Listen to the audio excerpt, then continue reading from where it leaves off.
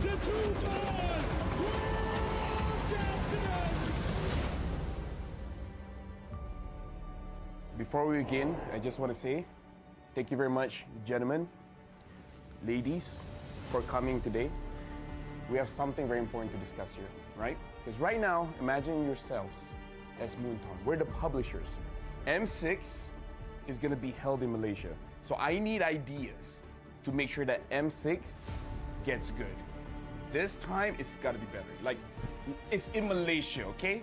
We have to be greater than ever. Greater than ever. You know what? That's gonna be the tagline. You like it? You like the tagline? That's a good tagline. That's a good tagline? We went from Join the fight. Join the fight. Join the Join fight to the top. To the top. Dare to be great. Dare to be great. Be better than great. And now greater than ever. You know what? You're a genius. I'm a genius. You're a genius.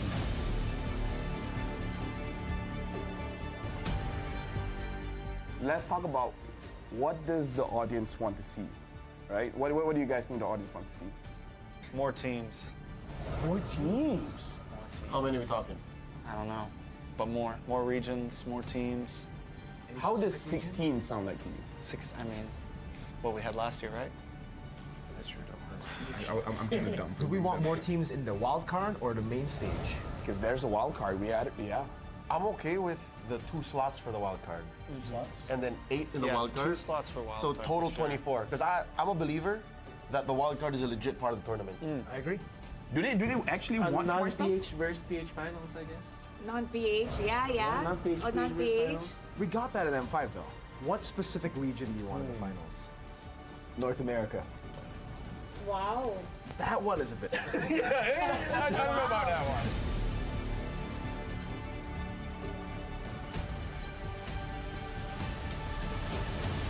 Let's take a flashback, I would say. Throwback to the days of the past. M1 was a great time. M2 was a great time. Every single tournament, it was great. He's got a lot to say about history. I love history. We gotta talk about logistics here, and I feel like we need to include Mara for this one because we gotta talk about the stage. M1, the stage was pretty good. I feel like it really sets the tone, right? Mara, you've seen the stage for M2, M3, M4 up until a few months ago. It was MSC as well, but let's not talk about MSC. We're talking about the World Series. Like, what kind of stage do we want? What about the colors? I think the color should change depending on what stage we're in. So if it's a group stage, it'll be a different color, wild card different color, and when it's the grand final, so they know exactly, especially when you're looking back, you know exactly what, which part of the tournament Good it will visual be. storytelling Yes. too. So you just have the LED, just changing the background just a little bit. From the past, I would go to how to make M6 greater than ever, right? Greater than ever. I would say that build up a story, because everyone loves a story, a good story to be told at the upcoming M6. So let's say, for example, not just about the players, maybe about the region itself, maybe about a team that struggled so much. We have seen a lot of teams and a lot of regions develop in the previous, I would say, M series, even MSCs and every international tournament that we have. So why don't we focus on building a story that isn't matched to any other story that we have ever heard in our life? I think if we're gonna cover story, what about something documentary style? You know, like something that you're back in M1, you're back in the place where it all began, and you cover some of the talents who have been around since M1, some of the players who have been around since M1, who have been around through several M series.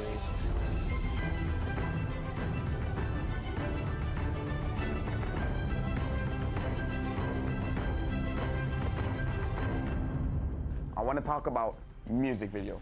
What do you guys want to see in this music video, right? What's the song gonna sound like? What's the story?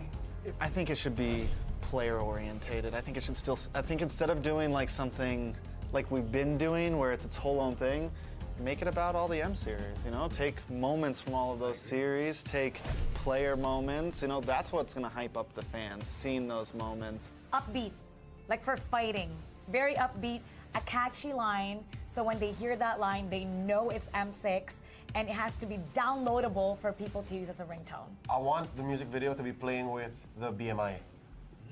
I want to see like scene changes with Claude moving through. Yeah, flashbacks, future That's forwards. kinda cool. Yeah, and then The I want- BMI, because he can go back and Yeah, that would I want actually be Dexter cool. to sing. You want Dexter? Yeah. to What? sing? You know what? Every year we seem to always the MV, the music, something about it just misses it, right? So not just MLBB players, but the overall grand audience, right? Anybody outside of the MLBB space, I want to be able, same as Mara, like have that on the ringtone. I want to see random people who have no idea what Mobile Legends is playing it on their phones. I'm gonna be like, that's a dope song. So I got a leak.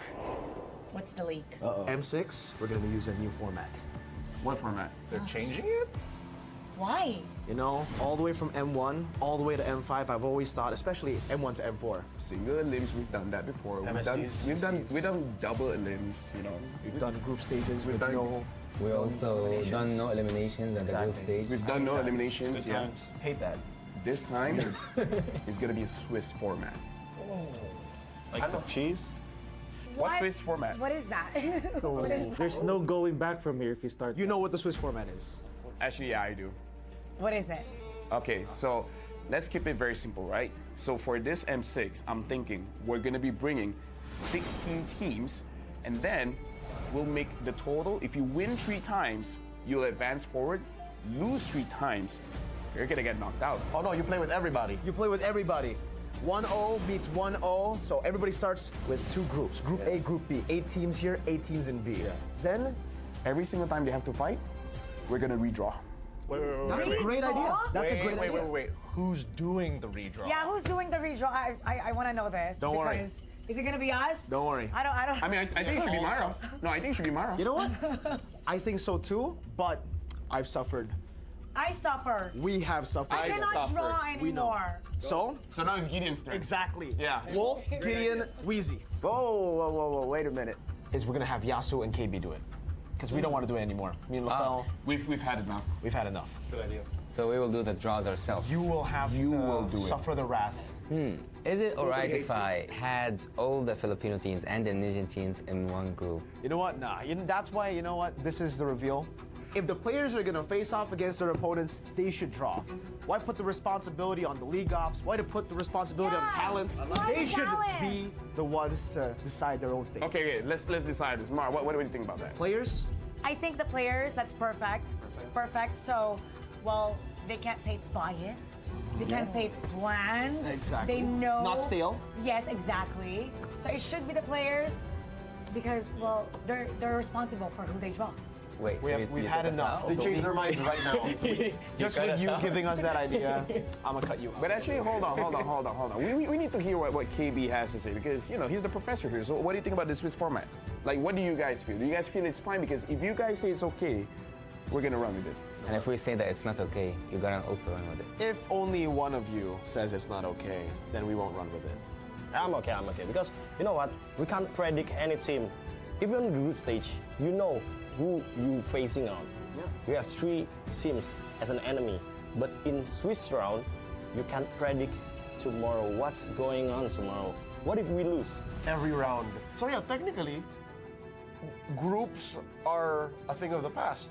Because you know what the discussion is, right? Whenever somebody makes it out of groups, oh, it was an easy group. Exactly. They weren't ready for that group. So now, I like it. You get to find out who really is deserving of making it. It's time to talk about the strategy for the teams. No, I mean like for do they think yeah, for the Swiss format's format, gonna yeah. play out? No, okay, so we're locked in, right? It's gonna be Swiss format. Okay. We've seen teams talk about, oh, best of 2 is a different kind of strategy, right? Best of 1, completely different strategy. So now Swiss format, like Gideon, Steph, Weezy, like, what do you guys think is gonna be the strategy when we're going for a Swiss format for this time? Just win. That's simply what the format is asking of you, right? It's saying, hey, the faster you win, the better the more times you win, the easier it is to make it over to the next stage. That's the whole point of the format, to kind of weed them out. Let's think about this, right? Because you're gonna play way more games in this format. Am I correct? Right? In the group stage. Playing more games. Imagine the first one, you're already showing everything you've got. Isn't that like, you know? I mean, I think it's cool that the teams will be facing teams with the same record. So I think it'll be even competition, so you'll see the teams scale the later we get in the Swiss format. I'm more curious about pre-preparation, right? I don't know about you, Wolf, but for me, at least with the format that we had before this, you kind of know who's your next opponent. You can pre-prepare for it and honestly have a working strategy. But I think with the Swiss format, it's just every single draw, you're like, I just hope I do well. But at the same time, like you said, it really shows us who's the best team actually, who actually deserves the upper bracket. Because if we only have like 16 teams, let's just say that 8 teams make it to the upper bracket or the lower bracket. It's always been like the upper bracket teams have a shorter way to the finals. Like you only have to win 3 series actually if you're from the upper bracket, but you can only get rewarded of that if you survive the grueling Swiss format. Okay, now I can see that maybe we're not as close as friends because the way that I'm thinking is way different. What is the way you're thinking? There's 2 games, so that after this you're fighting all the easy teams. Maybe Right? Think about it. The people that lose to I mean It's all great until a Filipino team gets beaten twice and have the same strategy. now that won't happen though. Like imagine if Malaysia we just lose 2 times, then we can eventually fight NA. Don't mind. Oh wait, no. This is where I draw the line.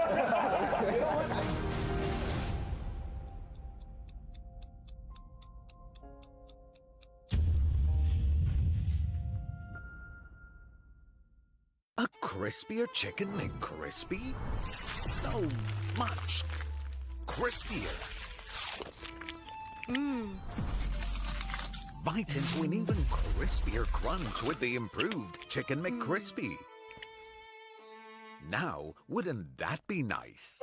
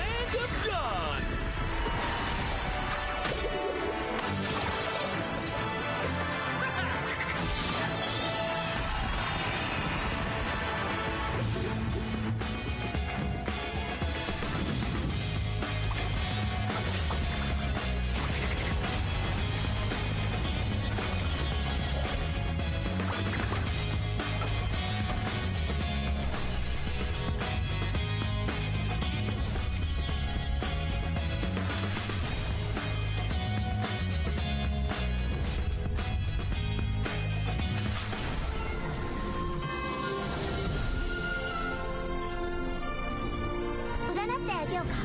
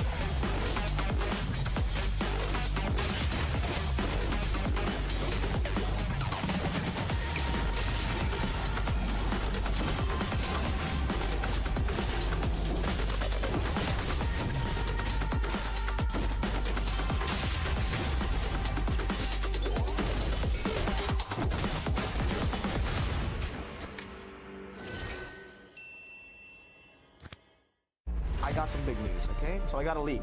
M6, we're gonna What does the audience want to see? What kind of stage do we want? What about the colors? M6 is going to be held in Malaysia. We have to be greater than ever. Greater than ever. greater than ever. How to make M6 greater than ever.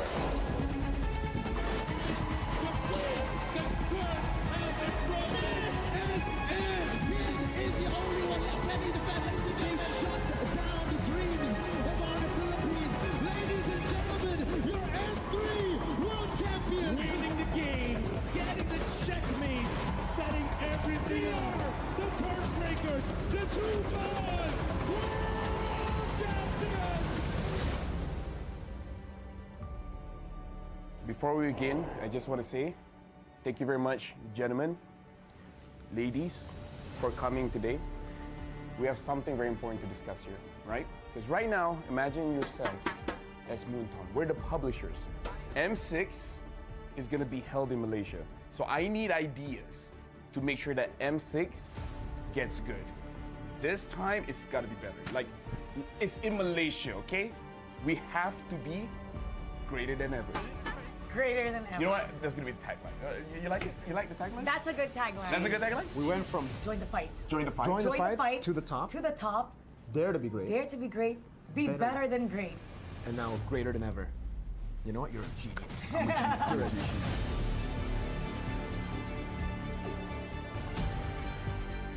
Let's talk about what does the audience want to see, right? What do you guys think the audience wants to see? More teams. More teams. How many are we talking? I don't know. But more regions, more teams. How does 16 sound like to you? I mean, it's what we had last year, right? That's true, though. I'm kind of dumb. Do we want more teams in the wild card or the main stage? Because there's a wild card. We had it, yeah. I'm okay with the 2 slots for the wild card. 2 slots? And then 8 in the Yeah, wild card. 2 slots for wild So card, total for sure. 24. Because I'm a believer that the wild card is a legit part of the tournament. I agree. Do they actually want smart stuff? Non-PH versus PH finals, I guess. Non-PH, yeah. non-PH Oh, versus non-PH. finals. We got that at M5 though. What specific region do you want in the finals? North America. Wow. That one is a bit. I don't know about that one.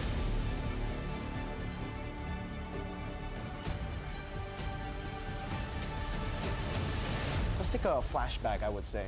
Throwback to the days of the past. M1 was a great time. M2 was a great time. Every single tournament, it was great. He's got a lot to say about history. I love history. We got to talk about logistics here, and I feel like we need to include Mara for this one because we got to talk about the stage. M1, the stage was pretty good. I feel like it really sets the tone, right? Mara, you've seen the stage for M2, M3, M4 up until a few months ago. It was MSC as well, but let's not talk about MSC. We're talking about the World Series. Like, what kind of stage do we want? What about the colors? I think the color should change depending on what stage we're in. So if it's a group stage, it'll be a different color, wild card different color, and when it's the grand final, so they know exactly, especially when you're looking back, you know exactly what, which that's a part of good the idea. tournament Good it will be. visual storytelling Yes. too. So you just have the LED, just changing the background just a little bit. From the past, I would go to how to make M6 greater than ever, right? Greater than ever. I would say that build up a story, because everyone loves a story, a good story to be told at the upcoming M6. So let's say, for example, not just about the players, maybe about the region itself, maybe about a team that struggled so much. We have seen a lot of teams and a lot of regions develop in the previous, I would say, M series, even MSCs, and every international tournament that we have. So why don't we focus on building a story that isn't matched to any other story that we have ever heard in our life? I think if we're gonna cover story, what about something documentary style? You know, like something that you're back in M1, you're back in the place where it all began, and you cover some of the talents who have been around since M1, some of the players who have been around since M1, who have been around through several M series.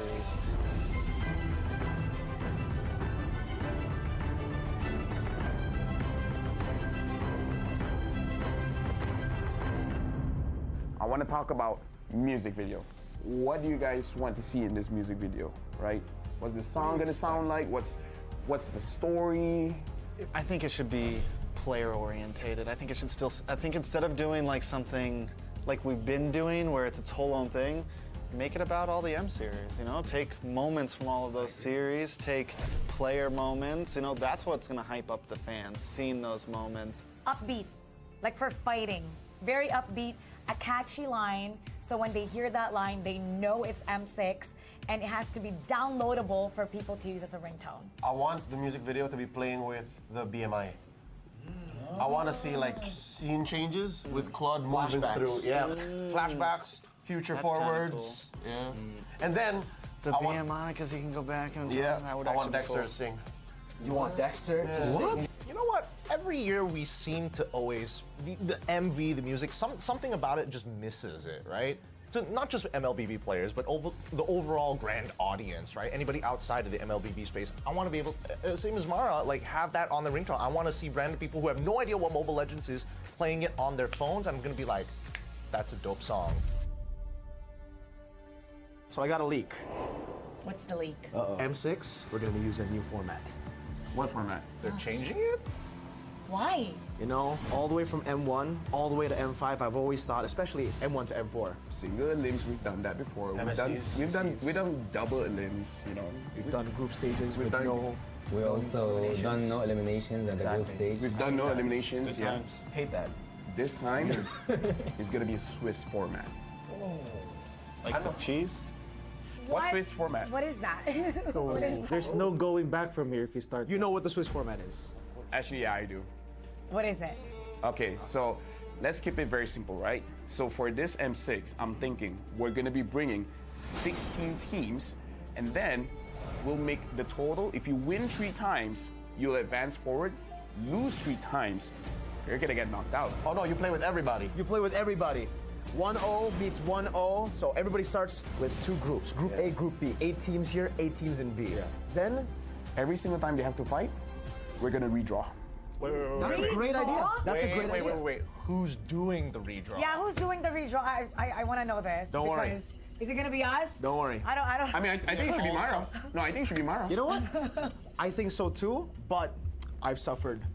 I suffer. We have suffered. I cannot draw We know. anymore. So? So now it's Gideon's turn. Exactly. Yeah. Wolf, Gideon, Wheezy. Whoa, wait a minute.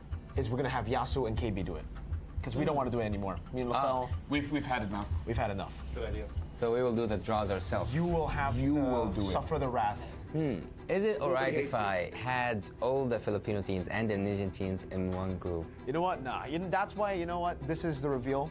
If the players are gonna face off against their opponents, they should draw. Why put the responsibility on the league ops? Why to put the responsibility on the talents? Why They the should talents? be the ones to decide their own fate. Okay, let's decide this. Mar, what do you think about that? Players, I think the players. That's perfect. Perfect. So, well, they can't say it's biased. They can't say it's planned. Exactly. They know. Not stale. Yes, exactly. So it should be the players because, well, they're responsible for who they draw. Wait, we've you had took us enough. out? They changed their minds right now. just cut with us you out. giving us that idea, I'm gonna cut you out. But actually, hold on. We need to hear what KB has to say because, you know, he's the professor here. So what do you think about the Swiss format? Like, what do you guys feel? Do you guys feel it's fine? Because if you guys say it's okay, we're gonna run with it. And if we say that it's not okay, you're gonna also run with it. if only one of you says it's not okay, then we won't run with it. I'm okay. Because you know what? We can't predict any team. Even in the group stage, you know who you facing on. Yeah. You have 3 teams as an enemy.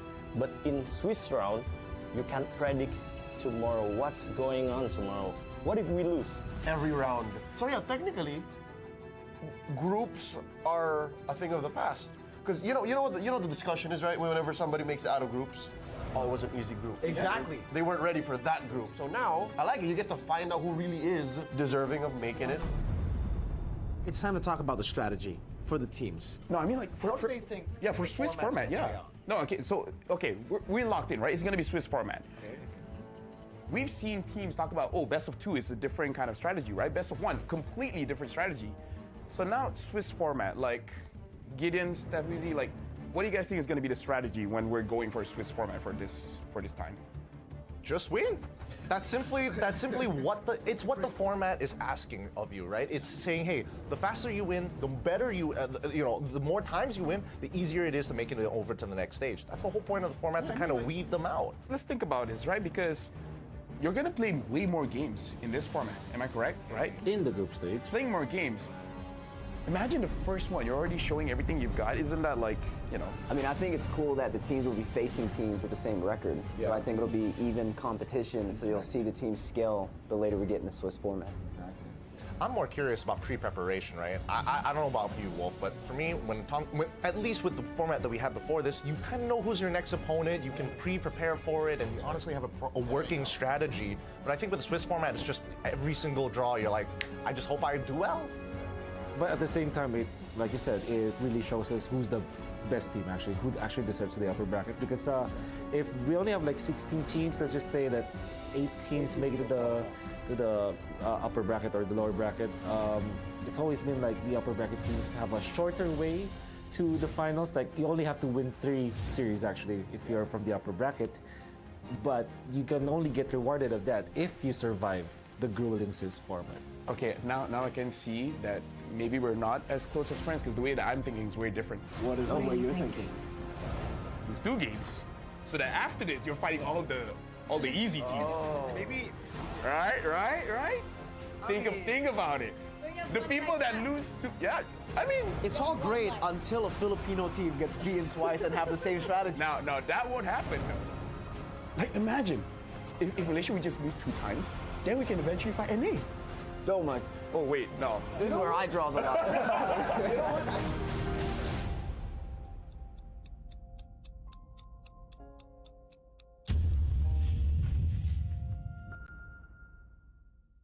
A crispier chicken McCrispy?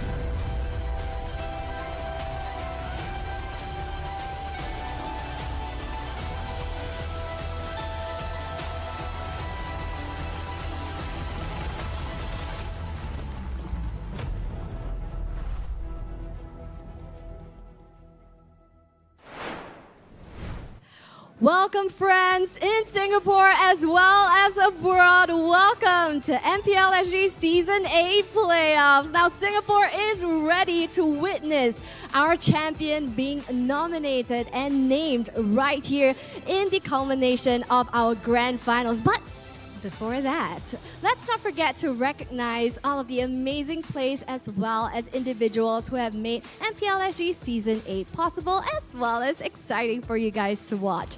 So we're going to jump right into our awards presentation ceremony where we give thanks to all of these amazing players. Now we're going to actually give nomination and recognition to 3 different categories. First up would be Best Rookie.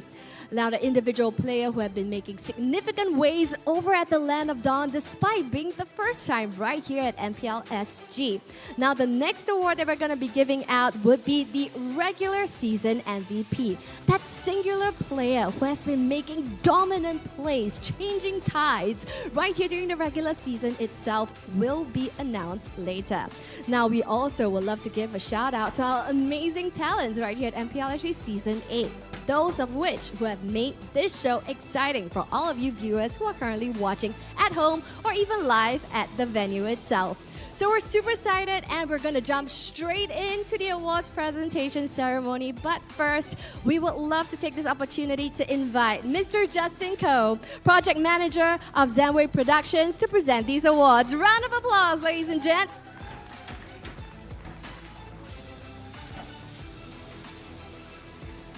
Now. The first award that we're giving out, it's coming fresh in to my amazing Samsung, tablet right here. This would be the Best Rookie Award. Now, who do you guys think it is? Oh, wow, you guys, wow, really such significant place that you guys know exactly who it is. So yes, ladies and gentlemen, give a round of applause for Best Rookie, and it goes to Canonio from Rift Esports.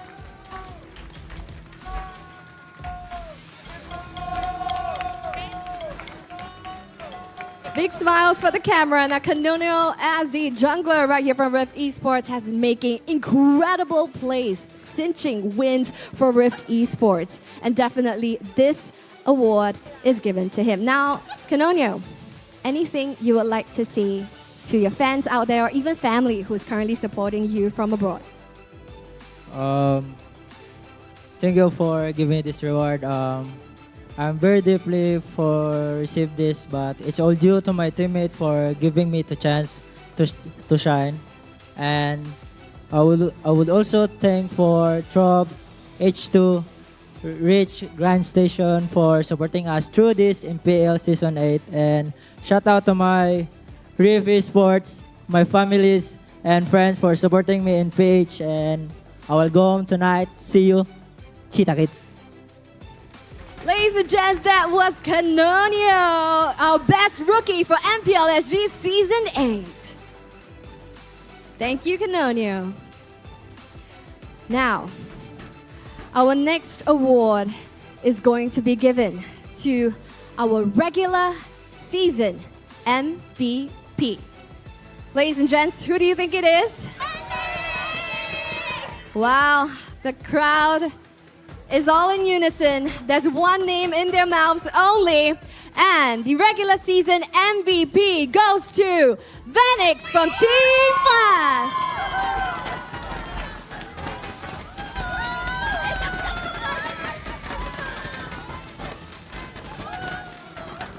Vanix, our pride and joy right here from Singapore, hailed as Singapore's best gold laner, is now receiving the award for regular season MVP. Now, before I ask you if you want to say anything, I have you say first. Thank you, Helen. Yeah, so when it comes to our players, right, support system is instrumental when it comes to playing because it gives you guys the support outside of the game. So giving a quick shout out to Helen, which is Vanix's mom, who is present here in the venue itself. Can you give a wave, Helen? Fantastic. So anything you would love to say for receiving the regular season MVP? So I would like to thank my mom and my family for supporting me, like watching my games and all, and congratulate me for winning. And then I also would like to thank my teammates because without my teammates I wouldn't be here also lah. Cause as a goal laner, I need all my team support also. And then I also would like to thank all the fans that supported us, and hopefully we will win the champion today again. And last of all, I also like to thank the production for giving me MVP again. Thank you so much, Vanix. Maybe last few pictures right here. Fantastic. Thank you, Vanix. Thank you so much. Well, wasn't hard for that decision. Statistically, he was uncontested when it comes to the regular season. But he'll give chance, Vanix, huh? Okay. So the next one, we're gonna give the award of Best Talent. Now, who do you guys think it is? No. Talent. Those casters that you guys have been listening to. Who do you guys think it is? Oh, wow. You see, very even. But there is one individual who's a definite standout today.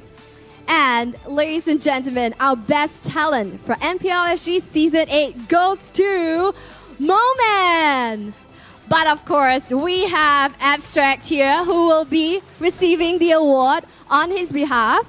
Rightfully so, because our best talent Moman is so in demand that he is currently casting for the M6 Myanmar qualifiers right now. So Abstract will be receiving the award on his behalf. So you want to Photoshop him? We should put a green screen. Okay. So yes, Abstract will be receiving the award on his behalf. Oh, you have a script from him. Hey, just now the phone screen was black. Yeah. Okay, do one more. He wanted to put Mo's face. Okay, one more, just for the photos. You guys get it? His phone screen was off, he didn't realize. Okay. So I think you have some words from Mo. Okay, hello guys. Okay, so this is what Moman wants to say, okay? First of all, I didn't expect this because usually the best talent cast grand finals. But hey, this time, he goes somewhere else, Myanmar qualifiers, because he's Burmese. But okay, it's a great surprise to me, and I can only be the best talent because I have the best production, best audience, and best teams to work with. You guys are truly the stars of the show, and I'm happy to be able to use my voice to let you guys shine. Continue living the dream, and I will make sure to provide coverage over your games when I can. Signing off, Moman. Fantastic. All right. So before we sign off, perhaps we could, get a word from Abstract. You'll be casting later, right? What do you think will be happening later for Grand Finals? I have absolutely no idea. All I just want to see is good games. I want to go all best of 7. I want to lose my voice today. Actually, because Jace is doing play-by-play, I want him to lose his voice today. Fantastic. Now, Justin, all right, you have been very involved right here at MPL SG also. So what do you think will happen, and are you excited for Grand Finals that's about to happen? I think first off, shout out to all the fans that attended. So I think both teams definitely quite neck to neck. I saw in the upper bracket finals as well, that was a very close, even though the scoreline doesn't suggest it. So I think, yes, we'll see a very amazing games for both teams. Hopefully a little bit spicy. Against a lot of people's wishes, hopefully we'll go to a Game 7. Don't want to jinx it, but hopefully we go to a Game 7. So yeah. All right, now we're super pumped up. But first, we'd like to thank Abstract for receiving this award, as well as Justin for presenting these awards for us. Thank you, guys. Fantastic. So yes, this concludes our awards presentation. But of course, let's not forget to give thanks to you guys as well, our audiences who have taken their time to join us right here on a Sunday. Thank you so much, guys. And of course, you guys, our viewers, whether you're Singaporean or friends from abroad supporting us, we thank you. Now, Don't move away, strap in, buckle up your seatbelts because what's gonna happen real soon is our grand finals itself. All mayhem is going to break loose and we will see who will be the god among men right here as we crown our champion for MPL SG Season 8. We'll go off for a short break, but we'll see you real soon.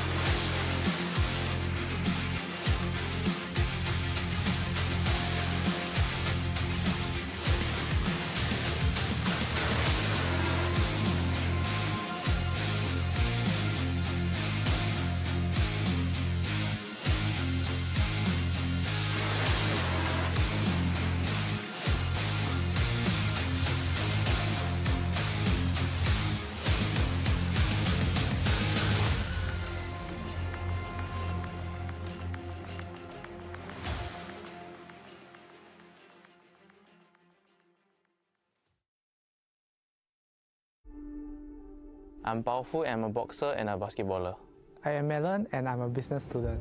I'm Marky, I am a son of my parents. I'm Jay and I'm helping with my family business. I'm Gil and I love traveling. I'm Nick Stain and I'm a game design student. I'm Bear and I'm also a friend to many. I'm Deck and I'm a car enthusiast. I am Pancake and I'm a big brother of my two young sisters. I'm Diablo and I'm also a lover boy. I'm Ken and I'm a son who loves my mother a lot. I'm Lakshya Steen and I'm a business and engineering student. I am Benix and I'm also Keith Lim.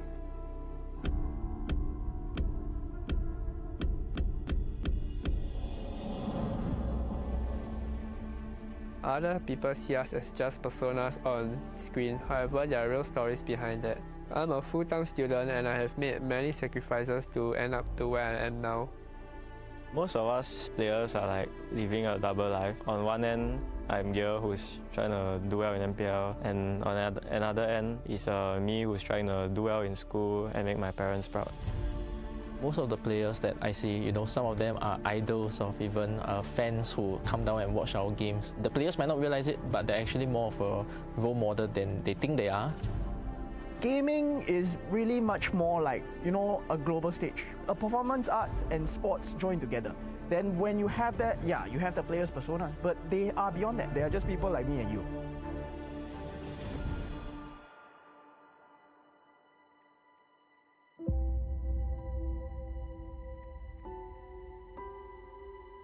What does being the best mean to me? Being the best means being recognized for your skills. Being the best means being the champion. Putting Singapore on the map in gaming. Winning, learning, or both. Being consistent. To be adaptable. Being the best means giving things a try. Making my parents proud. Being the best to me means that if people think of Mobile Legends, they think of me. We are a community team, but EVA to me is something I really cherish.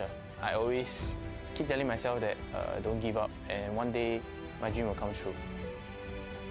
Unlike any other community teams, they prove that it doesn't need a good coach to bring in good players. All they need is a good leader in the team. Evil, they are only focusing on one thing and one thing only, and that is to go to the grand final. Ladies and gentlemen, Team Evil rewrote history. I believe that Flash has found the perfect fight because ever since last season until now, same lineup, everything didn't change. They're extremely consistent.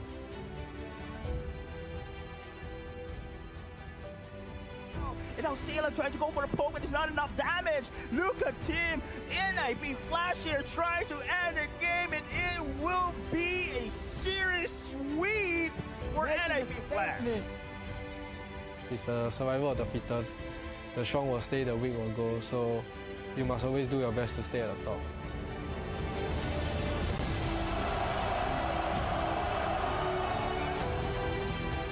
I believe if we do our draft correctly, our game plan correctly, the players perform at their very best, I believe we should 4-0 them. In the end, being the best can only be defined by me. It amazes me what diverse lives we bring to the table, our unique stories, challenges and dreams, which makes this community and dream all the more special. This is not just a collective dream, it's a collective effort. Our teammates, mentors, supporters, we uplift each other, even our opponents. Let's start strong, stay steady, and end well.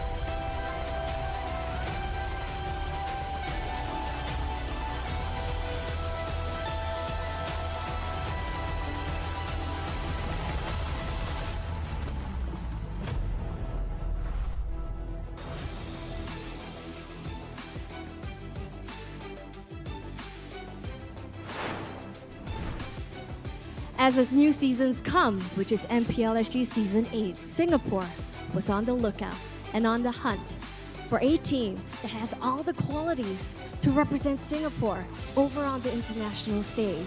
On the M6, which will be held in Kuala Lumpur, Malaysia, the World Series, to showcase our Singapore talents, to highlight our pride, our passion. 8 teams entered the Land of Dawn, but at the end of this match, our grand finals, only one team is able to lift this trophy. So it is a high-stakes game, a best of 7 that we might potentially see right here today as we welcome the playoffs grand finals, everyone! I don't know if you guys behind the screen can hear them, but Singapore is ready. Are you guys ready, Singapore?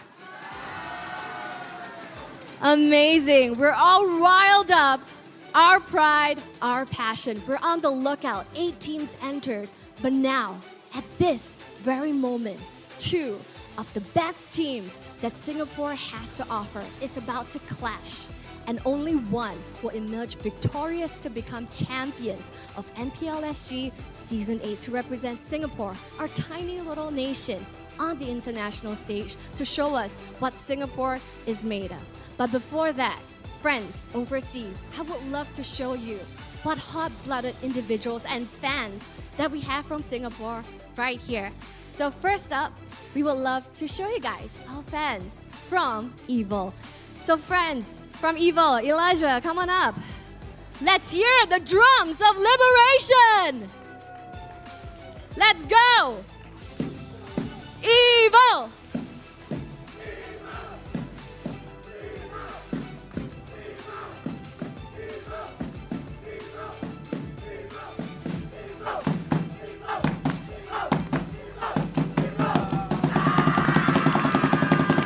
That's right! Amazing. We're all riled up right here.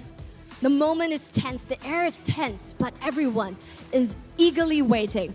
Now, from our defending champions, NIP Flash, community leader, come on up, Tinkai.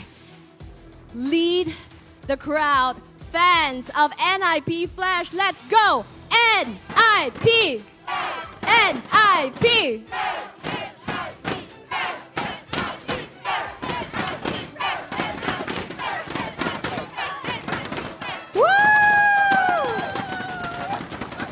Absolutely amazing. Now, cumulatively, Singapore, are you guys ready for your Season 8 champion? Guys, they're super ready. I don't know about you, but for me, I'm super excited because this time, for the first time in 3 seasons, we're seeing a brand new contender coming on to the matchup. And we're seeing Team Evil going up against our defending champions of NIP Flash. So we're super excited about that. And without further ado, let's jump straight in, ladies and gents. First up, presenting to you your back-to-back champions. Give it up for NIP Flash!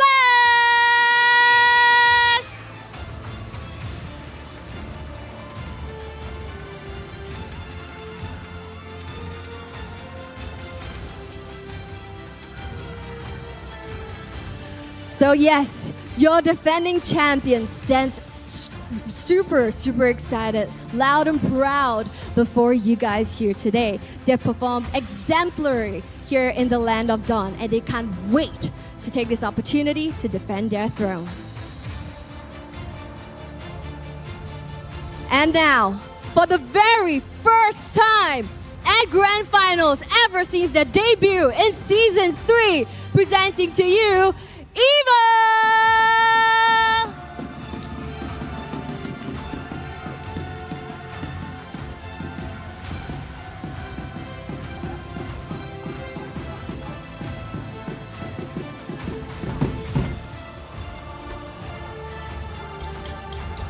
So yes, Team Evil, this is a brand new situation that they find themselves in. But This is an opportunity they have been waiting ever since Season 3. Their highest they ever got, so close, top 3.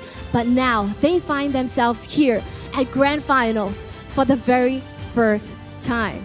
And now, these two remarkable teams are about to clash for Grand Finals. And here you go.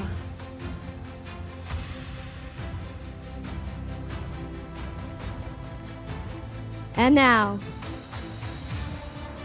eyes on the prize as the players were fist bumping. They only had one thing that they're looking at, and it is this trophy. 8 teams entered. All of them had that dream to be champions. So now only one will be left standing. So we take this opportunity to call upon the coaches of both teams to come on up and join us here at center stage. From Team Flash, we would love to have Joseph, and over from Team Evo, we have Carrot. Come closer. Okay. So, sorry, let's come forth. Okay, so I would like to ask you guys, okay? The trophy is here. This is Grand Finals. What do you think the score prediction is? Joseph, you go first, defending champion. 4-0 to Evo. 4-0. But Evo win. But Evo win? Okay, respect right there. Okay, so what about you, Carrot? What do you think the score prediction is going to be? 4-3, Evo win. 4-3, Evo win. Okay. Now, next up. I won't hold you guys for too long, but Joseph, is there anything you would love to say to Team Evo?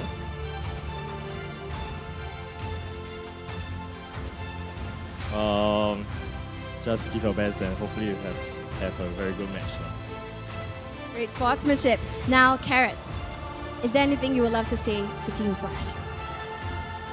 Just try our best and may the better team win. Fantastic. So may we have both of you guys have a fist bump and then head on over to your respective battle stations. So yes, Singapore is ready. The stage is set. At the end of this grand final, we will crown our champion. So yes, Singapore once more. Are you guys ready for grand finals? With that, I'll hand my time over to the casters. Take it away, guys. All right, ladies and gentlemen, welcome to finally the grand finals after we have set the stage after several weeks. We have managed to stave off every single one of the other teams, and now we are left with only 2. NIP Flash and Evil now stands at the center stage in their battle stations, ready to duke it out together in this best of 7 format. My name is Abstract. Together here with me is Jace and Churros. The 3 of us will cover through the entire series of this grand finals and really hope that we will go through all 7 games down the road. Before we even, talk a little bit more about the game itself, I believe that there is definitely some time for us to kind of touch a little bit about the opening video that we had previously just now.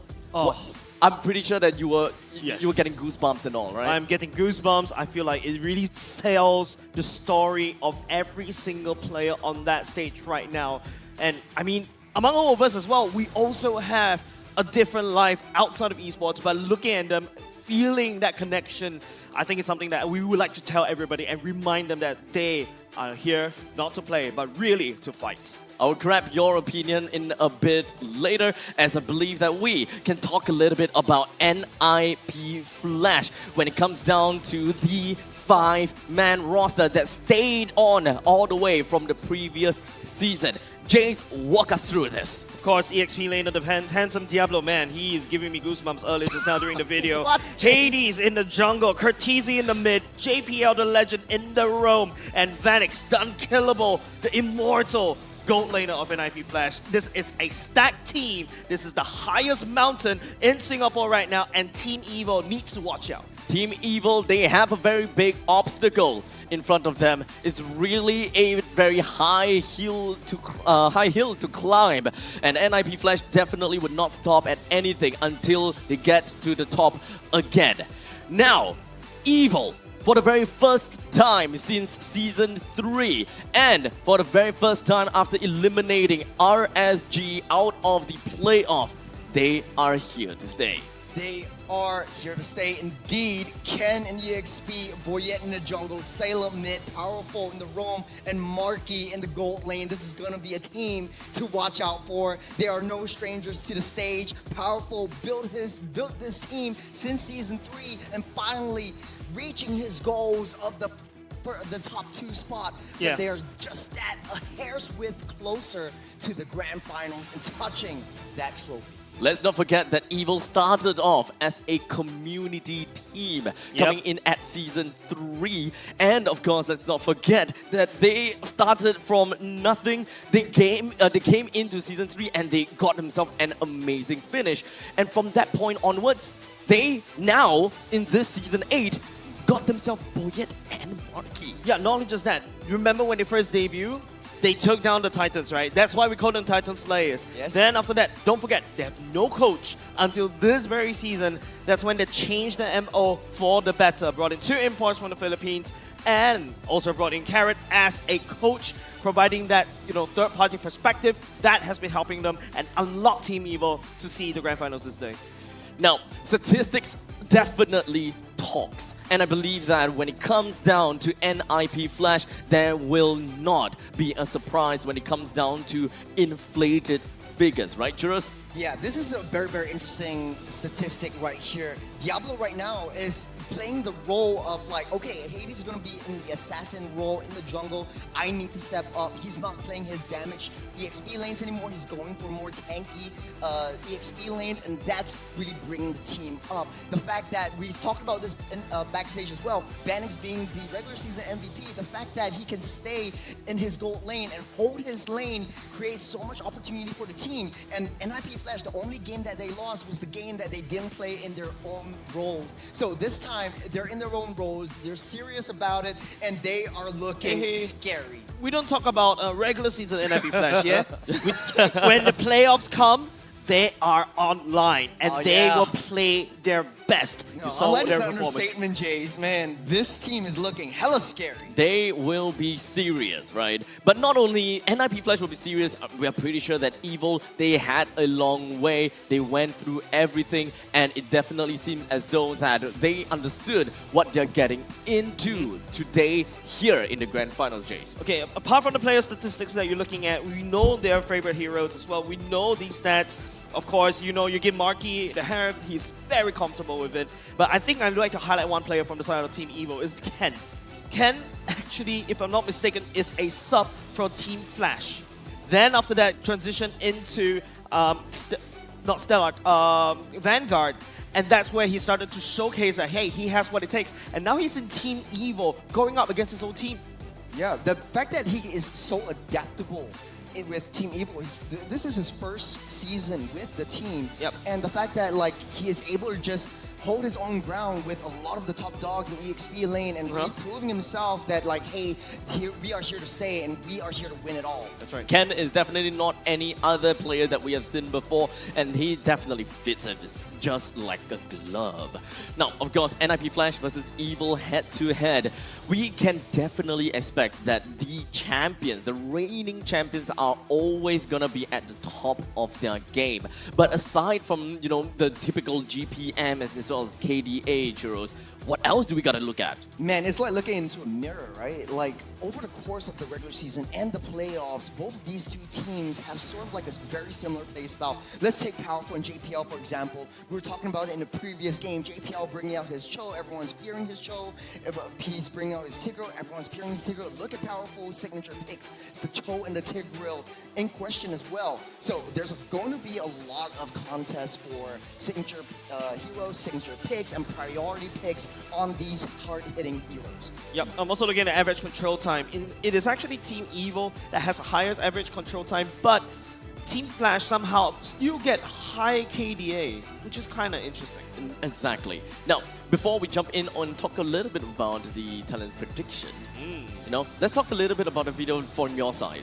Oh man, okay. I came in prepared. First things first, I got goosebumps all the way through. It like the fact that they took that video like just now and just did everything together. Yeah. Just makes it all the while more, exciting. But I came prepared, so if Evil wins, I've got like all I've got is this, and I've got my friends with the drums. So like we'll have that singing out. But we also got like the Flash bangers right here. So I came make a prepared. choice. Pick a side, Make a Churros. choice. Pick a I side. can't because these His two choice teams, is- man. These two teams. Oh, I have to side with Karen on this one. Okay. I have a story to tell. Okay. When I came in as a caster, as a talent, Evil debuted in MPL SG Season 3.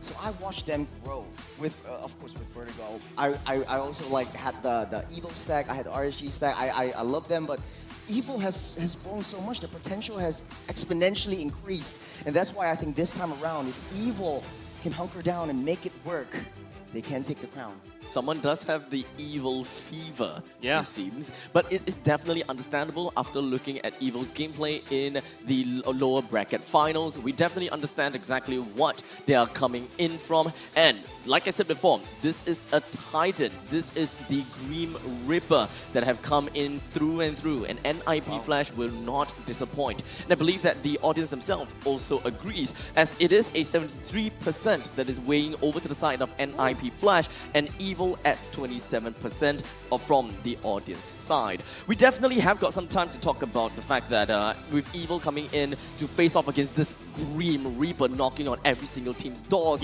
and coming out of that, Evil, they have got a big thing to do. They have a big game to play. And I think that for a team like Evil, identity is super important. We need to identify that Evil is a very momentum-based team. That's And I right. think that just from the get-go, just from game number 1, it already weighs a lot of impact as to what Evil is going to, what kind of game Evil is going to have just from game number 1. Yeah, I agree with you. Team Evil has always been a very momentum-based team. If they're able to get like a very good start, especially like a good game 1, oh boy, they will unlock a different Team Evil that you never see. The magic, everything will be unlocked, and they will look as scary as NIP Flash if and only if they get game number 1. Yeah, I gotta go with the crowd on this one. A lot of them, almost like 73%, voted for NIP Flash just because they're so well coordinated. After the international scene in MSC, they've already proven to us that hey, we can make it work. We got top 4, and right now, we want to represent Singapore again. We want that opportunity to prove that wasn't a fluke. Fun fact right here, first time Marquis met Cortese and Hades was in MPLPH Season 8. So they go way back. And fun fact, when Hades was called Jana Cutie, that was in Geek Fan. So they were in the same team together. Right now, it's sort of like a family reunion, if you remember. In MPL ID. Not exactly the kind of reunion I personally would like if I'm gonna, go up if you want to against see someone, you my want them to family be member. your ally, not your Yes. enemy. But they're rivals. They're not enemies. Yeah. They're friends Rivals. off a stage. Yes. This, at this point in time, I think is pretty much good for us to say that NIP Flash and Evil coming into this game, this is literally a rivalry. Yes, it is. They need to find that one thing that, kind of get each other on top of the opponents. You want more rivalry? Let me get to it to you. Remember, Ken was a sub-player from Team Flash? Yes. Apart from that, Sailor used to constantly go to grand finals, right? Because he was back then, it was EVOS, Slate. Unfortunately, he didn't make the cut. Yes, he finally get back into the grand final stage again, but this time around, I'll be in a different banner. So yeah, there's definitely rivalries all across the board, and I love it. I want to see the series go even further than maybe 4-3, or even, heck, I think they can deliver a good game, but only if Team Evil takes game 1. So let's just talk about game number 1 as we enter into the draft, and with Zarte taking the helm of NIP Flash and Carrot onto the helm of Evil. We start things off with a Phovius, Angela, as well as Juicin ban from the side of NIP Flash, while Evil is looking at a Chip and Khalid with the final ban that is going to, well, wait it out.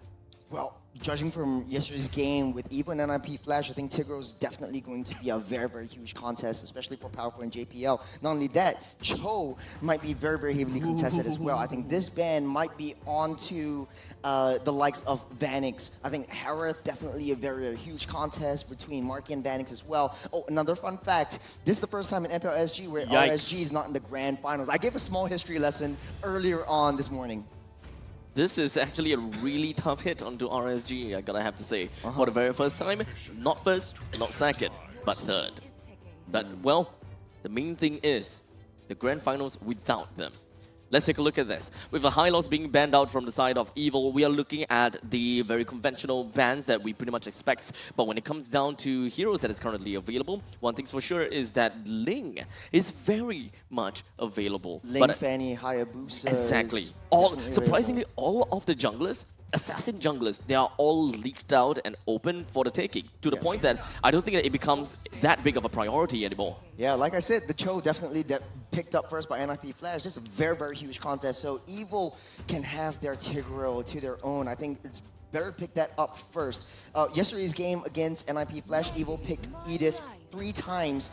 I think if they want to go up against NIP Flash, leave the Edith, don't pick it up first. They go for the Gacha instead, so this creates a lot of opportunity on the EXP side. So limiting Diablo's pull and just prioritizing that Harith away from Vanix. There is definitely still quite a bit of considerations as to what Diablo can very potentially pick. Typically, for me, I would definitely say that Cho is definitely a very good hero for NIP Flash, considering the identity and how JPL normally plays his heroes. When it comes down to games that JPL wins, and of course his common identity is that he loves to open up the maps and he loves to give informations. And there are only 2 heroes for to really do that. That is Grok as well as Cho, that really just walks into the enemy's face and just give information. The moment that they don't do that, there's a Diablo Cho. I wanted to say that because if they don't pick up Tigreal for the side of Powerful, that's going to be the Cho on the EXP side and JPL with the Tigreal. So that's going to be a super, super scary one because Diablo, remember, in the regular season, he picked the Cho once, and it's going to be a damaged Cho. And it's definitely flexible. He could go with the tank build as well with the concussive blast, clear the lanes fast. He could prioritize the off lane, the long lanes, and just maintain lane control and lane priority. So this is a very, very smart move by Zarate. I don't know why Evil leaked the Tigreal. At this point in time, it really just boils down to the fact that NIP Flash, they have a very completely different strategy as compared to what they have normally always played. If someone like me could probably just say that, oh yeah, JPL is just going to go for Cho, he's going to do this, he's going to do that, he's going to open up the maps. Any other team can very likely do that. They're going to have to change things up a little bit, and this is the change that we have been seeing in the entirety of Season 8, where Diablo goes for the Cho, and JPL picking other tanks other than, you know, Grok as well as the Cho. So absolutely loving this. Now, we talk about Fanny as well, right? We saw Kha'Zix picking up the Fanny before. Man. I know. We don't talk about it. We don't talk about it. But I talk about this. I talk about this. There is still always a potential that could very likely happen. But in the event that it doesn't happen, enough abstract. Look, Martis. Interesting. There is still so much openness in the middle lane. Oh my God. There definitely is, and I gotta agree with you. The Martis could They very well banned be the picked up Martis. right here, but they banned it out straight away. Are they really banning the Martis? That's a ban on the Faramis. But this tells me one thing: NIP Flash wants to force Powerful into the Minotaur, into an Enchanter/tank. Just because Powerful hasn't been doing well statistically, he's got like 5 games with the Minotaur with only roughly around 2 wins with the Minotaur. The 3 losses were all NIP Flash is taking.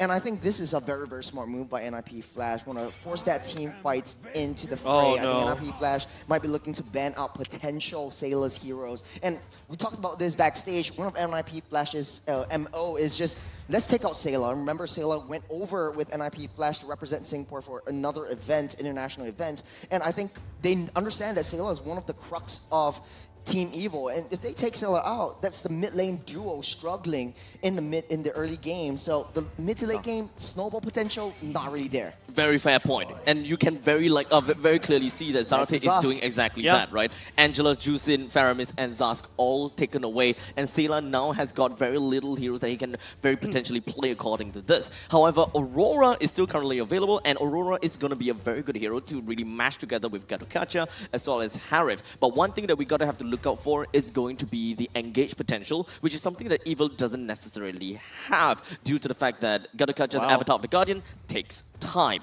In the meantime, fun fact, Hades have played 12 different heroes since regular season. Versatility. I love the sass coming off in the fun facts. Talk about versatility, man. Like, I'm loving this already with the fun facts this time around. But I really agree to a certain point, right? Right now, what's open? You can go for the Eve. You can go for even like the Nathan as well, which is also really wide open for the side of both of these two teams. But it seems like, ooh, they're going to prioritize the Ruby first. Ruby.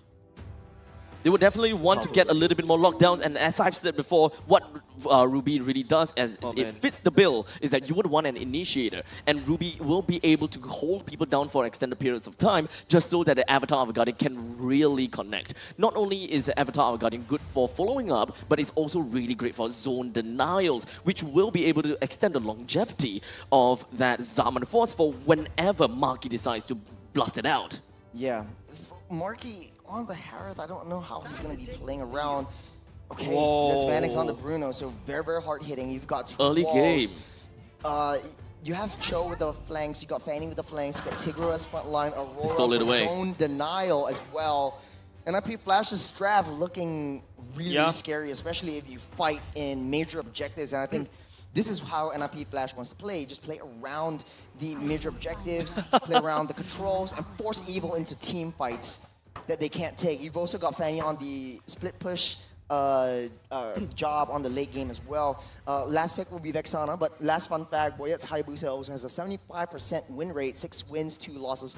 It's a very scary, excessive play, but the fact that in the previous game up against RSG, he single-handedly, I wouldn't say single-handedly, but like, for lack of a better word, single-handedly carried Team Evil to success, and he's showing so much prowess on all of his assassins that he picks up. He is intimidating. He is very intimidating. So let's take a look at how Evil is going to go up against NIP Flash. As I said before, the impact of game number 1 is definitely going to be the crux of how Evil is going to play for the next few games on ahead. And now, ladies and gentlemen, it is now about time. And finally, after weeks, we are going to watch this grand final stage between Evil versus NIP Flash. Oh man, you can hear the crowd in the background starting to hype up as well. And of course, ladies and gents, game number 1, Evil needs to take this one if we want to have a good game in our hands, because looking at what NIP Flash has drafted, it looks pretty scary as well.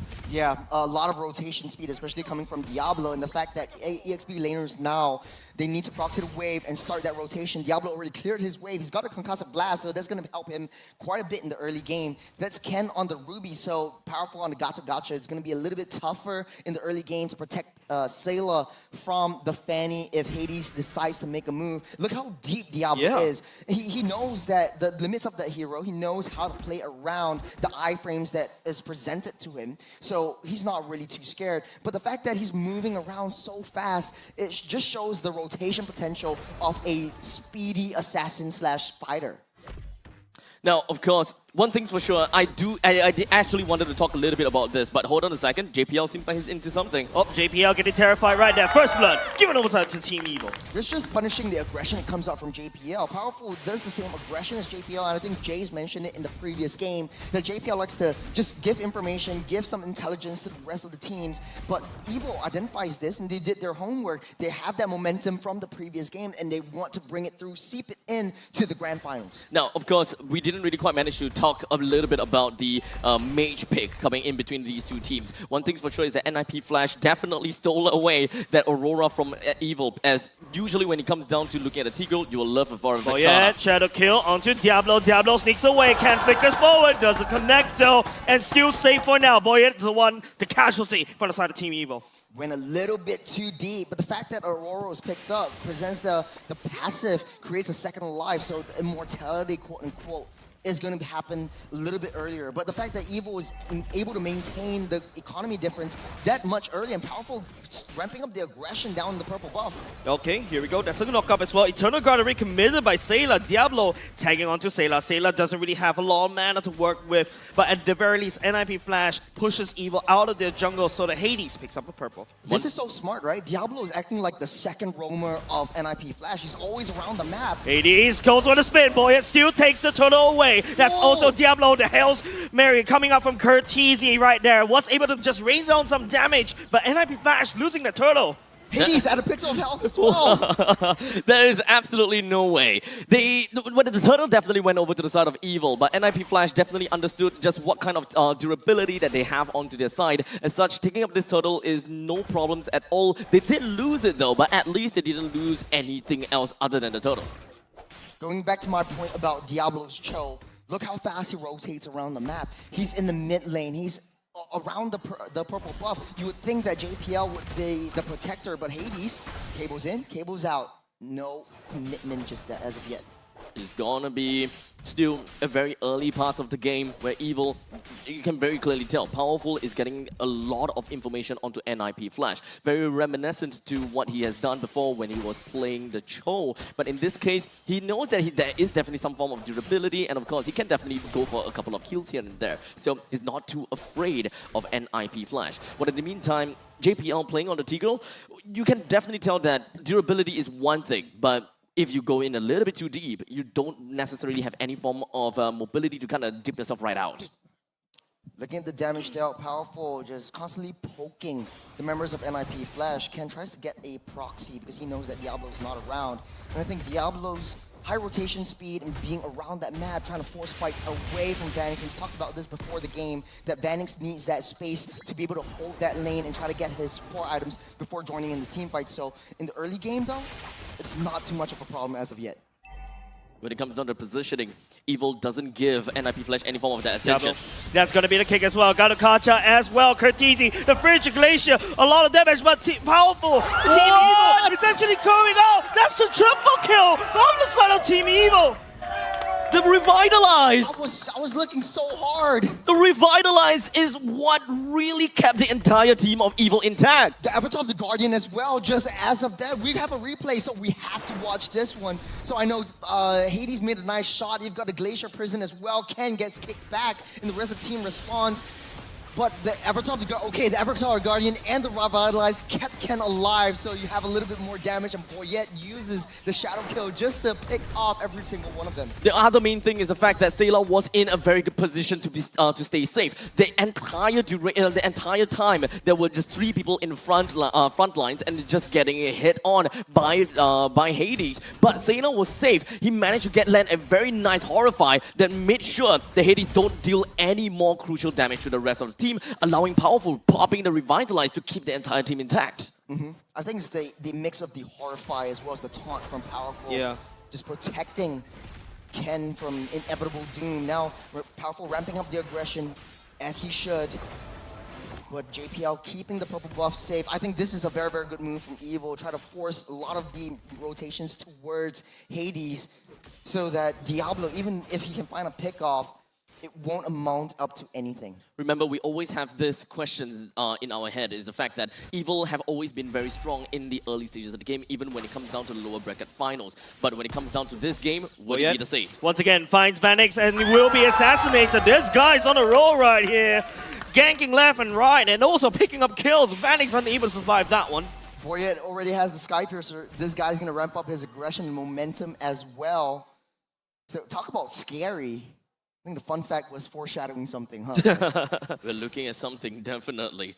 But when it comes down to Evil, they themselves understood that they have got something in mind. Hades will be trying to do the same over to Marky. Powerful doesn't connect over the Avatar of the Guardian, but Hammer Arky is down a little bit low. Hades cannot find the assassination. This is a big problem for NIP Flash. It's a very smart move by Marky, using the Zaman Force to get that shield from his auto attacks, just to keep himself alive. And right now, the turtle getting spawned up, the third turtle of the game, and Ken is already there. Evil making a beeline for that turtle. Let's not forget that an agility of a hero definitely makes a difference to Fanny's assassination. If you're gonna have to deal with someone that have got unlimited dashes during the duration of the Zaman Force, it's really gonna be difficult for any form of Fanny to be able to land all of these spins. I like the rotations coming up from Sayla as well as Powerful. They know that you want to keep that turtle safe, but hold on. Well, yet Sealed secures the turtle for himself, goes into Shadow Kill, dives onto Curtizi. Frigid Glacier wasn't connect. Evil taking through all 3 turtles. We are looking at NIP Flash that actually have got their back against the wall. They don't have a lot of farm that is really working for them. In fact, we are looking at the 2,000 gold deficit for the side of NIP Flash. And of course, when it comes down to itemizations, we are looking at Fanny that managed to get a player that have to see slowly building into the next item on the road. But unfortunately, when it comes down to durability, talking about the Tigreal, with only 2,700 gold to his name, the best thing that he have is a silence robe. So he can't be durable enough to really just open up the map and just absorb all the hits from the side of Evil. Yeah, if you have a Fanny on your team, you really want that Fanny to snowball, especially in the early game. But Fanny's, or Hades is basically finding it hard to get an assassination onto any one of the members of Team Evil. If you want to go for Marky, he just dances his way out of that. You want to go for Sayla, well, Powerful's there for backup. Doesn't say, oh. Sky Piercer stacks on this man. Already 6 kills. It's gonna scale out of control right here. NIP Flash has to find something somewhere to stop it. The worst part is Team Evil. Oh, hold on a second. Sayla tries to avoid the assassination and say he finally gets it. Curtizi will be the one doing that. Burns a flicker right there. JPL goes to implosion. And the Marky receiving most of the damage. Here comes the freeze. Powerful tries to revitalize, but would not be able to save 2 men from the side of Team Evil. Evil goes down. Very smart move, forcing out the Purify right before the implosion and securing the kill onto Marky. That's going to be a big one. And then the trade from Vanix up on the top side. Notice how Vanix is not going to be in the fights as of now, but NIP Flash really banking on that late game. They have that strategy where in the mid to late stages of the game, Vanix will be hyper protected by JPL as well as Curtizi. So a 3-2 and letting Hades do his thing. Diablo though, I'm not feeling the presence of that Cho in this stage of the game. Well, I suppose that it's just about time for Diablo to eventually just pop out, right? When it comes down to isolating someone, the main thing that's what you want to see. Oh, that was a shadow kill from Boyet onto Hades. Hades still managed to get on away, but Boyet's the one that's receiving most of the damage. Now NIP Flash, they're starting to get a bit of a foothold, but they need more. Board spawned up. Just really curious how Evil wants to play this, because NIP Flash, they don't really like to take these big team fights. They want to go for a lot of these lane split pushes, and I'm not seeing the macro play coming up from NIP Flash. Well, the bottom lane is definitely going to be slightly pushed out by Hades. So at least when it comes down to cross-map plays, that is something that NIP Flash could do. They need to respond to this if they do not want to give away a free tier 1. But Evil doesn't seem like they're exactly walking towards it. They're still having a very strong domination over the river line, and specifically over to the northern side where the Lord resides. Well, JPL showed himself already. I think he's waiting for a right opportunity. His flicker is 20 seconds. NIP Flash knows that power spike. You want to wait for the battle spell to get that reset.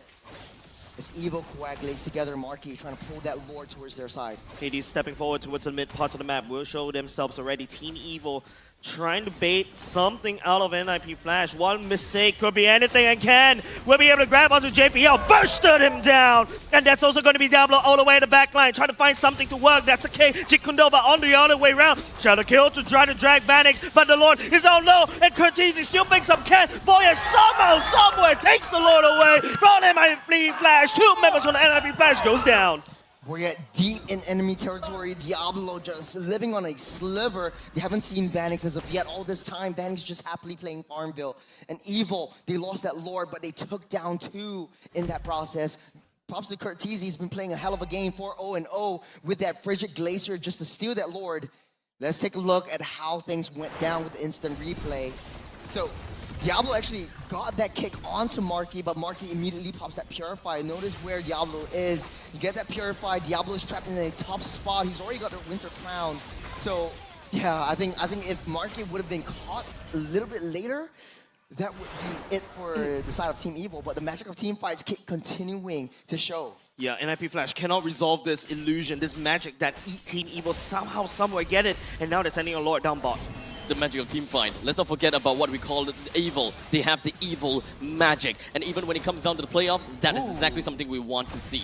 Powerful. That's a freeze. Frigid Glacier right underneath the turret. This is exactly what NIP Flash needed. That's going to be powerful. And Ken, take it down. Hades, going for the spin right here. We'll be able to find Sailor right there, but gets slowed down just a little bit. Goes down though. Marky's on for JPL implosion onto him. And Phoenix will be there to pick up that kill, but with the help of his teammates. Oh, it's not over yet with the Winter Crown. Saves him Saves him just a little time. Boyan is just way too crazy on this Hayabusa. Now with the Endless Battle, he's gonna exponentially kill everybody. The returning trajectory of the shurikens from the side of Boyet is the one that eventually killed JPL. Definitely great timing when it comes down to shooting all the shurikens out. But unfortunately, now Evil, they only have got 1,300 gold advantage. It's definitely still an advantage, but they gotta have to thread real carefully because NIP Flash is definitely starting to threaten that economy that Evil has. Vanix Ball is hitting like a truck at this point.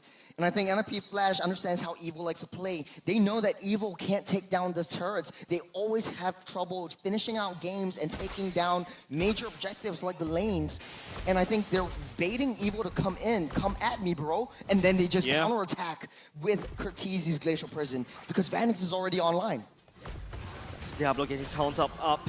Purple buff stolen by Boyet. This is so infuriating if you're Hades. You definitely do not have any form of proper mobility as a Fanny now that you don't have any purple buff. Information is definitely going to be key, and especially, let's not forget about this. The Lord will be coming up in 20 seconds. So the moment that NIP Flash realizes, hey, we don't have a lot of farm to work with, and let's not forget about the fact that our Fanny is kind of grounded Fanny. There's no way that we're going to be contesting the contesting the Lord immediately.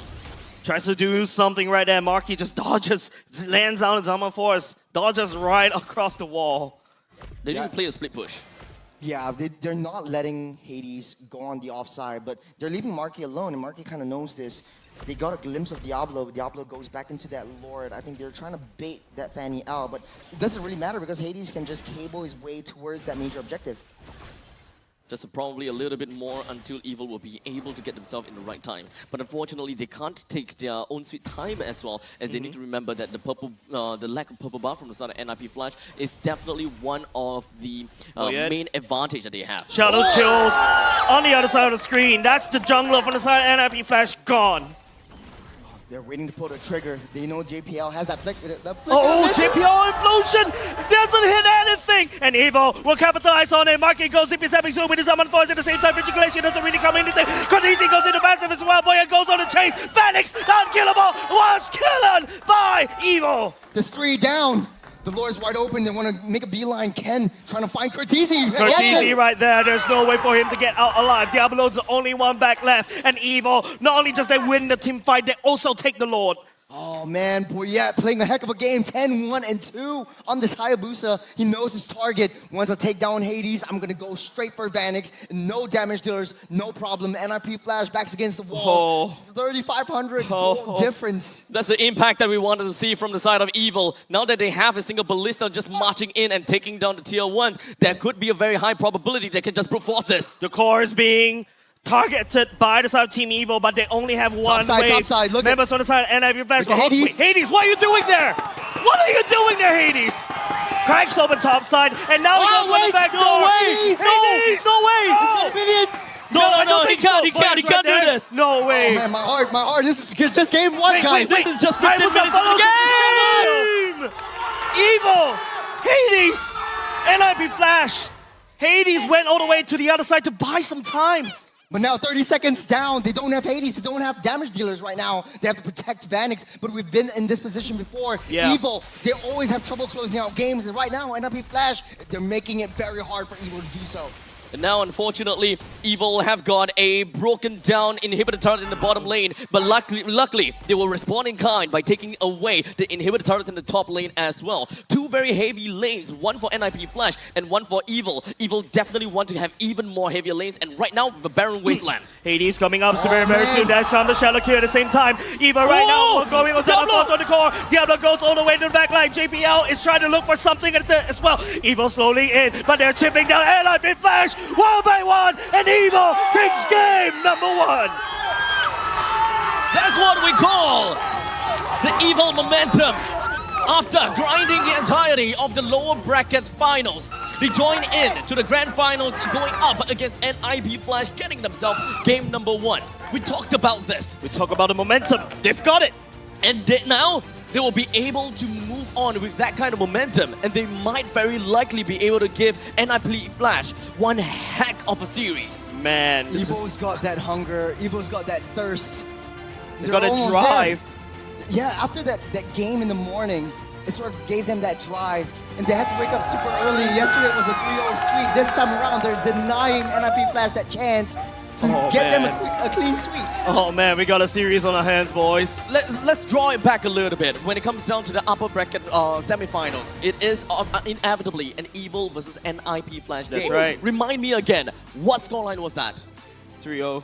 3-0. Okay, regular season? 2-0.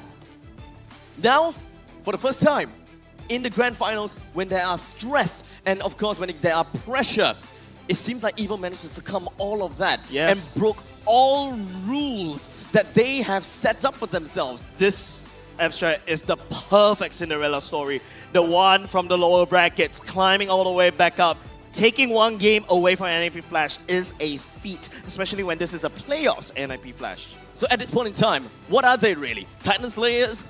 Rule breakers? At this point in time, Evil, they are just absolutely a menace. The new usurpers. The new usurpers. I don't Gotta know. give a better nickname, going goal into the MVP. We're gonna see Boya on the screen right It's now. gotta be Boya. Man, that's Yeah, a that is- 12-2-4 Hayabusa, the MVP. I think I remember in the mid stage of that game, Hades actually gambled with a Sky Piercer, even though he was 1-3 and 4 down. So he wasn't able to get any kills. He banked on the Sky Piercer to get that kills. And I remember the Boxing Gloves actually gives the same amount of attack damage, so this doesn't really provide much for that Fanny. Struggling to find any pickoffs, struggling to find any momentum throughout the entirety of that game. Even with Diablo being such an annoyance in the early game, it wasn't enough to, sort of like potentialize that Fanny. Now, of course, with the end of this game 1 heading over to Evil, it is relatively fair to say to some and many that this will be the warm-up of NIP Flash. Fair. You gotta give them some time, grind their gears, all the gear, spray in some WD-40, and this is probably where we will have the real show ahead. NIP Flash got their warm-up game, and in the meantime, Evil, they have got themselves the momentum. Which one is stronger? The fact that the NIP Flash will be playing for real now, no more warm-ups, or the fact that Evil, they now have got the momentum? I don't know, man. I think either way, the storyline is pretty juicy, right, Churros? Yeah. Either way. I have another story to tell, or a question to ask. You have a dark wolf and a light wolf. You're trapped in a cage with it. Who wins? This sounds absolutely like a riddle. Yeah, that's a riddle. It's sort of I'm a bad, riddle. very bad at riddles. The one you feed. Right now, Evil. Oh, they had the first taste taste, the blood They of taste NIP the blood Flash. of their enemies. And this is the first time, and they're like, yes, I can do this. They're not unbeatable. They're not lords. Yeah, as punny as Lord Vanix might Lord be. Vanix. You know what they say? Gods, right? NIP Flash, at one point in time, we revered them as the gods of MPL SG. And now, once again, we will always touch on that topic. Even gods can bleed. Yeah. So let's talk about the end game, and let's talk about the post-game statistics between NIP Flash versus Evil. Now, Churros, looking at itemizations, anything that stands out? just the Sky Piercer coming in from Hades. I mean, Diablo just building the Winter Crown very, very early on just to deny the Shadow Kill from Boyet. So that's a very, very smart move, especially with JPL as well. But look at the scoreline from JPL, 0-5 and 6. EVO is a team that likes to punish aggression. So if they see JPL, they take JPL down. There's just so much crowd controls that Sailor can provide, that Ken can provide, that Powerful can definitely provide, and they layer that in. If JPL comes a little bit too close, they're playing it towards his aggression, or in a way against this aggressiveness that he comes into that jungle. And EVO just capitalizes on that situation and just takes him out first. Knowing that if JPL doesn't have the setup capabilities, then NIP Flash, they're pretty much down. Vannings really needs Granddaddy JPL to be his protector. We're gonna have to, of course, address the elephant in the room, right? When it comes down to NIP Flash's statistics itself, JPL as well as Hades is definitely not stepping up for this this game itself. We don't really manage to see that big implosion plays, or the fact that JPL managed to open up the map, give information, and they respond to it. Well, in the meantime, Hades haven't really been cabling all that well in this very specific game, which is very unlike him, right? When it comes down to fanning from the side of Hades, we can expect 3, 4 cables, that kind of stuff. But there have been quite a bit of times in this game where Hades actually resorted to single cables just to get himself to a certain spot. Well, Ken's giving him a tough time. You cable in, Ken just spins around and just traps you in place. So it's very difficult for Hades, especially when EVO likes to coagulate together with the magic of team fights, to be able to get multiple cables and just deal massive amounts of damage just because Ken is there. And I think the Ruby was definitely the right pick to solidify the entirety of the draft from EVO. But the fact of the matter is, I think NIP Flash, they really need sort of like backup crowd controllers. Like Diablo wasn't enough with the Cho. They're looking for pickoffs, but the single target pickoffs onto Marky just pops that Purify. And once you get that information, JPL, he goes in, but he gets stunned up or feared away by Sailor. So that's a very, very smart play from EVO. I mean, execution from EVO is there just because they got the momentum this morning, but this is a, like you said, Abstract, the warm-up game from NIP Flash. I gotta have to say that the reinforcement that is rallied up by EVO is definitely making things a lot tougher for Vannings to play, right? When it comes down to his emblems, one of the emblems that he got was Master Assassin. Yes, he sir. wants to play around Diablo for getting those nice little Jikundo plus the way of Dragon kicks in, just so that he can isolate that one person. Vannings will then be able to burst that one person down as fast as possible. That's how they want to go for it, right? Pickoffs from the implosion, or perhaps even pickoffs coming in from the Whale of Dragon. That didn't work too well for them, as you can very likely see here. Based on the damage dealt, we do have EVO that have got 200,000 damage dealt onto their side, and of course, with the fact that they managed to win, high amount of turret damage to their name too. I do have to point out the fact that NIP Flash likes to pick a heavy gold lane, especially with Bruno, someone who is very lane dominant. The fact that Marky was able to keep up with him or even exceed the EXP that he has against Vannings makes for a very, very tough matchup against Marky alone. And looking at the top 4 right here, Boyet just doing so much that everyone's just away from that gold lane. They're actually giving Marky space to farm up and not Vannings anymore. And Vannings really just needs that help in the early game. I'm curious to see how they switch things up in game number 2. Of course. Now, of course, I believe that when it comes down to the best 4 players, with Boyet taking the rich guy as well as the carry position, JPL with being in the sandbag, and Sailor with the highest amount of assists. In fact, 9, as you can see over here. Now, with EVO taking this game, NIP Flash, they have got something that they gotta have to go back onto the drawing board and really just kind of identify and understand. Is it really about the hero composition that we are mostly looking out for, or could it just be rusty mechanics that were coming in from game number 1? Man, you're putting me in a spot right here. It's almost like a rhetoric question per se, but if we do have an answer to that, I think I think they want to do something in their draft, especially like having Diablo with a very aggressive early game EXP lane with the rotations. You always see Cho moving over to the purple buff and have a lot of these like support, additional support for Hades in the jungle. I think it's down to like execution of the draft in the mid game. The early game was played perfectly. They probably need to reset their gears once again and really understand what works out for them. I mean, they definitely do have quite a lot of strategies to work on too. So perhaps we'll be able to see a little bit of a change for game number 2. But before that, let's jump right in over to the mic check and listen out to what EVO have to say in their game. Pani, relax, relax, relax. Go turtle. Go turtle. Hey, look. Cancel. Assist JPL. Ito. Nice, gago. Nice. Gago, tangina niya. Ito. Nice. Lord, At the back. Lock me. Sorry, Cancel Chua. He's kicking me. Go, me. Pali. Sisi. Pali. Nice. Okay, reset. Ay. Go, I'm coming. Diablo flicker. Bruno. Hey, Bruno. Nice, Bruno.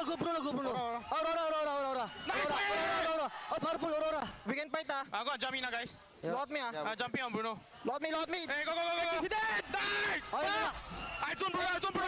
Kill first. Hey, back. Bruno.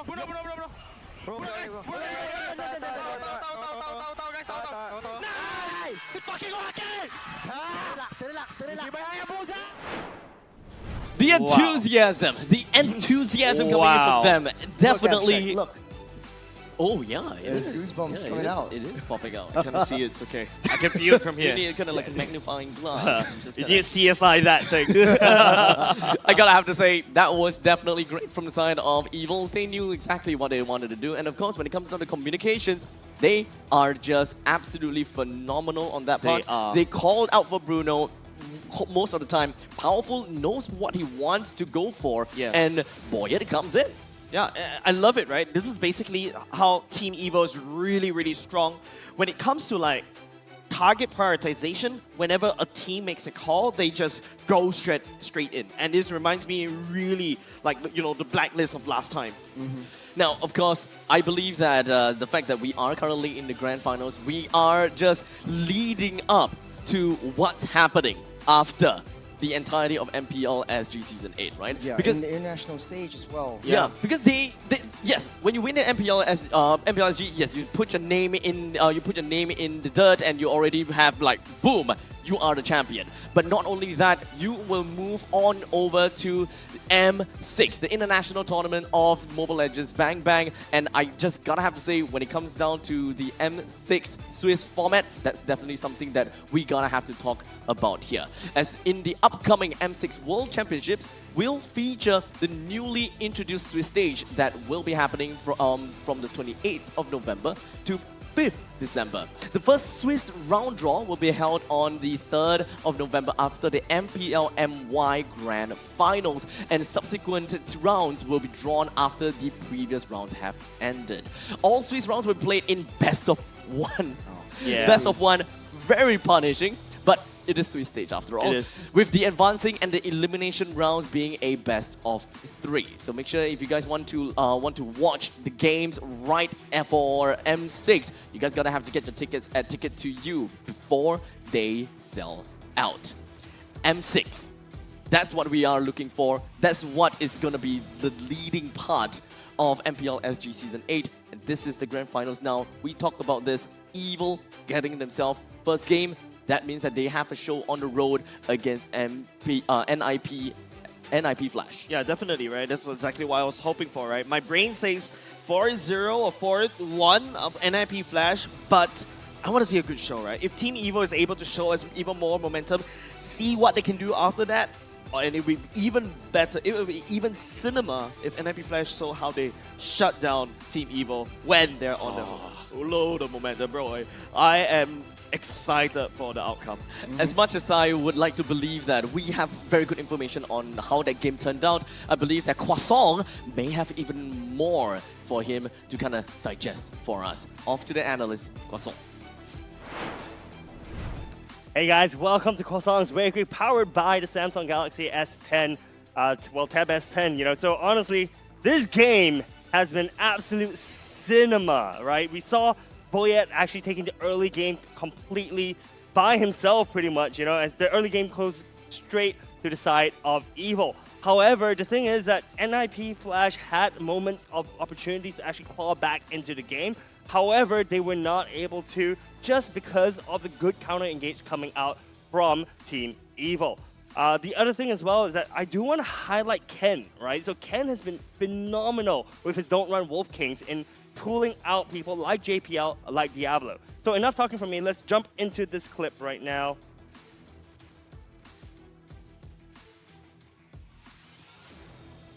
Yep, so as we look at the clip, we see the first Lord fight kicking in at this moment in time. We see Ken immediately identifying, right, hey, look, JPL looks a little bit caught out of position, so let's hook him in place. And the moment he does that, look at where Powerful actually is, right? So Powerful is immediately charging up a taunt right now. So as this fight continues, we see JPL caught out of position. We see Diablo actually trying to look for Marquis. But the issue is that the other members of Flash right now are completely off guard, not in the surrounding area, right? So the issue with this is that the team fight is not coherent from NIP Flash. So right now, JPL gets taken away. Diablo is still kind of looking, trying to find a good angle to come in on either Marquis or Boyette. Does not see the angle. And immediately JPL goes down, and there's nothing much that NIP Flash can do. Katizi tries to go in, Diablo tries to go in, Hades tries to go in as well. Unfortunately, the side of Evil is just way too tanky and can't be bursted down, right? So from here, Boyette as well just managing to push Diablo off, and the first Lord goes to the side of Evil. And once again, this looks like a very similar scenario, right? Sorry, let me bring this back a little bit. This looks like a very similar scenario as we look at the second Lord fight. Once again, Ken spots out Diablo, right? And this all starts off as well with, Hades getting solo killed by Boyette in the bottom side of the map earlier. So with this 4v5, it's super advantageous for Evil to actually take this Lord fight. So they try to force it out, and they do so successfully. So playing the clip right now, you see once again, Diablo gets caught out. Ken manages to chase him away. I do want to highlight here as well that Marquis actually perfectly uses his Purify, right? So he notices that JPL is going to use his Implosion, and he also notices the Glacial Fissure at the bottom. So he pops his Purify and doesn't get CC at all. So he dodges 2 ultimates worth of CC just with 1 Purify. So honestly speaking, these team fights have been played perfectly on the side of Team Evil, and this is all started off with the lead that Boyette had, right? So as you continue to play this clip, as you guys know, this clip, NIP Flash just gets absolutely decimated. And yeah, so let's fast forward this a little bit. Okay, so this is the final fight. So in this final fight, Evil actually was struggling a little bit to kind of close the game out, right? We notice that the minion waves are pushing in from the top side, pushing in from the bottom side, but Boyette here pulls the trigger. Boyette is like, look, I don't want to steal this out. I don't want to have any trouble closing out the game, so I'm going to go in balls deep, and he does. And he does.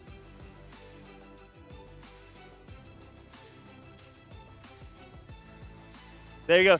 With 1 Ogi Shadow kill, right? He actually takes off 30% of Katizi's HP, which is crazy just for 1 tick of damage. And, once he gets on Katizi, there's nothing else the NIP Flash can do. Diablo just tries to use the Way of the Dragon, manages to take out Boyette, but the rest is history, and it's too little too late. So that is the story for the first game, guys. I'm going to throw it back to you guys on the desk.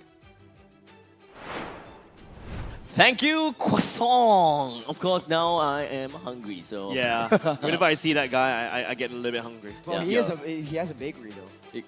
Well, if he does have a bakery, like I mean, I would definitely visit. He makes nice coffee. He does. Yeah, yes, it does. Yes. Thank you very much for your coffee, croissant. Hey, yeah, keeps me alive. This guy's the MVP. Kind of very stirring. Well, he's halfway there. Halfway. A cafe. A cafe. A cafe. True. Hey, but that being said, I have a lot to say about the thing that went down, and I think Croissant has actually exemplified quite a bit of the movements and the rotations around that map, the identifying of who's in the back line, and I think NIP Flash's weakness is that Banix just relies too much on 2 tanky front lines. Because look at how he wants to go in.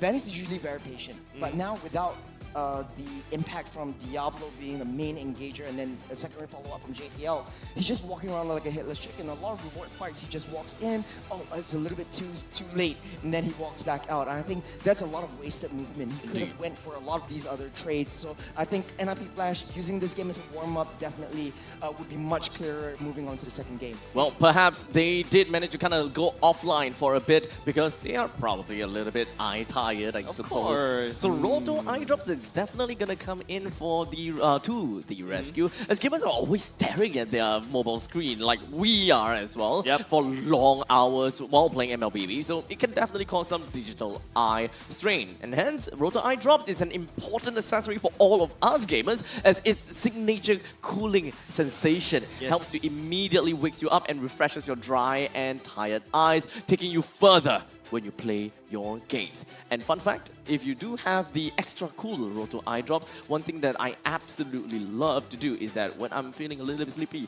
just kind of drip drip, and trust me, you wake up. So those people that kind of, not only that it helps you to, you know, kind of help you with your tired eyes, but it actually really do help you wake up quite a bit. So if you are in a lecture hall or anything, drip drip, done. I thought the main point of a lecture hall is to sleep. Oh, is that why you are here? You're talking to an academic right here. Please. Oh, right. Oh yeah, I'm sorry, lecturer. I'm sorry. You know, the funny thing is, speaking of academics, I purposefully went for a design course because I don't want to take exams. That's pretty much what I did too. Yeah. It's all about. I don't know if they can hear. I'm the engineer on the desk. The only sucker that gotta take the exams.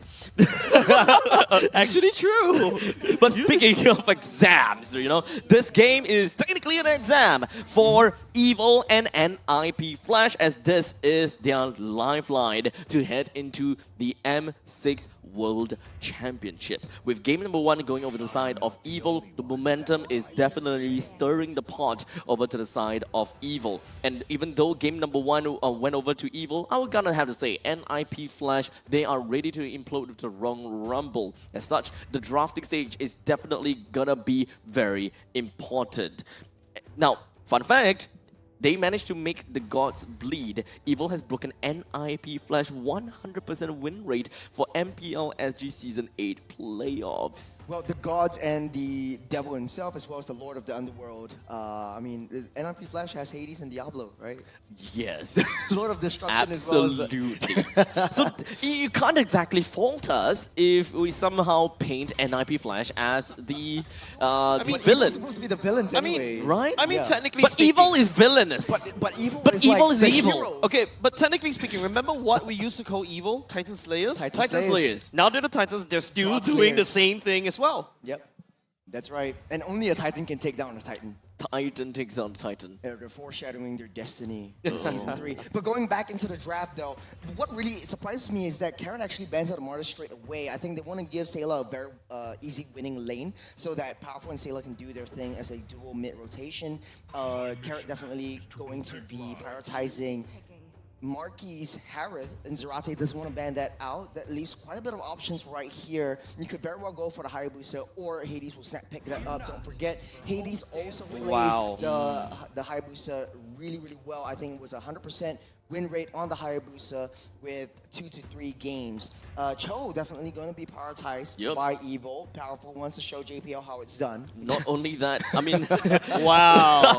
It's a big statement. No. Yeah, that is a big statement. He wants to show Diablo how it's done. Because technically speaking, the previous game was played by Diablo, right? So understandably, when it comes down to Cho, there is of course a lot of contention for the Cho, as Powerful plays a very, very mean Cho, being super aggressive, giving information, and of course, very similar to how JPL plays. And speaking of, you know, heroes in contention, there is Harith being one of these heroes, Aurora being one of those mid heroes as well, and let's not forget Ling, Fanny, all those assassin heroes. Speaking of which, the Ling, don't forget, Angelic. Danix can play the Alice as well. He played it in one game with 2 success. Yeah. So they want to force Evil to pick up that Alice. We've seen how strong the Alice Angela is. Knowing that that's coming, right? Will Evil snap pick an Alice right now? If not, you know, NIP Flash will just take it. I think it's a little bit too early for them to snap pick onto the Alice at this point in time, because you don't really have a very good idea what exactly is going to be the main crux of the team, of the team's identity just yet. Because when it comes down to NIP Flash, just an Angela and Ling. Ling typically itself is already a very self-dependent hero. You don't have to exactly move together with the team. The Alice doesn't really do anything pushing to the lane.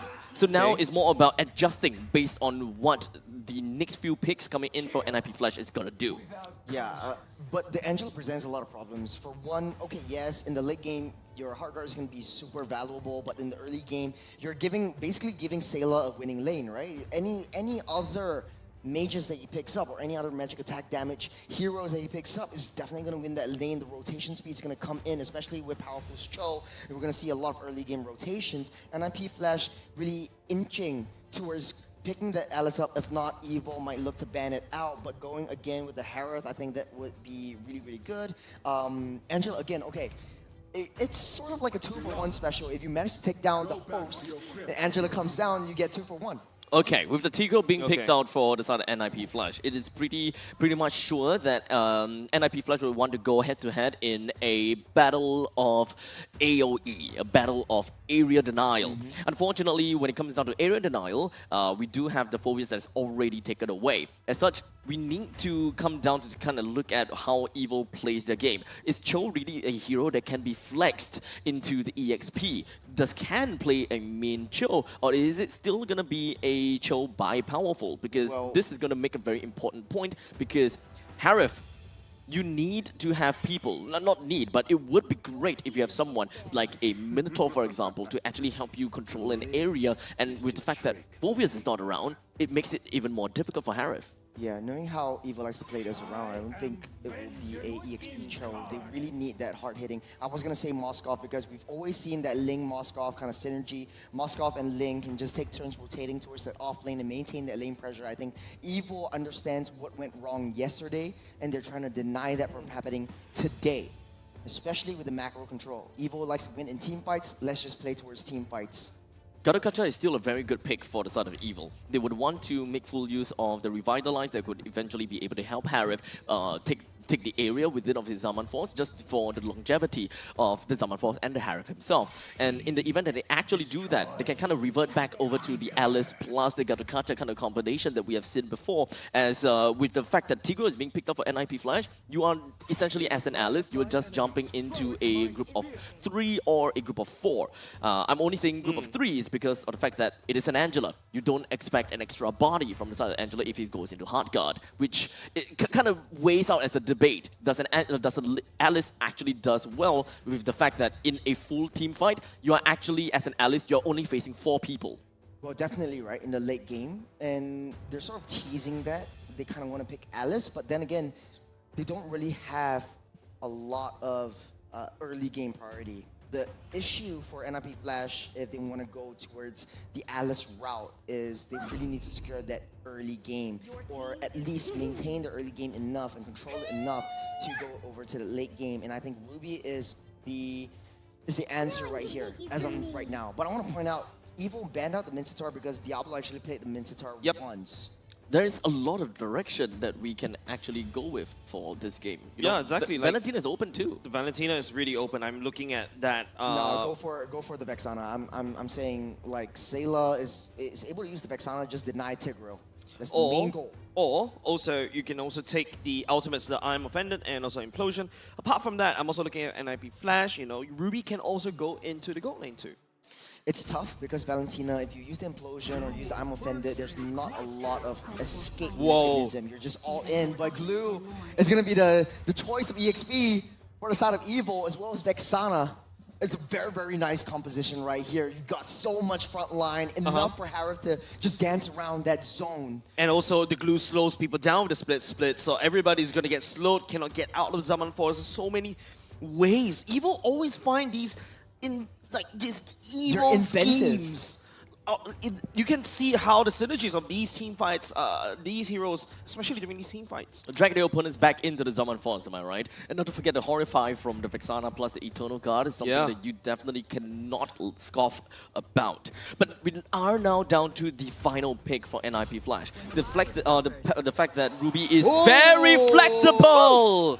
Here we go. Benedetta! Now goes wild. Oh, yes! Here at the desk as well. The signature. We're in for a treat, ladies and gentlemen. The signature of Diablo. Ruby can go into gold. We're back. We're in. Oh, Ruby Gold. Yeah. That's why it's very flexible coming out from MIP Flash. But, you know, let's not celebrate too early on because looking at what Team Evo has drafted, this is a very stacked and scary roster. Whereas for MIP Flash, they're lacking in magic damage. Unless you're telling me Angela can output a good, sizable chunk of that. Nah, absolutely not. But I guess that the main thing is for the side of NIP Flash, they're not particularly too interested about the lack of magical damage, and they're all in onto a physical attack. I think that that's fine. Perhaps we'll be able to look at another direction. But maybe this is all just copium because we are finally getting ourselves a treat coming into this meta. The Assassin Jungle meta. We thought that this is the death of Benedetta from Diablo. But no, we changed the script and we look around it. It is indeed a Benedetta jungle. Oh, sorry, Benedetta Diablo. Benedetta Diablo, Diablo definitely. Benedetta. Wait, hold Revitalized? on. He was bringing Revitalized? Yeah, huh? yeah. No With more Concussive no more Blast? Petrify. Yesterday, when they played the game, Diablo went tank Benedetta. Oh, You've got dear. a tank emblem, the Concussive Blast just to clear the lanes and start that rotation because you need to give Hades an additional support. Just because the powerful Cho is right there. And look at the aggressiveness coming out from both these two sides. Powerful in the jungles, Diablo trying to kite around Ken's glue. Man, Ken is just dropping double blobs. Diablo is in a lot of trouble, and that's not looking good for the side of the NIP Flash. It is all but just a tickle for the side of Glue. He's not receiving any form of damage, it seems, as he's just sitting right there. Even after all of that plays from the side of Diablo, we've got Glue, which is Ken is just back to full HP already. Now, Sailor already popped that Purify, so JPL, that's a huge win for him. But NIP Flash, they're being a little bit more defensive. Ken's gonna take this. They can't do this. No problem at all. Jumping onto Ken. Ken should be able to get on away scot-free. Oh, flickers forward. That's gonna be a Temples of Blades. Hades picking up first blood onto Ken. They actually did manage to do it. One thing's for sure, I really thought that Ken would be durable enough to really withstand all of that attacks coming in from NIP Flash, but surprisingly, there is still a pretty good sizable chunk of damage that this Link is able to dish out, even though we are only 1 minute and 45 seconds into the game. Yeah, take a look at the emblems. That's the Witness Blessing as well as the Swift, along with the Tank Emblem and the Concussive Blast, just to help Diablo clear the lane a little bit faster, because I know his item is going to be the Thunderbolt first and then going into full tank items, but a skirmish up top. Shadowkill already committed, Revitalize, keeping Curtizi alive. Boyette's in the area. Here comes Powerful though to try to join the fight as well. Trying to cut off the escape. That's going to be Curtizi getting knocked out. Ultimate coming off of Diablo. The final slash will be there. And Angela using the ultimate to just get the heck out of there. I don't really quite see that pressure coming from Diablo, unfortunately, as the itemizations as well as everything else doesn't really quite work. Eternal Guard lands on land and also will allow Hades to just using the Temples of Blades to just jump away. Boyette now in a spot of trouble. Will be able to shadow all the way back out. Diablo on the chase at the same time. Hades down a little bit low, but still A-OK. Ken on the other side, still able to take down Angela though. Ken on this glue, but hold on, Diablo managed to find Boyette around the top side. Hades still turns it around, finds the killing experience. Ken goes into split. Right now, Hades doesn't want to do anything. I think JBL would just bring this glue away on a fun ride. It's such a scrappy fight earlier. Well, at least pick up what you can, right? Ken's doing his very best, but the fact of the matter is, Sailor walked into the bush where Boyette is, taking him down. Let's take a replay to see what really went down, because the Temples of Blaze was actually hit first before Sailor walked into that bush where Boyette was patiently waiting around that turtle pit. Unfortunately, it does seem like Evil is having a little bit of a difficulty right off the start, but at least there is something that NIP Flash is looking out for, and that is going to be the initial turtle take. JPL already burned the flicker already. Now Ken's doing a lot of trouble. JPL, just look at the damage that's coming off of Ken. Here comes Implosion. Oh, JPL as well. Try to slow it down just a little bit. Ken become a killing spree already. Ken, this glue is just a menace against NIP Flash. There's going to be much more in the late game. He's just slowly scaling up. Powerful, taking a lot of shots, just chip damage for him because he knows he can kite around. The Diablo goes in again. Trying to look for Powerful right there. The turtle stolen by Hades as well. Angela goes on in. It's going to be Diablo getting possessed by Ken. Boyette still takes him down, but Hades will be able to trade onto Powerful. And now it's going to be Hades onto Ken right here. Sailor trying to up with the damage, but will be a little bit too slow. And Ken goes to the splits and trying to heal by Hades. That's a shutdown. A double kill given overside to NIP Flash. At this point in time, it it does seem like NIP Flash's entire lineup is all about bruising the opponents and giving all of the kills over to the side of Hades. This is what we haven't seen in a long time, as this is where the term hyper carry comes in from. Every single one of NIP Flash, all they wanted to do is just funnel all of that farm over to Hades, give him the kills, give him the kills, give him the kills. You're taking the words right out of my Vanix. mouth. On bottom side, Vanix actually manages to hold his lane against Marky. You know that you're going to be losing a lane against Marky. Why not just pick something else, like a fighter in that Ruby? But to add on to your point, the Lingula combo coming in. Coming to Reap onto Marky right here. Goes into Temple of the Blades. We'll be able to find that kill as well. Powerful, a little bit too slow for that fight. It's a very, very scary combo, especially from Hades. But Implosion. It hits nothing though. Powerful will be able to get on the way. Boyet goes into the shadow kill. Members on NIP Flash focusing down bottom turret, and that will be one turret crack open very, very soon. We're currently 5 minutes into the game. NIP Flash have got a pretty nice and sizable lead when it comes down to their economy. And to add matters worse for Evil is the fact that the bottom lane's T1 turret is now taken down. And back to the same thing that we have seen Diablo do all the time, a heavy proxy, just so that he will be able to just kind of get around the map as much as possible, just so that he will be able to put a lot more pressure onto other lanes. That's going to be Ken. Goes into split though. Ken possess onto Diablo. Doesn't pull that trigger, and that's one ultimate burn away 12 seconds before the turtle spawns. But Diablo is being such a menace. He's got a Thunderbelt already built up, so he's going to be looking to get a lot more aggressive, trying to build that stacks up to that late game. And NIP Flash, they have insurance policies right now. Third turn of the game, Hades starting things up. 6-0-1 on this Ling, and he's already got the Berserker's Fury, so it's going to be a hard hitter. Yeah, 6 kills into his name, by the way, though, and Hades right here. This is a very different Hades as compared to game number 1. NIP Flash secures the turtle. No contest from Team Evil. Due to the fact that typically we'll want to see a Ling on the position 1 and having a lot of time, or rather requiring a lot of time to really go online. The way an NIP Flash is playing, it's relatively fair to say that probably at least half of their current lead has pretty much been funneled over to Hades. So it's pretty fair to say that Hades now have got a lot of killing potential as compared to the amount that Boyet has. Yep. Farming stacks is definitely the way that Diablo wants to play. Implosion onto Sailor. Nowhere for him to run away. Powerful also getting stuck right there. Nowhere to run as well. That's a kick. Trying to delay by Hades with a hard guard. Trying to get on the way, but no. Hades falls. Marky given a shutdown. And Vanix right here trying to make a play against the rest of the world. Also trying to split onto Marky. Marky already down a little bit low. And Vanix getting possessed by Ken. Diablo going to revitalize. Trying to make sure that Vanix stay alive just a little bit longer. Boy, yet trying to add on to the damage. Vanix cannot try to spin. Ken takes down Vanix. And Diablo will be the last one to walk out of that team fight. Oh, Ken, you are a menace as he sticks on to the opponents like glue. Diablo. Oh, man. He's trying to make a run for it. The final slash! Cancelled by Powerful. Man, no way for Evil. No way for NIP Flash to run.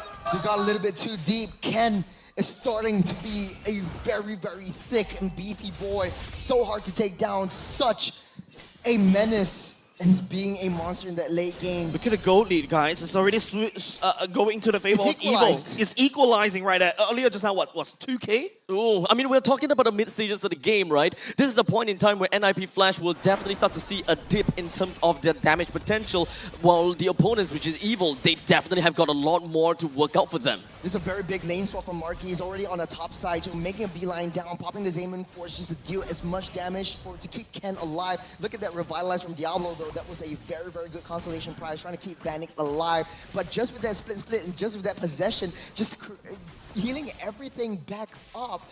And they're ready for the next fight. Ken's relatively healthy to go in for the second round.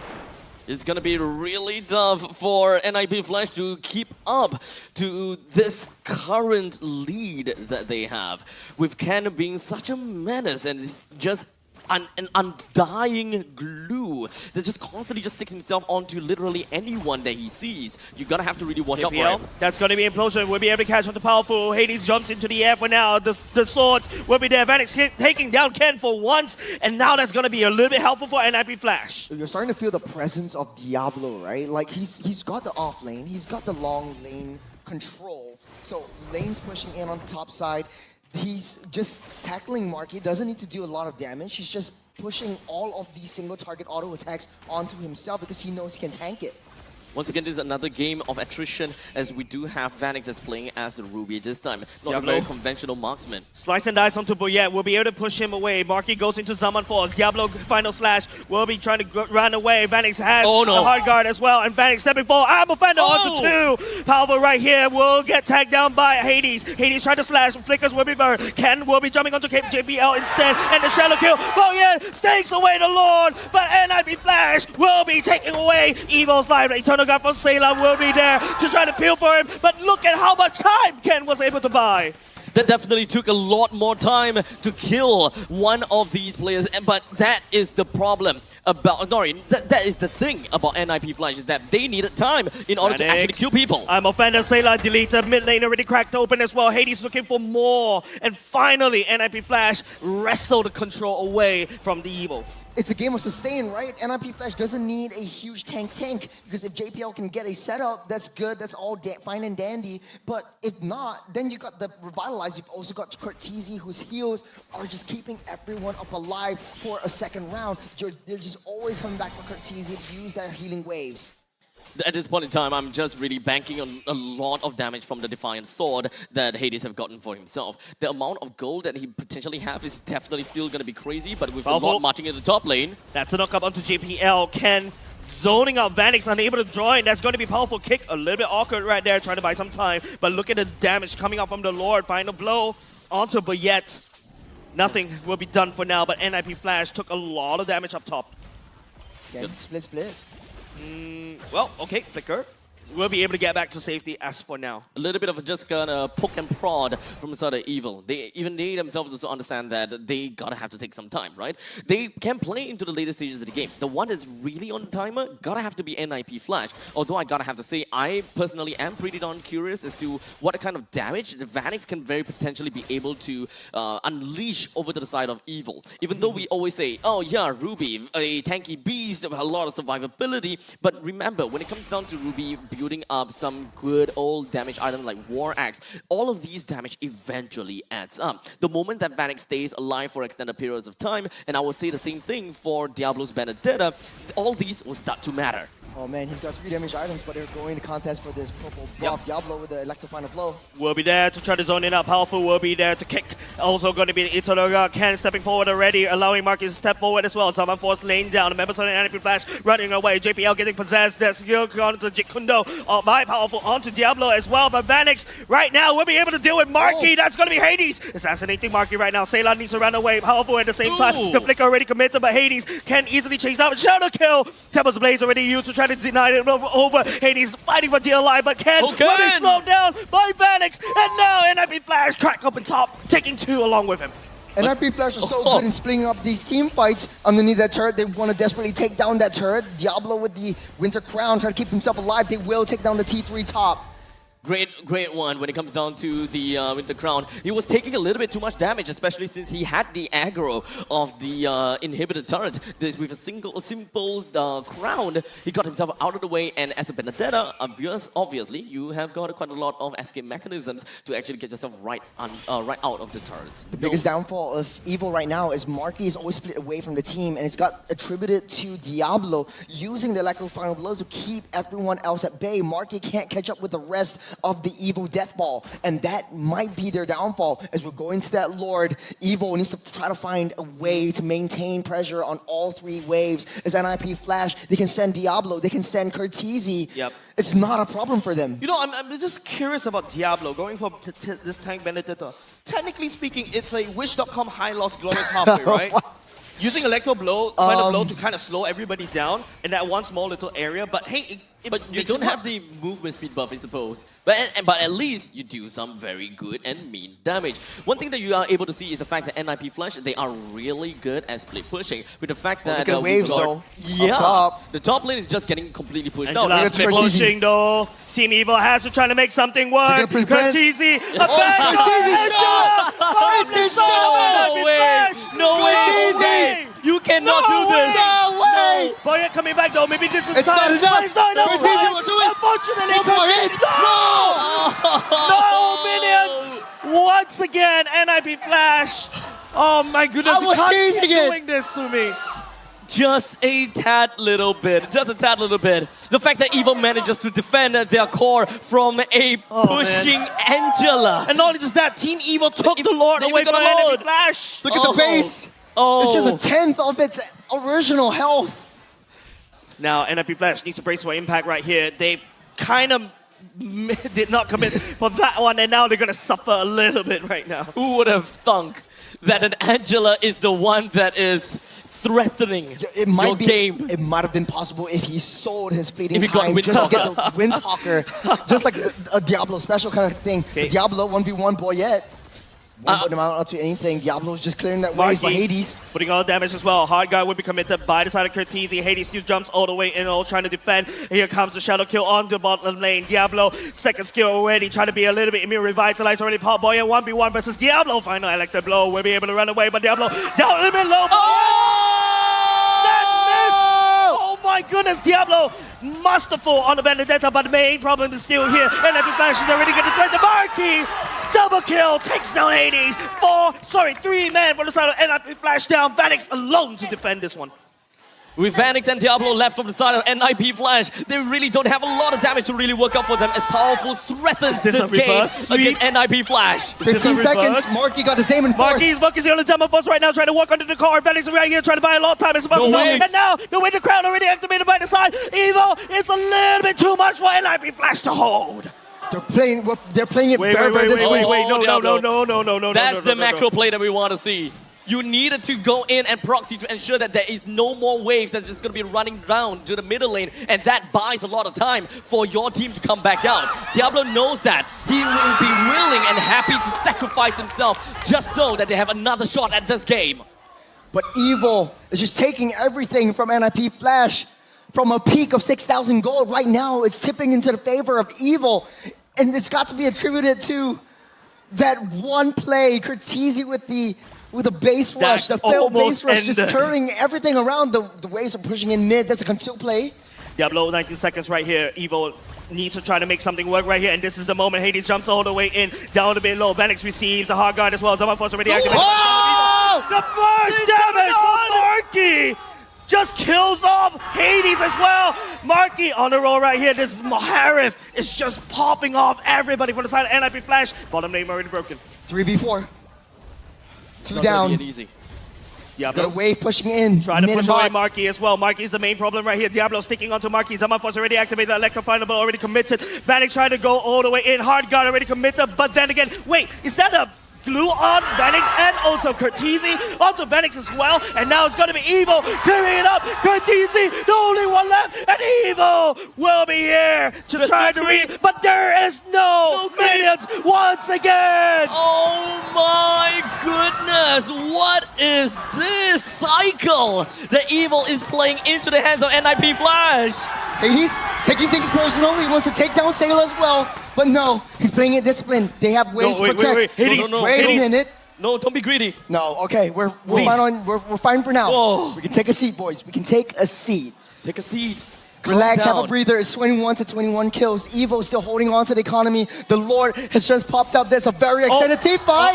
Boyette, this is not a good push that you want to be in, Hades. Right before the Lord, he falls. NIP Flash, now 5 men. They managed to cycle Evil over and over and over and over again.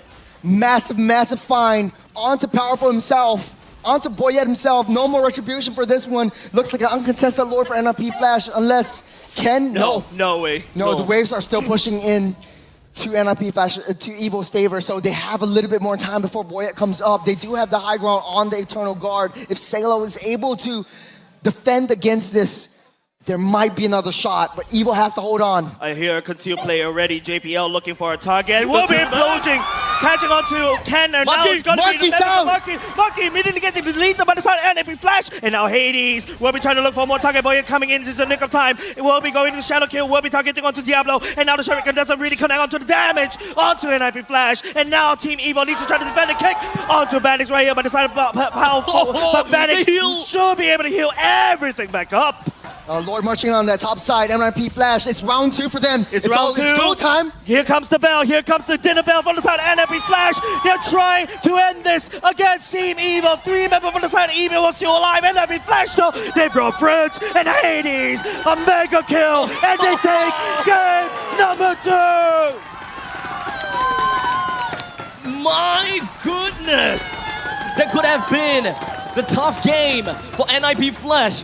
They tried to knock on the doors the first time, leaving Angela to do the job, but it was way too risky for Angela to sell everything just to get a win talker, but it's okay. They come back around again, and NIP Flash still managed to find the small little mistakes in between of the gaps of Evil's armors. Absolute chaos. But it's carefully orchestrated chaos, man. Man, this is such a fun game. This is just game number 2. And Evo's not giving NIP Flash an easy time up to the top. Yeah, at this point in time, this Grand Finals is not about a game of perfect game. We are literally just looking at players trying to identify the mistakes out of the enemies, and whatever that they gotta do, they gotta have to take advantage of all of that. This is not peak performance, but this is peak entertainment. Actually, yes, I am entertained. Are you guys not entertained? Yeah, the moment that Angela like started that back door, everyone stood up. I was like, Angela. I saw it. I was like, wait, what are the chances of Angela back and door? no one's getting the TP back. No one's getting the recall back. Here's the thing. No one would have expected that an Angela would be able to do that, because you would just believe that, yes, the core is probably enough to take down all of these ballistas, or rather, this single ballistas. But what Katizi did is that he made sure that he made a slow push in the top lane to make sure that he hold on to 2 ballistas instead of the typical 1 melee, 1 range, 1 ballista. Wow. If that's the case, I'm pretty sure that the core will be able to take it down pretty simply. I'm sorry, Trios, I kid you not. Cartesi had the discipline not to use the hard guard, because had he used the hard guard, there wouldn't be a backdoor. But unfortunately, that costed NIP Flash that particular team fight. But they knew about it. They knew that Cartesi was going for that backdoor. I mean, we'll be able to hear the mic check later on. Oh, since it's a grand finals, every single after game, post game thing, it's a mic check. To be fair, there is absolutely no stakes at all for, or rather no repercussions at all for an Angela to just go so deep in, because global presence, hard guard, you don't have to care about it at all. If I were to go all the way deep into the opponent's base, let it be. And the moment that I see anyone TPing back, or I know someone's coming in, I just hard guard. Ooh. 10k PCU. 10k. Not bad, thank you very much. First milestone. Concurrent. And this is 10,000. I believe that we can go all the way up. We can. We can go all the way up. All the way up. Are you hinting us a song? Maybe. But hey, man, a potential 7 games, and I'm telling you, Zarate was wrong. Cheryl was asking like, hey, what's the scoreline for in favor for Evil? No, it's an even Stevens kind of game right now. It's anyone's game. It's an all-out brawl. In game number 1, game number 2 was just that close by a hair. I kid you not, Cheryl. Remember the Team Evil's identity is that whenever they fight another team, usually even if it's a stronger team, they will somehow, somewhere find them, bring them to their level of scrappiness and beat them up, and that's where Team Evil truly shines. And NIP Flash fell into that trap. We have a moniker for that. Yeah. It is the evil magic. Yes. And this is evil where confusion. the evil magic is working. Oh wait, NIP it's Flash. 20k. Hey! Oh, it's 20k. Oh! We just hit 20k. We do have 2 different codes. So this is for 20k, so redeem that code right now, or take a screenshot and then redeem it later. Actually, don't redeem it right now. Wait, hold on a second. Let me just use my because M34 while he's Ultra doing that, to just I take have a photo question of that. before we move on to the MVP, right? Yeah. To Jays. In MPL SG, do you think the NIP Flash's roster and Team Evil's roster is the strongest out of the entirety of the entire history of MPL SG?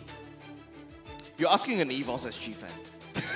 So what are you gonna say? Where is Evos right now? It's not here. It's not here. Where's Evos? Yes, You think this is the best roster this is ever the best. produced? Okay, for NIP Flash, I agree. This is the best roster that... It's the dream team anyways. It is a dream You're team. putting JPL and Diablo. I mean, 1 season ago, 2 seasons ago, who would have thunk? But right now, we have to see the MVP. Who do you guys got? I got got nothing. Yeah, me too. I got nothing. Every one of them actually played incredibly well. Yeah, you can put an MVP onto anyone for any reason at all because they literally have got their own standout moment. You can slap a Curtis in there and I can understand why. You can slap Hades in there and of course I understand why because he is that hyper carry of this game. Normally we don't use the term hyper carry anymore because it's no longer that kind of style. Yeah. We don't really funnel anymore. But in this very case, this is true hyper carry. Everyone, the way that they are playing, the heroes that they pick, is all about bruising. With a Ruby over to the gold lane, with a tank Benedetta, they're not meant to kill, they're not meant to execute, but it is for Hades. I mean, he played a heck of a game, especially in the early game where he got like almost a legendary status, 7-0 and 3, and then he went a little bit too deep, a little bit too more aggressive, and then Evo likes to punish these kinds of aggressiveness. I don't know, there's honorable mentions elsewhere, right? Like Curtisi, right? His hard guard timings and Keeping also, Hades on point, yes. And also, you know, the potential backdoor that could potentially happen as well. It's all With about a macro Diablo, game. I mean, they've got options, and I think NIP Flash loves keeping the options open. You could send Curtisi down, you could send Diablo down, and I think Evo really has to find a way. I was talking about this in the Off the Desk segment. Evo, in order to win this team, this grand finals, they have to find a way to maintain their macro decisions because yes, you like to play team fights, but your macros need to be on point, and Boyette is the key. Let's take a look at the itemization breakdowns. Nothing really stands out to me, but yeah. See Helbert for Boyette. Look at Diablo's build. There's your answer, Jace. Yeah, this is pretty nutty if you ask me. But as a tank main, where's the Thunderbolt is the best item right now, man. I kid you not. But see Helbert for Boyette, he's already starting to need to be able to deal with Diablo. In fact, if you notice, there's a 1v1 sequence between Boyette and Diablo, and Boyette's having trouble dealing with this full tank Benedetta. It is very annoying, as you can pretty much tell. It's just a very annoying fly. It's just whizzing past over and over again, just kind of tickling you. But remember back to the concept that we talked about, right? Even though it is a tickle, if there's too many tickles at the same time, you are going to be laughing yourself to hell. Yeah, I think at one point NIP Flash, every single one of the 5 members had the Winter Crown. They just sold it off for a different item just to prevent Boyette's Shadow Kill, just to take them out. And I think that was a very, very smart move from NIP Flash. The adaptability, the versatility, and fast hands in order to buy the Winter Crown, use the Winter Crown, sell it off, and get another defensive item. I think that was a very, very smart move. Of course, when it comes down to the rest of the emblems, one thing that I look out for is, of course, Diablo, right? We talked about the Revitalize before, but this is also a point in time where we gotta have to talk about the fact that Benedetta is already such a mobile hero. And yet, you slap on with an agility, you slap on with the Wilderness Blessings, and this is what we have. A Diablo Benedetta that's just all around the place and trying to get himself faster than Ken. But honorable mention to Ken, though. I will say that throughout the entirety of the early game, late stages of the game, menace. He is annoying. Like, beyond annoying, and he enabled Sailor and also Marty to output the damage as required, right? Because when you go into Split Flint, you're slowed down. Onto the Summon Force, you're infinitely slow. And then after that, if you want to turn away, hey, I'm on you right now. Do you see that one sequence where, who was it? Vanix had Curtisi hard guard and also Ken on top of him. Literally, Vanix is carrying 2 people at the same time. There must be a reason why he has massive broad shoulders. So that's like Vanix carrying Curtisi and Curtisi on. He actually, how does the mechanics work? I'm interested in the interaction. Because you still go on to Vanix. It's the same thing that applies. You're able to throw out your S1, throw out your S2s. You bring the Angela with you, but because Angela doesn't have HP, it doesn't really quite matter. But in the meantime, you can't target the puppet strings onto the blue since the blue's on Vanix. So it's just two very individual units that is on Vanix. Sure. So if you use a Shadow Kill onto.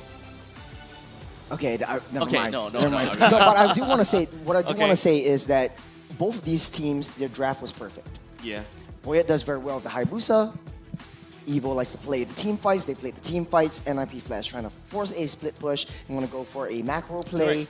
But NIP Flash was much more smarter with their itemizations, especially onto Boyette. They identified that Boyette is a threat. Apart from that, I also agree with you. I would like to also double down on the composition, right? Evo, like I said, this is a clash comp, right? They really want a team fight. NIP Flash, this is a split comp.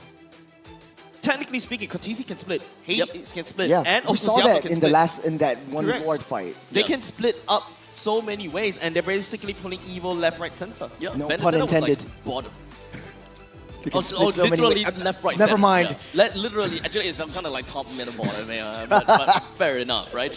As we kind of take a look at the top 4 players, or rather top 3 players, and we gotta have the same. Look at the damage Hades dealt. with the highest amount of GPM, as well as 201,000 damage dealt, with Ken being the annoying one with a total of 95,000 damage taken, and of course Katizi, total assists 15 as the Angela, really annoying as well, and almost ending the game by his hands. Imagine losing a game because of love projectiles.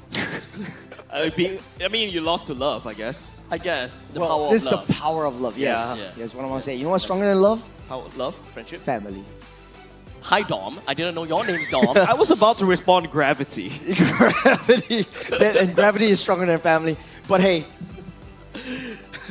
I mean, gravity is pretty deadly, is it not? Yeah, that's why. Yeah, I mean, I was quoting Interstellar, but yeah. Ah, okay. Okay. Very, very engineer Sorry, kind of I'm thing. still an engineer. Yeah, but you know, one thing we gotta have to listen out for is what we were kind of asking for it. yes, I want to know hear what it. happens in the Angela. Yeah, I'm going to look out for that fight. Let's go. Were they surprised? Let's take a look. Hey, come. You push. I stun. I hold glue. Nice. They got. I stun. Just give me. Nice. Hurry up, purify. Tapos Aku Harif. I'm ending. Kaya tapos yung ward. Just. Higher, go back. Coming. Kaya harit. Nice. Go low. Yeah. At the ship. 20 mile dito. K. Shot no K. The K. Harif. No purify. No verify. There. Hurry. You got me out. Sorry. Nice. No purify. Okay. I put. They got hurt. Stun. The glue on me.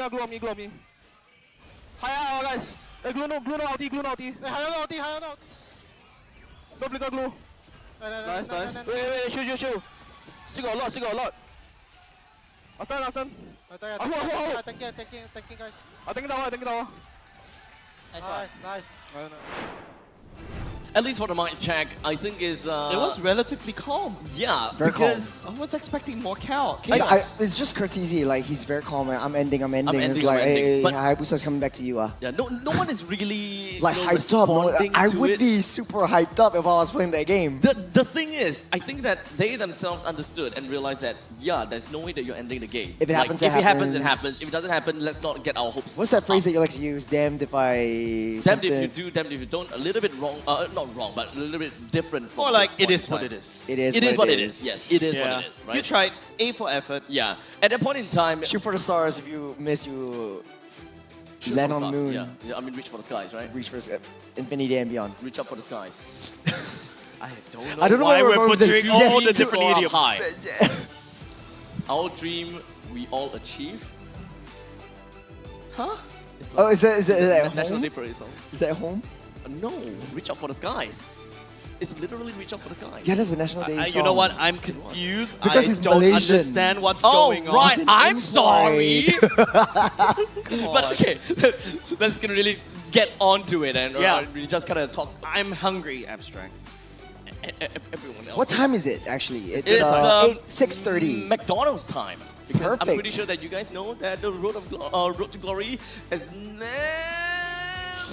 been tastier with McDonald's, right? Because when it comes down to MPL season 8, all this action and experience, you can get all of these with the crispy crunch of the new and improved chicken McCrispy with McDelivery as well. We've got thousands of in-game diamonds that are up for grabs for you and the squad. But I'm no longer in your squad.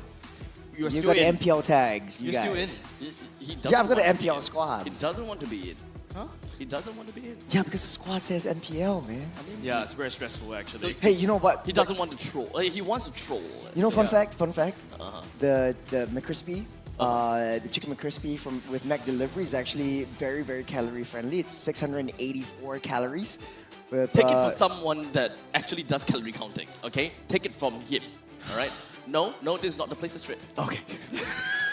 Count calories? I do. Look at him, why not, duh. man? You gotta get the six pack Obviously, on let's for not all of talk those, about you guys. that. Look at me.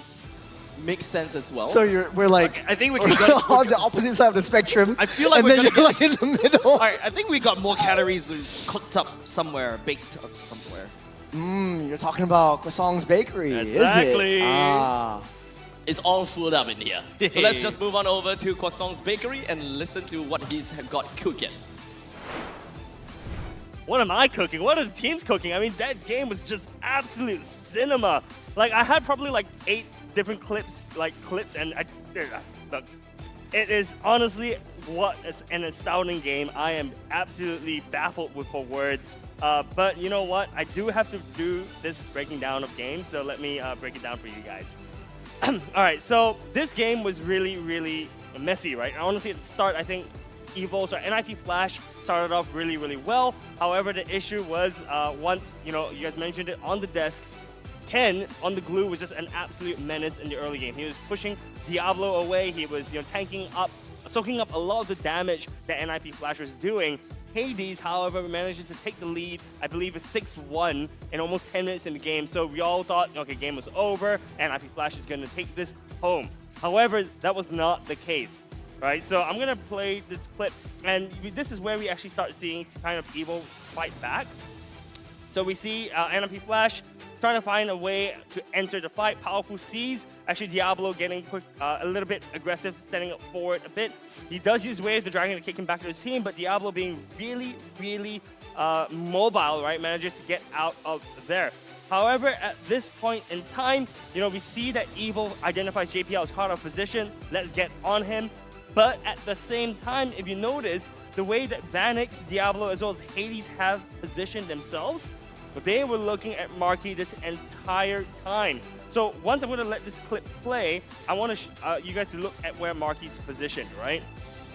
So Marky he thinks that the fight is over. He gets caught immediately. And once again, Ruby, what a really good pick. He uses I'm Offended to drag Marky into the fight together with Hades. And at this point in time, Kutizi joins in with the Heart Guard as well. Bursts down Marquis, and that is the source of damage which Evil has. So from this point in time, Evil has not, they're lacking the source of damage. So they have to run with the tails in between the legs. And unfortunately here, they're just not able to do too much. So this is actually where we see NIP Flash stepping up, right? And really securing the lead right now. However, I do want to pause this clip right and show you guys. If you look at the top left-hand side of the screen, you see that this is where they actually also push down the second turret of Team Evil. So this allows Fertizi to do what he does right now. So we see this, I believe this is the second Lord that actually comes up, right? And we see Fertizi being the sneaky Angela that he is, pushing in all the way. He notices that the entirety of Evil is actually with the Lord, right? So if you look at the map right now, we see, all 5 members of of Evil here. So Katizi rightfully identifies this as a backdoor opportunity. So he continues to push forward as Evil actually manages to secure the Lord.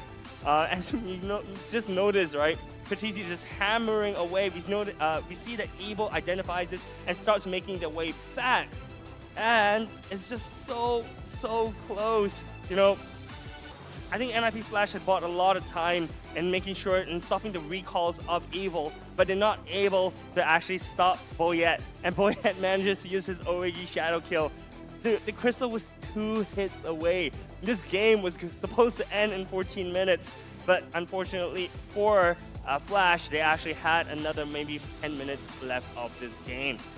So we think at this point in time, Evil is really advantaged, right? They actually have the Lord pushing in, they have the Lord buffed minions as well, and they push all the way to the enemy crystal. Here, Marky does an amazing job of just dishing out so much damage to NIP Flash.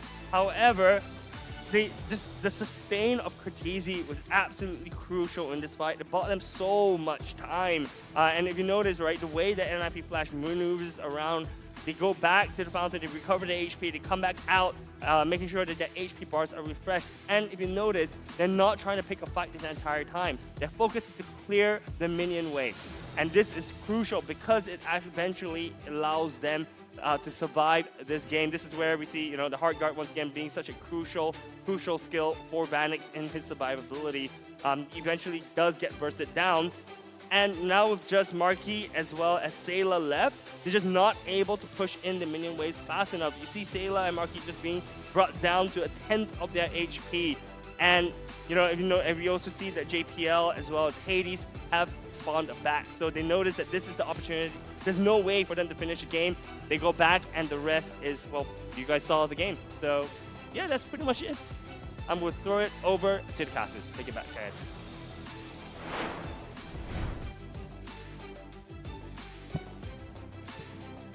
Unfortunately, as much as we want to see the momentum coming in from Evil, they definitely have gotten to the point in time where they pretty much have got, Team Flash in the chokehold, but not quite enough to actually make them tap out just yet.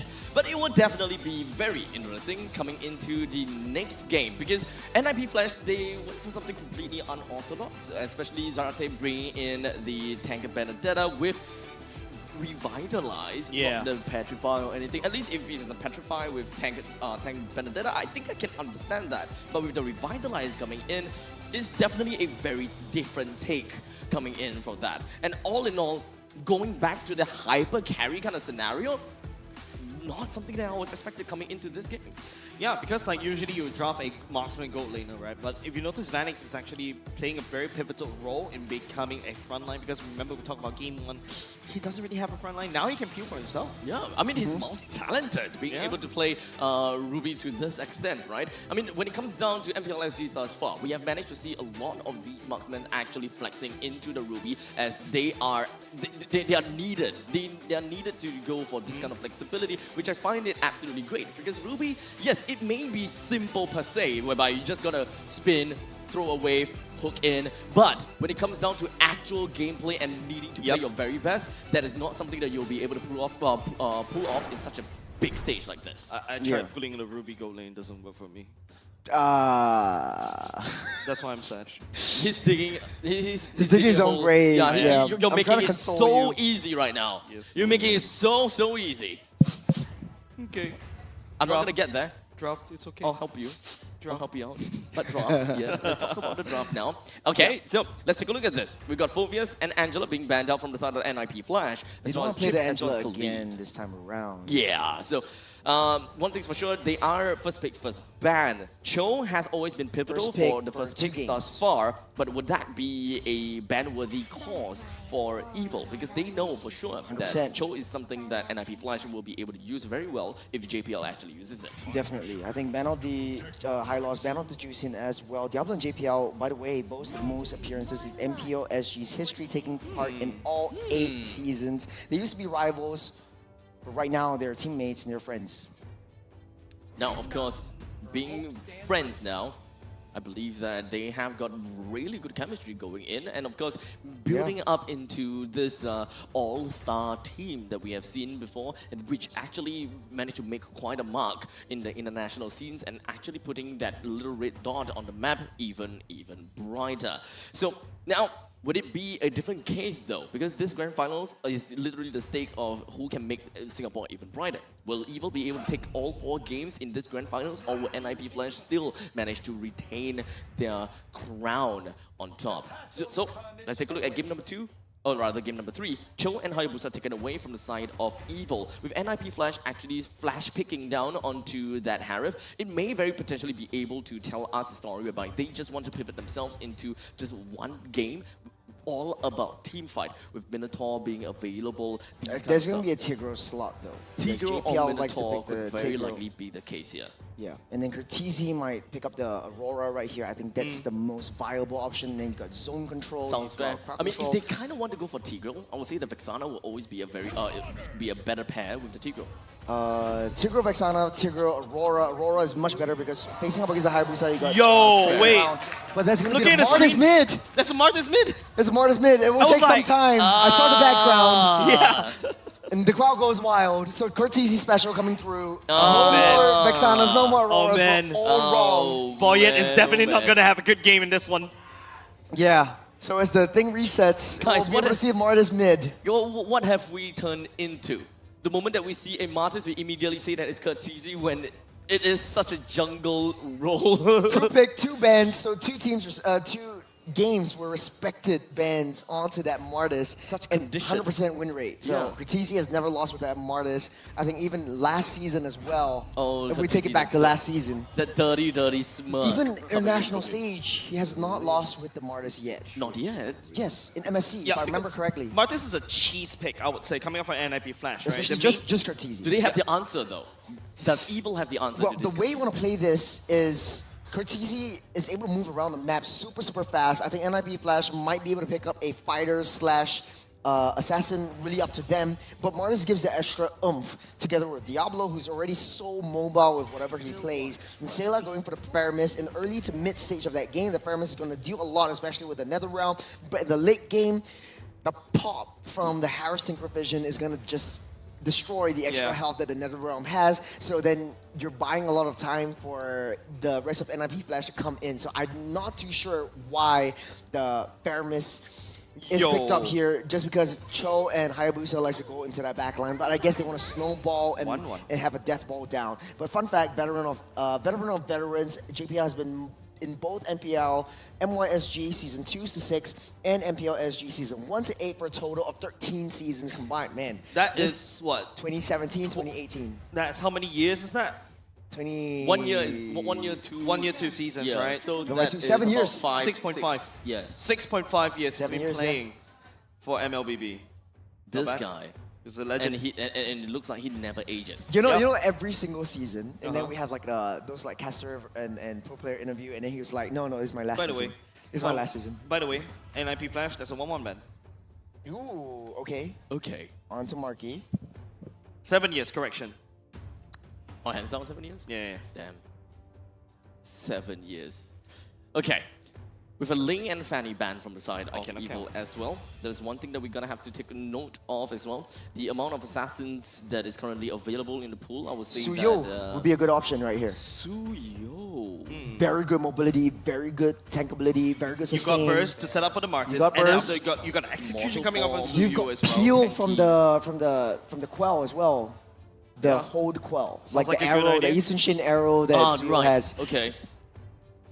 And Nathan getting banned out, yeah, the death ball. Like, so Evil wants to pick all of this like marksman who's able to just hunker down and just deal a lot of damage. The 1-1 and Nathan is definitely on the bans. NIP Flash definitely reading it out. I think the Beatrix would be a good option for Evil. I'm not too sure if they really want to pick it up. I would say that NRP Flash have got a lot of potential for what kind of heroes that they want to play for the jungle. It's literally very open. But if we were to really kind of talk about, Claude. records. Marky's Claude. Wow. Actually, back in M3, Marky's Claude is a respect ban. It is. Claude. Oh, fun fact though, Evil not a last fun fact. individual award was back in Season 3 when Powerful was awarded Best Rookie. So much history Wow, lessons. so long ago to call him Best Rookie. Oh, He's really come a long way. he's come a long way. From a rookie and right now a veteran in the scene for 5 years already. The leader- five seasons already. Leader in the game and outside the game, making sure everything goes well for Team Evo. You gotta have to give respect to this man. NIP Flash, I think Suyo might be a good option right here, or Benedetta again. that You wanna Julie- play it out. Oh, Yeah, wow. Suyo Benedetta. That's what I'm saying, man. That's what I'm saying. That's why I'm the analyst. And the Benedetta at that. Here we Yeah. go again. Oh, I know that they wanted mobility.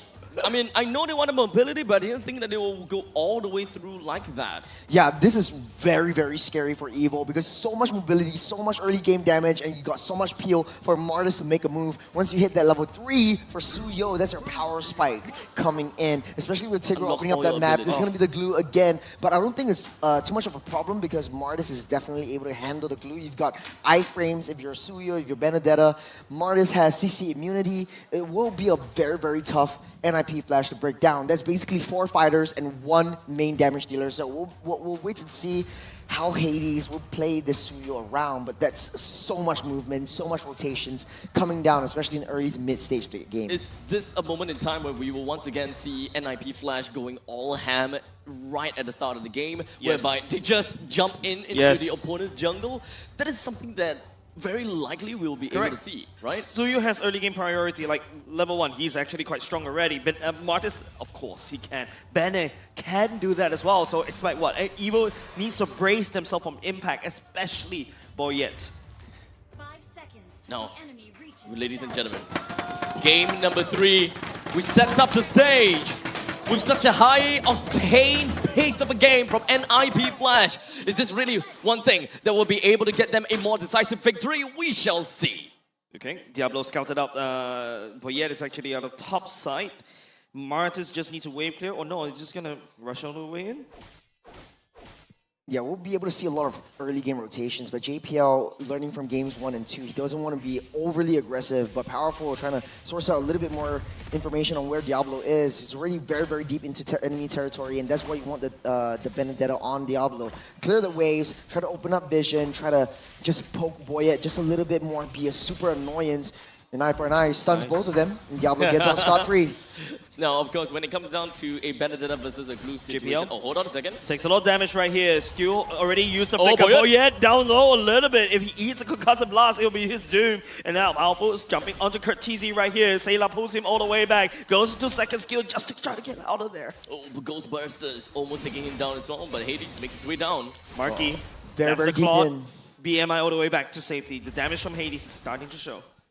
Very, very aggressive, these two teams, but this is what to expect when you're picking up super high mobility champions like the Benedetta, like the Suyo, and immediately just putting the heavy lane onto that gold lane, trying to give Marky a very, very tough time. But all this time, Boyet, the only target that he could get is Vanix. Getting targeted down right here, Marky down a little bit low right here. 80s will be going in! Oh, the first blood, looking for the second. Powerful will be able to dodge away. Sayla comes in to save the day. This is so nasty, right? Suyo's surge, the tap surge, is basically like, it makes you invisible for just that split second, so you don't see him coming. Marky's already got a BMI down, so that's going to be a very, very fast reaction time for Marky if he wants to make it out alive, but very, very good call from NIP Flash. First turtle in question, NIP Flash in a very good position contest for this one. Level 4 for Curtizi, so that's going to be the decimate as well.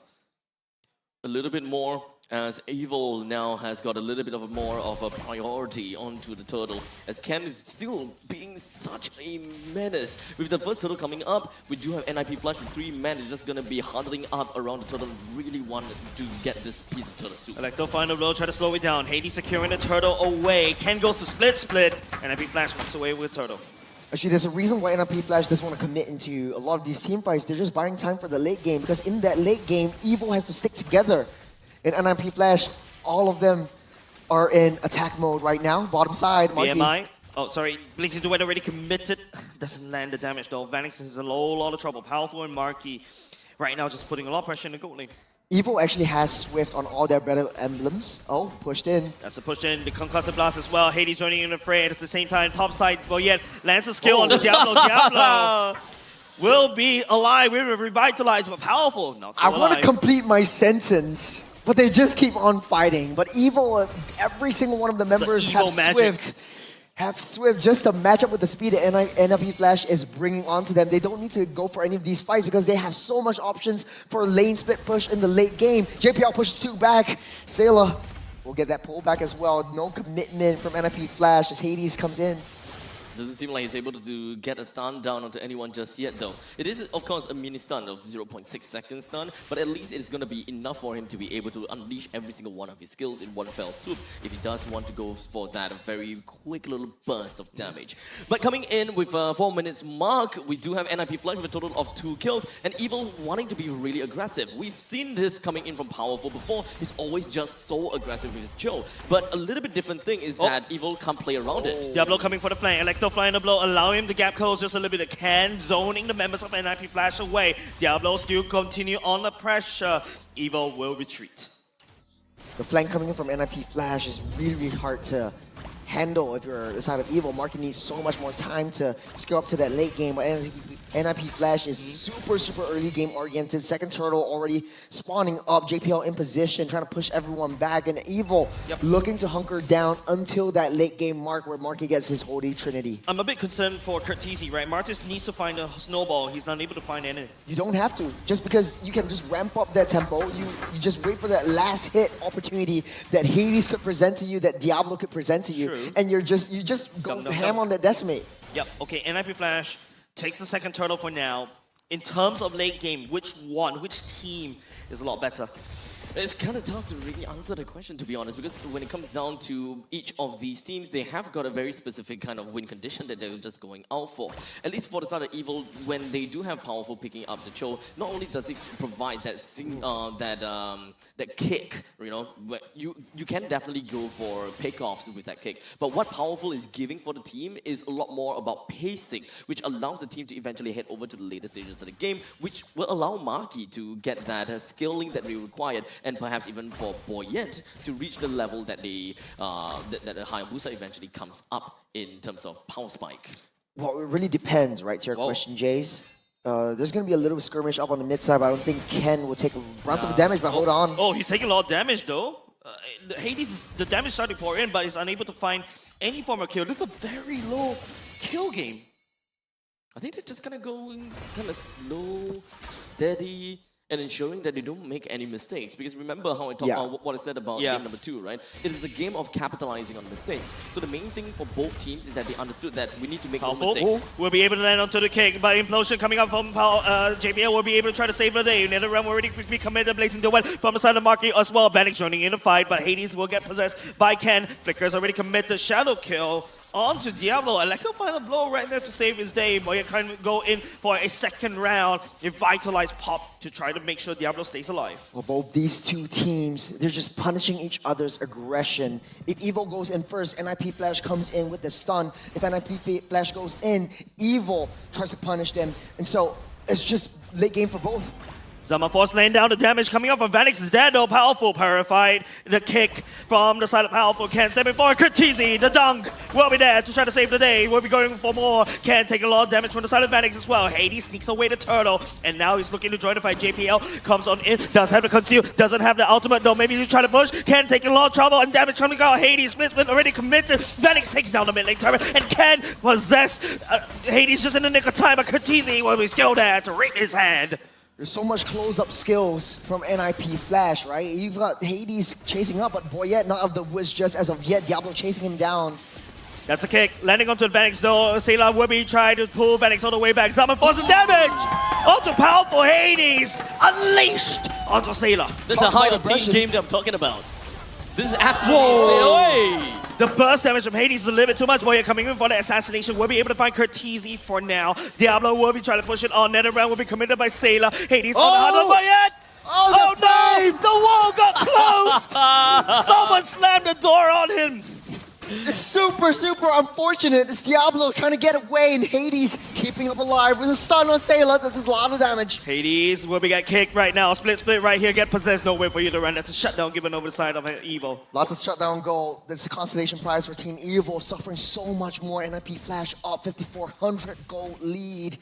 And Evil just hunkering down. They just need Marky to get online. They're banking on that, counting on that. Yeah, but then Marky got shut down in the early game, right? 2 deaths already. They were putting a lot of pressure down bot. They crack open bottom lane. It's not the really safe lane for Marky anymore. And NIP Flash unlocks Vanix to go and roam around the map. I mean, we're talking about 5,200 gold lead from the side of NIP Flash. The way that they are just kind of paving the way is absolutely gorgeous. Powerful. Now Flicker! JPL will be following him. That's a push. Electro final blow as well. Marky all the way in the back line cannot really join the fight as well. Boyet trying to go for the shadow kill as well. Marky blazing the way will be a committer by the side of Evil. But then the damage coming up from NIP Flash is starting to go through. And Vanix will be able to just diss and dash around, dashing forward just a little bit. That one hit. Look at Marky. That HP bar.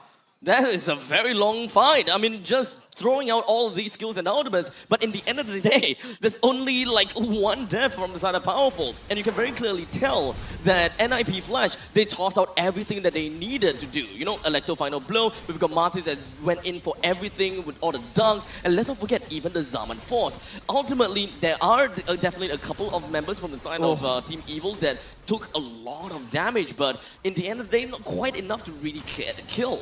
That's a huge gold deficit. Yeah. That's what a huge gold deficit does to you. So now, NIP Flash took down that Lord. It's marching down. It's definitely going to be on mid side. Shadow kill. Second skill to try to burn, buy just a little bit of time. Damage reduction coming in clutch, but JPL will be there. Here's a kick as well, and the knockup. Boyette will be able to get on away safely. You know, Abstract, NIP Flash is not giving us time to talk. It's all J's all day, every day. It's like action happening every single time, and that's precisely what NIP Flash needs to do. Evil needs to find a way to slow down the tempo, slow down the momentum, but it's so hard as all three lanes are pushing in. Lord marching down on the bottom side. Not only the bottom side is pushed out, we do have Diablo that's trying to get a push down to the top lane. The middle lane, T2, is definitely going to be under siege very, very soon as well. Evil now going to have to play possum, right? Waiting for the perfect time for Marky and Boya to eventually come up on line. Speaking of Marky. Off the screen. That's going to be Marky getting assassinated. BMI not really safe anymore. And now Ken getting stuck in no man's land. The spin will be there, but no, hold on. Powerful trying to knock up, but there's no damage coming out from Evil right now. If you squint hard enough, there is a chance, but Ken... Where are you going, my friend?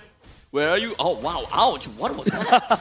It was just Vanix doing Vanix things. The damage from Vanix. Yeah. It's already here, and now Electro final blow to try to juke, allowing Evil, pushing Evil back. There's a turret cracked open by NIP Flash. The damage, though, look at Hades. Just one shot, marking half HP. You gotta say, the Revitalize definitely did manage to keep NIP Flash just kind of constantly on the edge and constantly just right in the face of Evil. Now, Diablo doesn't seem like he's gonna be having a good time though. Boyette does have the shadow kill. Will be activated, Hades! Such a bait! Diablo emoting! No, he deserves that! That's not how he goes with the side of Evil. That's not how you want to go! And Powerful, you're on the wrong way! Oh, he's buying a little bit more time for Evil to get online. Marky already with 3 kills. Powerful kicking back, but not enough. Hades finishes off as a sever. NIP Flash, just looking at Team Evil that's already broken. The Purify already used as well. NetherRealm committed. Marky going to Blazing Duet. Can try to buy some time. Does have the possession ready and up and going and ready to go. Trying to look for a target to jump onto. Will be able to find Curtizi. Winter Crown right there trying to save his life as well. Marky will be stepping forward. The damage doesn't roll through. And Vanix! No, that's going to be Curtizi. That will be able to pick up the kill along the way. Evil doesn't need to fight this. Evil, NIP Flash is baiting you out. They want to cycle you all the way through. And Evil is it's just not giving themselves a chance. They just need to hunker down and just try to get that defense because the Trinity, the Holy Trinity from Mark is not yet bought. This is the point in time where it starts to get a lot tougher for Evil, right? It does. The Lord is just not working for Evil. With the fair fact that we have a heavy lane in the bottom lane while the Lord is at the northern side, Hades, it's tough. Assassination already committed. Busted down. Powerful. Normal peel from Team Evil. 10,000 gold lead. This is a very, very speed run draft from NIP Flash. They're hungry. This is tough. This is absolutely tough. I mean, Evil is definitely going to be wanting to go for a little bit more. Even though we're looking at a 10,000 gold deficit, to be very honest, Evil still seem as though they are surviving relatively well. But there will be one point in time where Hades will start to really hurt, as you can see. He's already hurting right now. We'll be able to just jump away. Boyette, slash and dice. Hades down low just a little bit, but Evil still needs to deal with him. Lord marching down an open lane.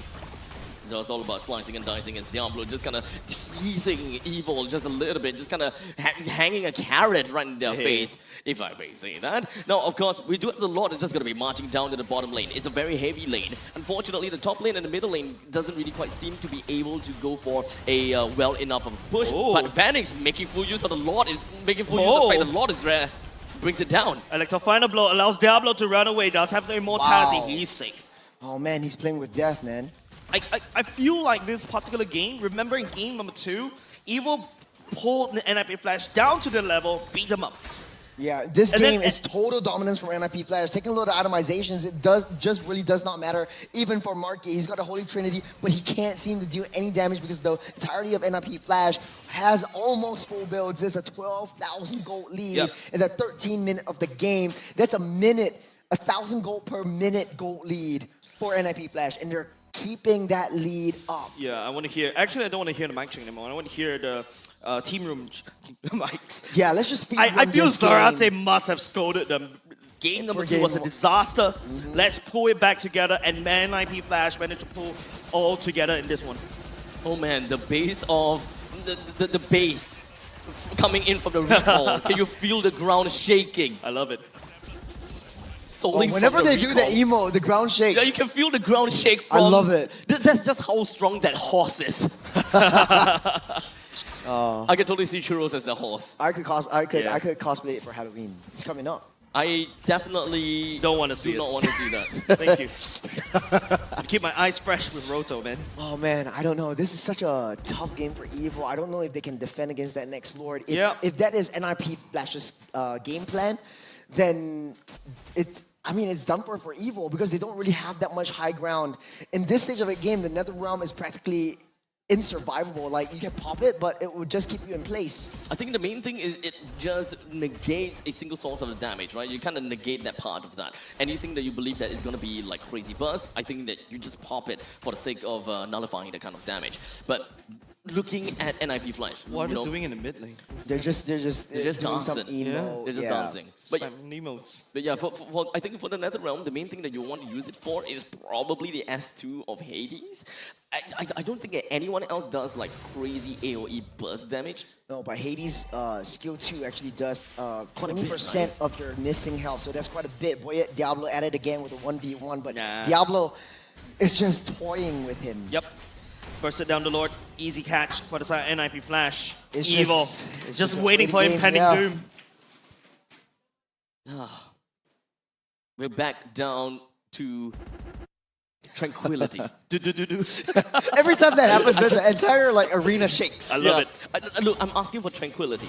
Calm tranquility. Because both teams, they're just huddling up within of their own confines of the jungle, waiting for the perfect time to really just come in and launch an attack. Okay, Hades, I'm freezing that top lane for now. Oh, sorry, freezing that mid lane, top lane for now. Vanix is shoving mid.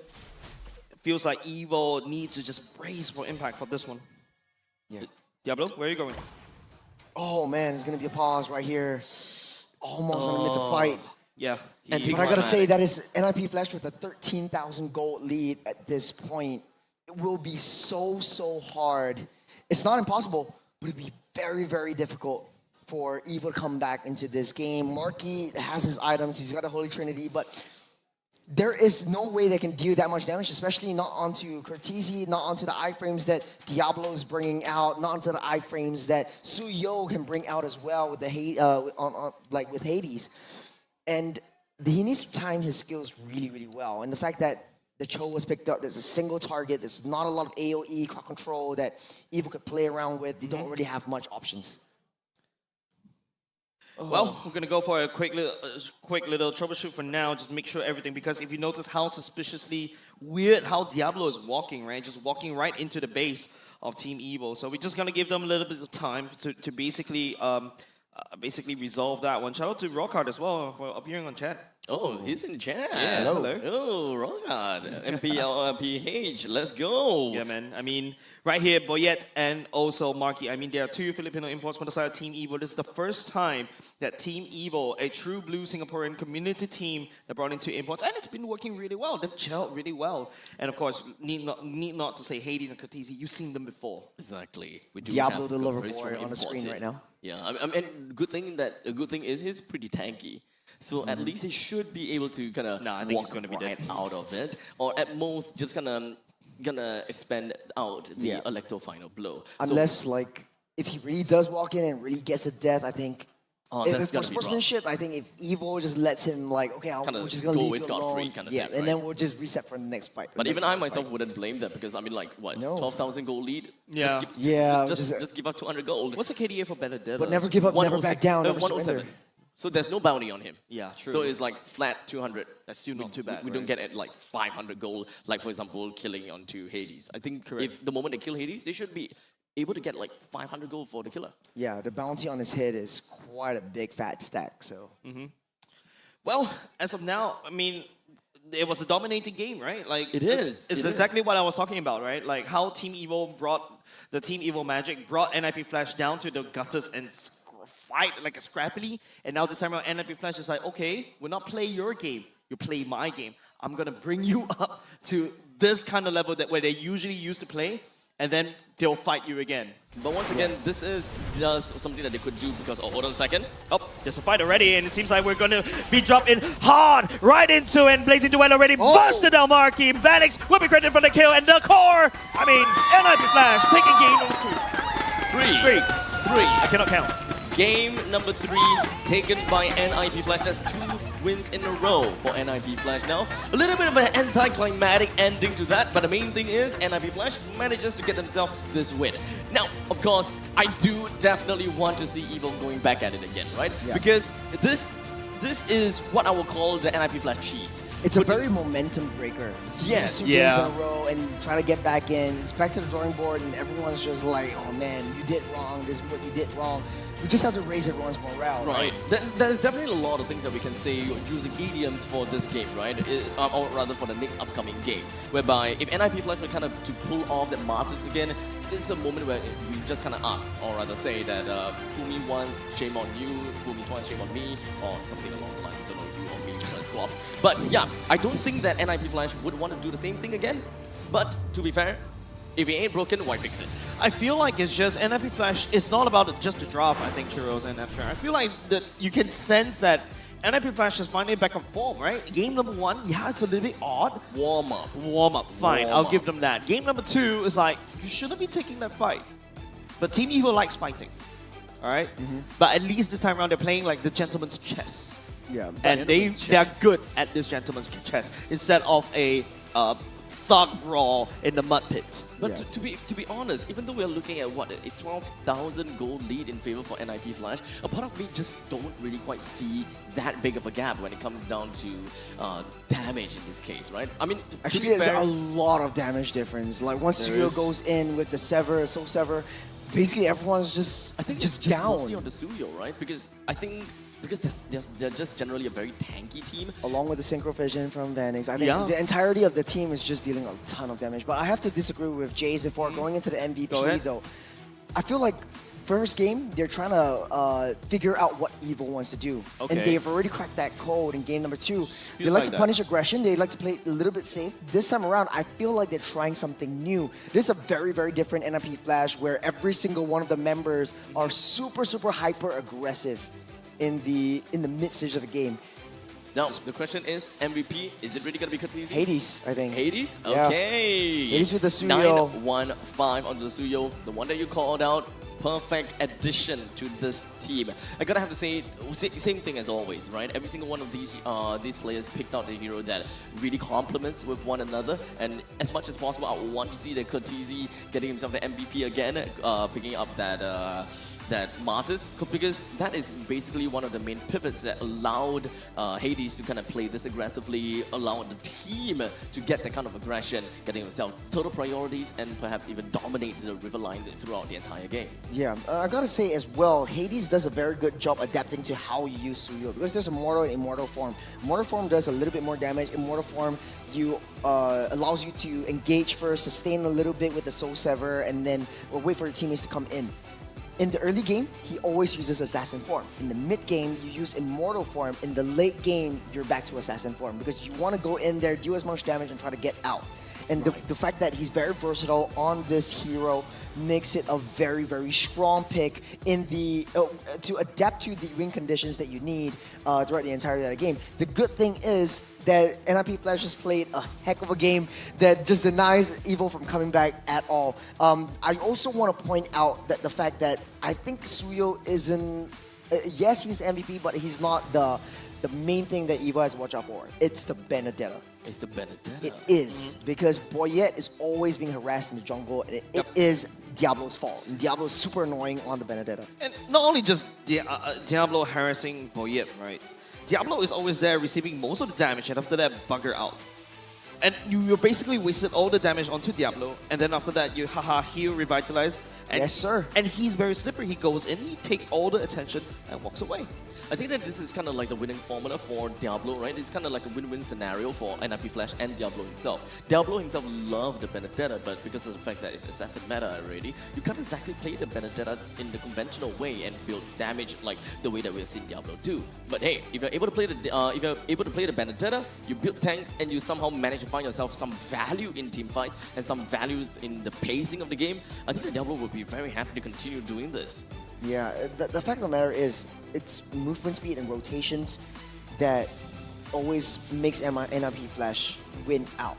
In the first game, I know they got that Cho, but it wasn't enough, especially in the mid stage of that game, to deal much impact onto Evil. And right now, they found that groove that Diablo being on the Benedetta, being a super annoyance onto Boyette, onto anywhere on that map, and you blink, Diablo just appears right next to you. And this is something that Evo has to consider. Maybe give up that Cho. You don't have to ban it out because you faced it once before. And they're always like prioritizing, hey, let's just give powerful the Cho. Let's just give powerful the Cho. But I feel like the Tigreal might work out much better in his favor because it's much more a AoE setup and he plays it a lot better. Yes, you might not be able to dash out of certain situations, but it allows your team to sort of like build onto your setups. I mean, one thing that we're gonna have to consider is the fact that technically playing the Tigreal and getting a team composition that kind of works around Tigreal is also a lot easier to play as compared to using a Cho, which is very mechanically tough to do. And also the fact that you're gonna have to allow your team to get the pacing that they want, you know, be able to just give information, be able to deal enough damage just so that your team will be able to get the execute down by your bruising capabilities. That is a lot of things that Powerful gotta have to do. The moment you kind of switch it over to a Tigreal, I think that this number one, you are able to deny JPL from picking Tigreal because he's been playing Tigreal for 3 times already. So you gotta have to, number one, remove the Tigreal away from JPL and perhaps just play your conventional evil magic by just going all in wombo combo unga bunga, which we have seen throughout the entire season. It's always been that case. If you have the juice in, play the juice in with the phobias, with the Harif, that kind of stuff. Play aerial denial or play just massive AoE. Yeah, to be honest though, I feel like for the side of Evo, the draft of Theramis wasn't too optimal. Especially in the early game, you don't really have a lot of presence. When you're facing up against the Martis. I know it was picked up right after the Martis was picked because it was the last pick before the second phase ban. But I feel like they want to go for a death ball strategy, but it didn't work out well because every single time the Netherrealm was popped, it's just to save someone, and Zayla has to commit himself into the midst of team fight in order to get the Netherrealm aura around his teammates. But how you want to use Netherrealm is sort of like, yes, let's use Netherrealm, get a death ball situation, and just fight front to back, and everyone just pummel their way through like a true shot barrage, right? So it's a lot of interesting situations where Sayla could utilize this Theramis, especially in the early game, but I feel like, yeah, from lane to lane matchup, the mid lane duo, JPL and Curtizi, does way better. A quick little note is that Evil can definitely improve in the macro for this game because one thing's for sure, they didn't manage to get value for value kind of trades whenever they are losing people. They are not really putting themselves very strongly in the lanes per se, and it's really difficult for them to do so. There is a lot of movement in the river line to the point that I think that they are overcompensating the fact that NIP Flash is just moving around as a whole. There's one thing that we always learn to do in ranked games, for example, is that if you know that you are in a losing fight whereby a lot of people rotated to the bottom lane, you know that you can't defend it anymore. Do some Take the trades turn somewhere else. Yeah, correct. I think that's where, you know, the stark difference when it's on NIP Flash and also Evo is that NIP Flash, they pull out quite a few varieties of rosters, right? This can be a split push and also a clash comp, right? An Unga Bunga comp, right? Or it could be potentially a pick comp once they have JPL with implodes of one person. But Team Evo, on the other hand, it seems like every game that we watched thus far in the Grand Finals is just that they always want the team fight. That's their strength, but they're unable to change it into something else. Now, of course, now that we look at the other parts of the game, the 4 best players of the match, of course. With Hades with a total of 855 gold per minute, boy oh boy. Vanix with 125,000 damage dealt, and of course Ken being the very annoying glue over and over again, 70,000 damage taken, and Diablo, best wingman, 10 assists on that tank Diablo with that revitalize. You know who you want as a wingman? A lover boy. But actually, it kind of not makes sense. Then you lose out on the one that you want to chase. Yeah, because because you go your for wingman then instead. takes your date away. That's right. So you would never kind of want Diablo to be your wingman? But then you kind of want him to be a wingman. No, I because he mean, gets the best if I'm ladies. asking Diablo out, I'll be just looking at him most of the time, so there's no point. Seek help. I seek help. Oh, PCU! Oh, yay! Oh! But that, Here's 30K. 30K. We could go even higher, 50,000. That is what we want to go, right? But hey, why are we shooting so low? Shoot for the skies. Are we going to do that again? Are we going to do that? No, I want you guys to Reach break. for the skies. I want you guys to break this graphic, yeah? And don't Okay. forget, you can also redeem your code with the code that you see as well. So thank you so much for supporting us, MPL Singapore Season 8 as well. But you know what?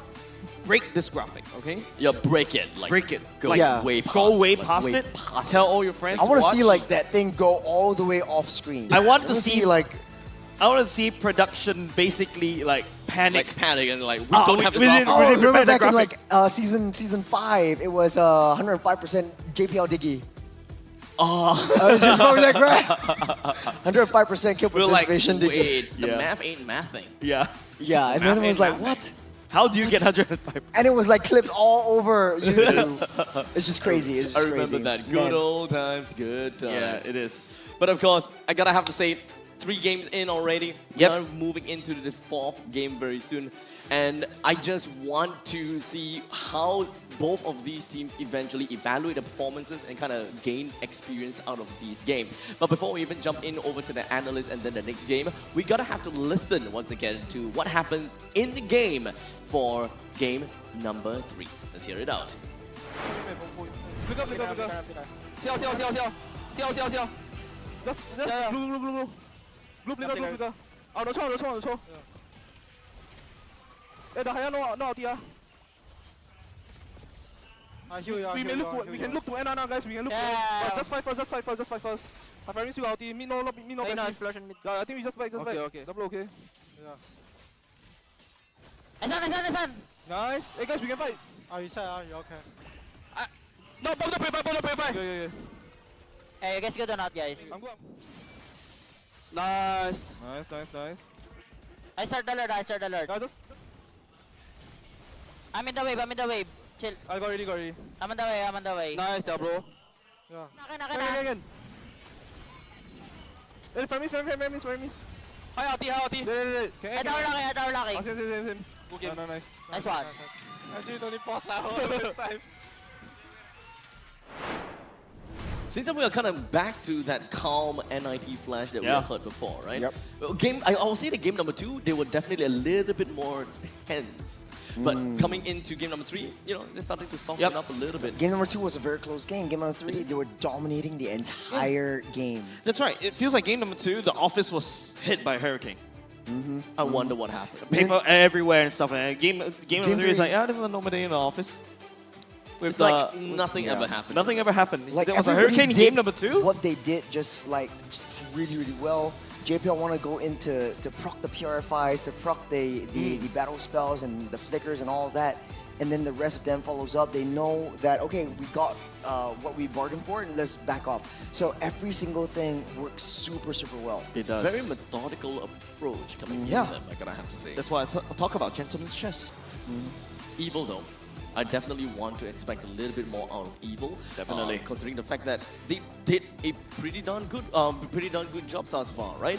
They definitely made game 1 and 2 hard for NIP Flash. Yep. Game 3, yes, it is definitely a little bit more one-sided, but I think that this is a point in time whereby they managed to experience how is it like to face up against NIP Flash, especially with this high-octane kind of pacing, which I'm not too sure whether they have went against this before. An answer for a very high octane pacing. Man, I don't know. But, you know, that's just our opinion right here. Yeah, this is all just ours. Perhaps Croissant in the Croissant Bakery will be able to tell us a little bit more about it. So let's just pass it right over back to him. Hey, thanks, guys. This game is basically macro 101, I feel, for the side of NIP Flash. You know, the way that they drafted their lineup, they were really focused on the mobility side of things, and I think you guys have highlighted that perfectly. All right, so I have just 2 short clips to show you guys. So let's get straight into it. So for the first turtle fight, right, we noticed that at least Vanix as well as Katizi have identified that, hey, look, you know, Sailor looks a little bit out of position, so let's burn the Zaman Forest as well as the S2 from Katizi to try to catch him out. At this point in time, Powerful on the top side of the jungle identifies this, and he's like, maybe Sailor is, you know, gonna get caught out. He's gonna be in a little bit of danger. So let me come in and see if I can use a Jikundo with the Dragon combo to kind of see if I can find a pick here. Right, but at the same time, we have Hades as well starting up the turtle. So this is kind of like a three-prong situation that's happening at this point in time, and this is really, really well identified, I think, by the side of NIP Flash, because at this point in time, there are two kills up, 4K gold lead, so they want to kind of distract Team Evil from being able to contest the turtle, because if Team Evil manages to get the turtle, then that is the ticket back in, right? So I'm gonna let this clip play out right now. So we see CL actually surviving. Powerful here just gets caught out, and he's just unable to do anything, right? So once again, this is really, really unfortunate for the side of Evil, because Evil is just not able to do anything. Right here, Hades gets the turtle and then joins the team fight. So we see at this point in time as well, you know, I mentioned high mobility, right? High mobility is just everyone's mobile on the side of NIP Flash. So we see Diablo, who is just kind of farming on his own side, on his own at the top side of their jungle, starts to come in and join the fight later on. So if you think about it, the fights are very multi-layered and multi-factor, right? Once you think you're done with a fight, you have another member of NIP Flash coming in. So this is a really, really smart move by NIP Flash, not only distracting the team fight away from, from the side of Evil, but also kind of shutting down any kind of opportunities Evil has to come back in. Well, this game was honestly really one-sided, so there's not much to talk about, but they kept doing this over and over and over again. So I'm really excited to see what NIP Flash has for us in the next game. Guys, back to you. Well, with just a little bit more games to go until NIP Flash will be able to get themselves the victory. But obviously, us on the desk, we do not want that, right? As much as some of us may have a little bit of an idea about, oh, okay, I want this team to go win, blah, blah, blah. But on the desk, all we want to see, full 7-game series. Let's go. Yeah, your entertainment is our entertainment. You know, our predictions are also like, you think I thought who confirmed. Oh my god, you think what? We back to NS? Yeah, you think I thought who confirmed. You know who helps us confirm a little bit more? I gotta say, I don't relate. This tablet though. Okay, that I can relate. That he can relate. That I relate. I've been using it. It's such a good help for all of us. Yeah, I gotta have to say, as everyone can say hello to Samsung's latest Galaxy Tab S10 Ultra, your intelligent studio on a massive canvas. In fact, it actually just launched in Singapore a few days ago. So what's special about this new Tab series? You'll get to see like how we are using it at this point in time, right? We're watching you. Is that it comes pre-equipped with Galaxy AI. It's a perfect work and play companion to maximize your productivity and fun. At this point in time, you know, you just kind of swipe a little bit. I show myself the bottom tab, and with the Galaxy AI with Google, we'll be able to, you know, kind of circle and search, and I'm searching the bottom, and boom, you will be able to see the Galaxy Tab S10 series at the bottom. That is the search result that you'll be able to get. You'll be able to, of course, immerse yourself in unparalleled clarity with its massive 14.6-inch screen. You can pretty much see it's bigger than my face, right? With incredible resolution as well. It's of course enhanced with vision booster and anti-reflection technology. It completely reduces glare and of course improves visibility under any lighting condition, keeping your screen very bright and clear in any environment, even if the sun is glaring right at the screen. I know that a lot of you guys may have a lot of issues about this, and when it comes down to my phone and my tablets that I use, there's no problems with lighting conditions at all. Trust me. I'm really loving it right now. I'm using it to not only just read the stats and also just take a look at, well, basically a lot of things all at the same time. It's been a really helpful partner, especially when I'm casting. Right, because when it comes down to multitasking, this is just definitely a beast with its real estate, 14.6 inch, guys. Can do a lot. You can do so much. Like normally, when it comes down to any other tablets out there in the market, like trying to go for a split screen like this, there's no way you can get 3 and you still have a very clear, visible view of what you're doing. Yeah, because if it's a small, the tablet's small, the words get a little bit small, so it's like counterproductive. Yeah. But this will help you boost everything. And now we have to go to pick ban. Let's go.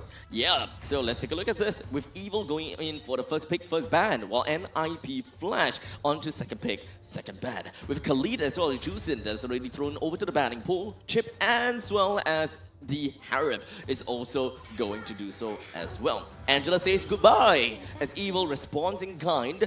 NIP Flash now they're gonna have to make a couple of decisions, right? When it comes down to Evil, they have been prioritizing on the Cho quite a bit. Do they just want to give away the Cho, or do they just want to do something about this?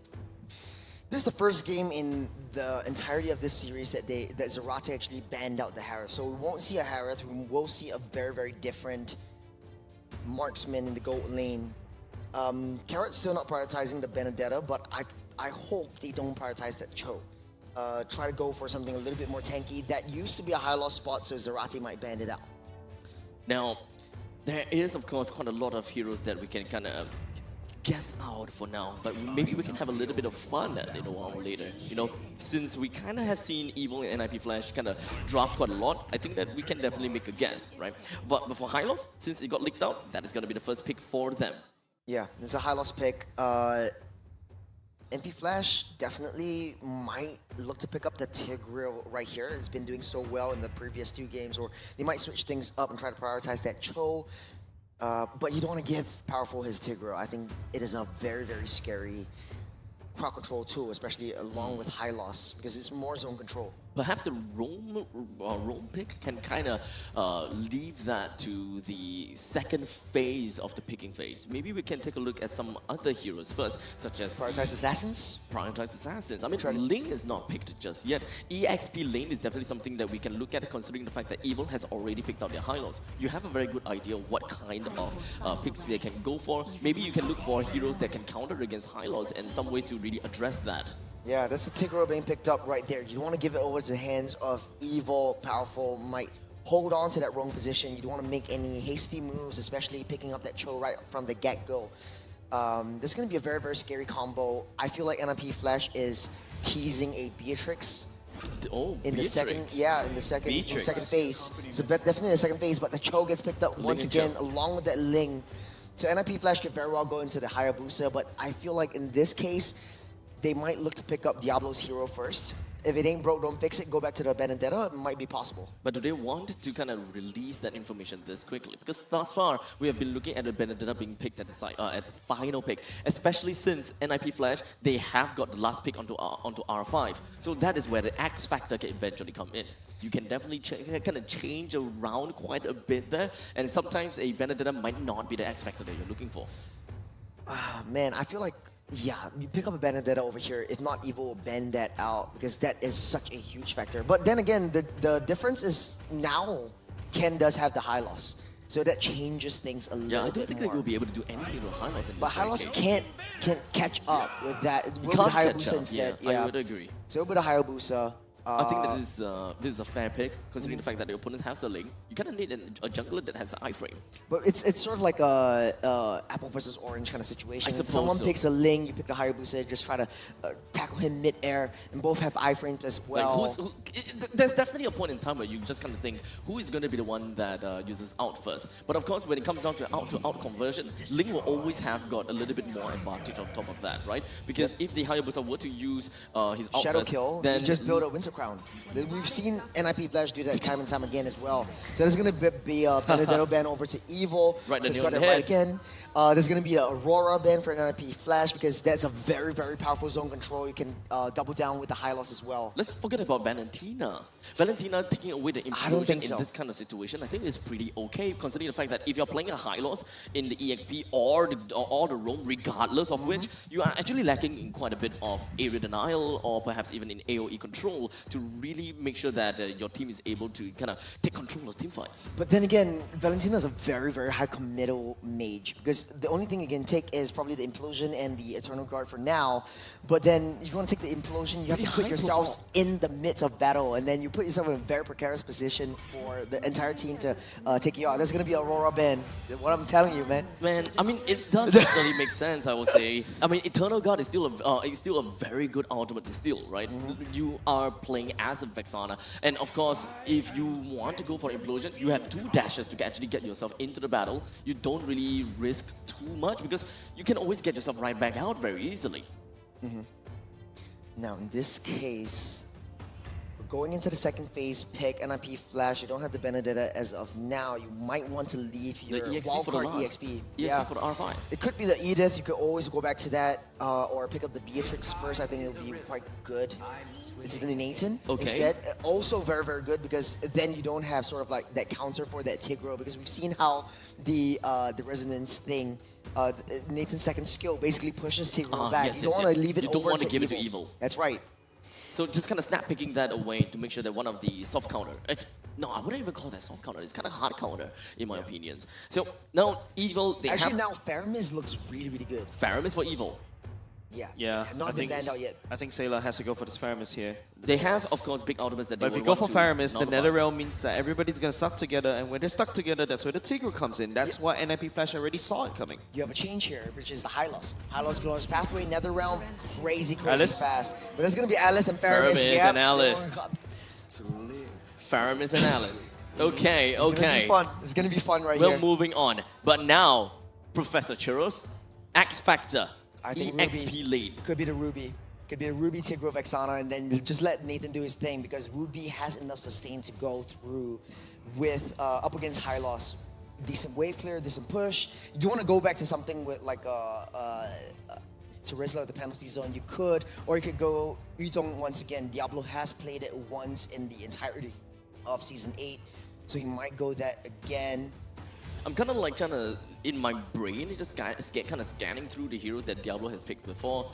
Yuzong, Terizla, Paquito, Esmeralda, Uranus. Edith. But I don't think that it's going to be anyone of those. Carmilla! We totally missed that out. We played it once. Oh my goodness. Played it once in the regular season. This is interesting, right? Camilla works really well into this comp. That is the X Factor I'm talking about. If there is an if he lands the blood pack onto and like it's easy, right? Yeah, it's easy. Then everyone just gets sucked into the Implosion as well as the Eternal Guard.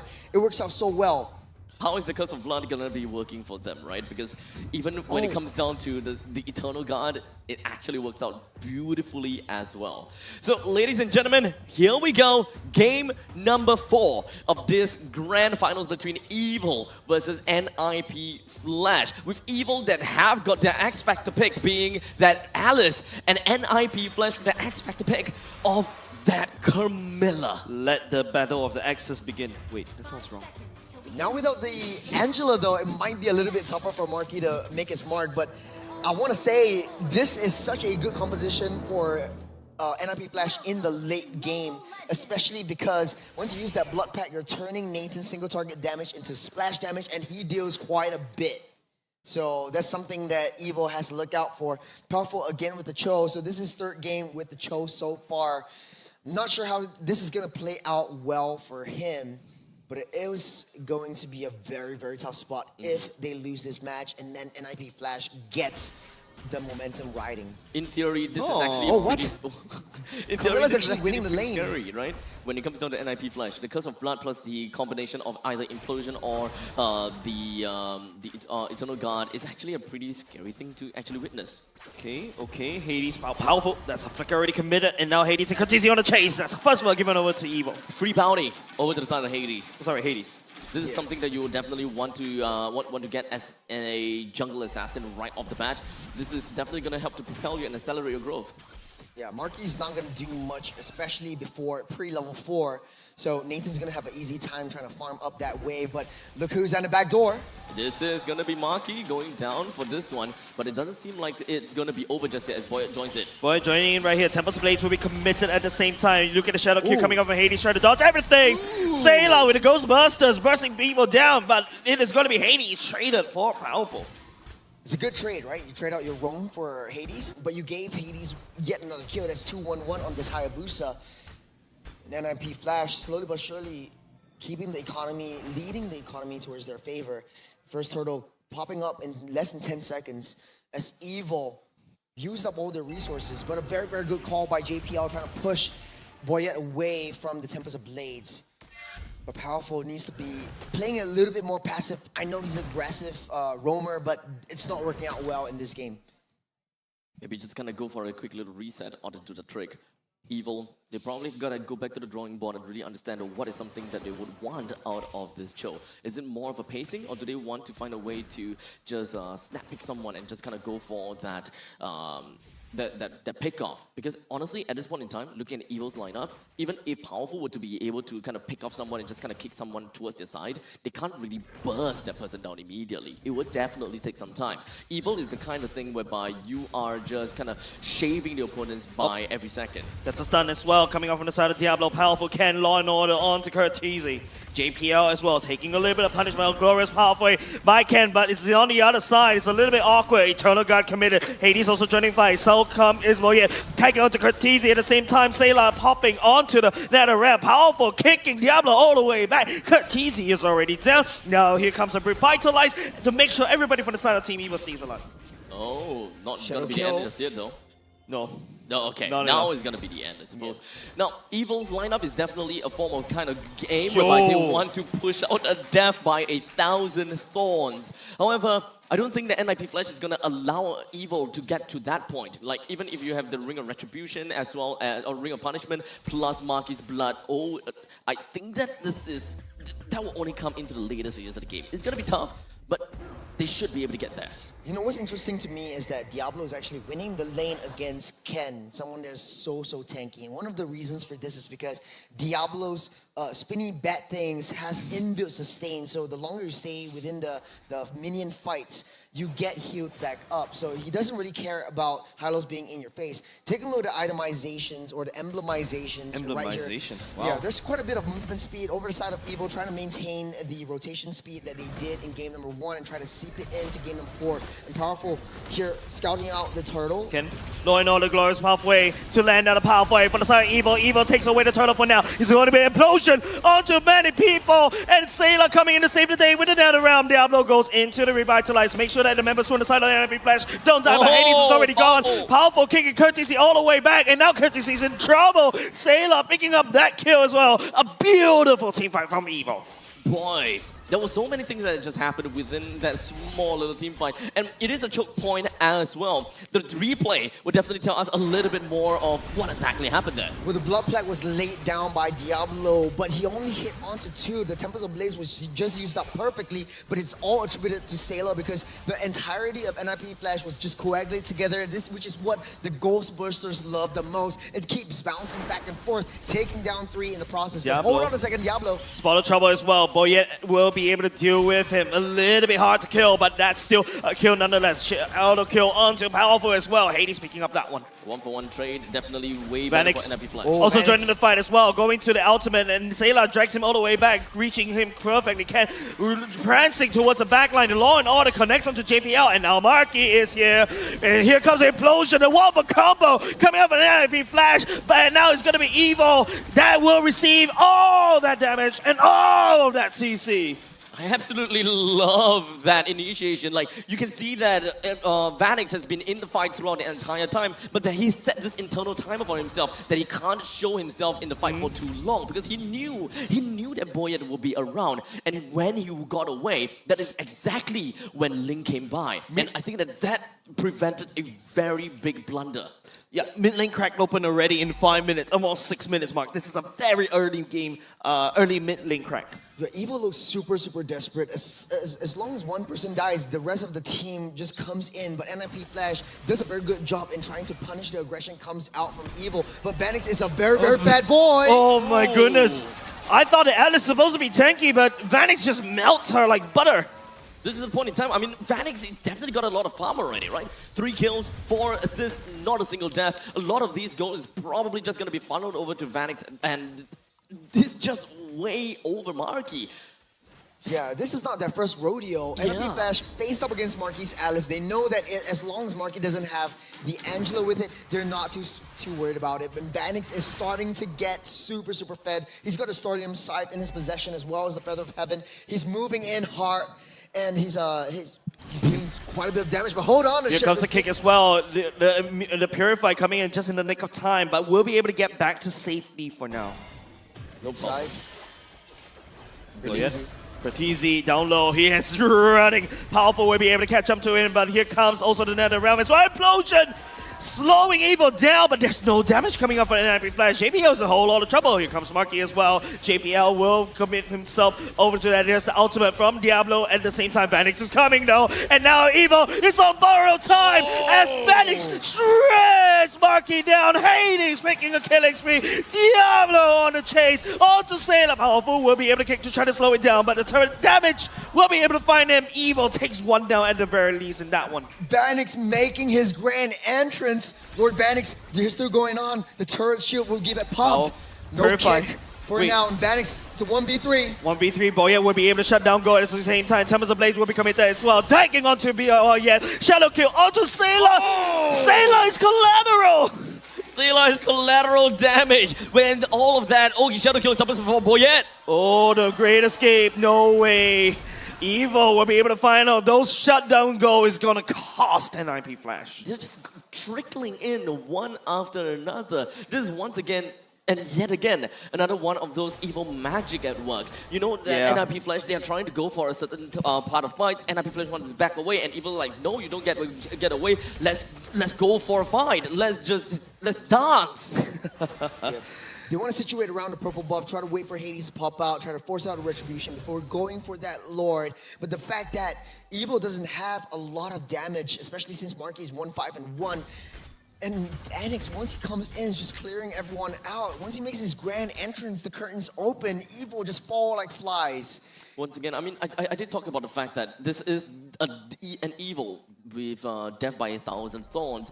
If they are given that kind of allowance, they can definitely do a lot. But that also means that Alice needs to farm up. He needs to get the items that he absolutely needed. At this point in time, all the Alice had is a Clock of Destiny as well as a Starlium Scythe. In fact, the Starlium Scythe is already kind of a surprise for me. But regardless, it still needs more item. But one more item to just kind of do the trick to make it the bare minimum in order to play with the team. Yeah, 2,500 gold lead for Vanix on top of Marky. So the damage coming out from him, he's very, very greedy with the Holy Crystal as well. There's a huge power spike coming in for NLP Flash. There's still a lot of time left. I mean, 9 minutes and 30 seconds. I would say that NIP Flash is the one that kind of wants to end the game fast, per se. But Evil with Boyet, Marky, I think that these two are definitely heroes that you gotta have to give respect to. At one point in time, we will see the tremendous healing factor from Marky and just what kind of damage that and Alice is able to bring out with the S2 as well as the Blood Ode. I think right now, Evil, as much as they have a teamfight composition, they have to play split push. Look at where Marky is, trying to maintain that wave control down the long lane, away from that Lord. And NIP Flash, they want to take fights. They want to come in. They want to get that Wombo Combo Unga Bunga with the Carmilla, with the Tigreal, with the Vexana. They want to make it beautiful. They want to orchestrate this. You can definitely see what Evil is trying to do, but hold on a second. It seems like they want to go for something. Chasing down Birdie's Marky. Well, Diablo's making a long way. Eternal Guard used to peel. Boyet coming in the Tempest of Blades. Assassinates over Cortese. Shadow kill attacks onto Boyet right now. Hades in the spot of trouble. NetherRealm will be able to say powerful will be kicked. Hades all the way back, but then again, Vanix just outputting damage. But Marky is there, absorbing all the damage, but will go down. Unfortunately, Powerful deals the killing blow over the side of Vanix. Hades on the chase on the Powerful right now. Diablo will return to try to defend, but one down for 3. Oh, Powerful. Powerful is toying with death. He wants to pull Hades away from that Lord as Evil takes it from themselves. But that is enough time for Boyet to actually take the Lord away from NIP Flash. I do absolutely love what Evil was doing throughout the entire fight. Normally we'll see that for one kind of split whereby the jungler is the one that is the one. You go around and kind of split push, which is something that a Ling will always do. But this time Evil understood that they needed to get those farm over to the side of Marky. As such, Marky becomes the one that goes for the split push and kind of gets himself the farm before the team fight even happened. Level 15 Boyet versus a level 13 struggling to go to level 14 Hades. The jungle gap is there. The gold gap is leading. Evil is ahead. Everything is in the favor of one person. For NIP Flash, it's Vanix. For Evil, it's Boyet. As long as NIP Flash is able to take down Boyet and Boyet makes a wrong move, it's all over for them. But Evil tipping the scales, economy up, 3,000 gold lead on top of NIP Flash, and they're pushing in. Oh, Boyet on the top side. Oh, Shadow Kill will be able to find Boyet. That's a shutdown gold. Extremely yummy if you're NIP Flash. And now Vanix picks up a Wind of Nature, and they manage to defend against this Lord Push from Evil. It's quite a lot of shotgun gold going to the hands of Hades. Mid-air kill. Man, it's not where you want to be. To play, Glorious Pathway, Diablo, and also JPL will not be able to catch anybody. Yeah, it's gonna be fine. With the Glorious Pathway, you will be able to get away from the claws of NIP Flash pretty darn easily. But now that Evil doesn't have Boyet, it is actually gonna be really tough. And NIP Flash understood that they gotta have to take the purple buff away, cripple this link, and ensure that the upcoming Lord or anything that's after that will need to take some time. Well, NIP Flash is basically just giving Evil a taste of their own medicine. Once they take down that Lord and Evil gets a little bit too close, NIP Flash, they capitalize by taking out Boyet, going to the purple buff, just raiding his resources, and Evil is now basically just crippled. They need a little bit more time, but Marky, that's a huge power spike for him as well. The Holy Crystal comes into play. As long as he keeps himself alive, as long as he gets his Winter Crown in time, Evil will win every single team fight. And now, the good thing is, they do have that Ling on split push duty. I love this. As Diablo goes in on the powerful. Powerful should be able to get on the way for that one now. Lord's coming up in the next 40 seconds. Boya making some space down bottom lane. Yeah, he still doesn't have the purple buff. Remember this. With 30 seconds left on the clock, there is definitely time for Boya to eventually get the purple buff if they were to just kind of drag the Lord's fight a little bit longer.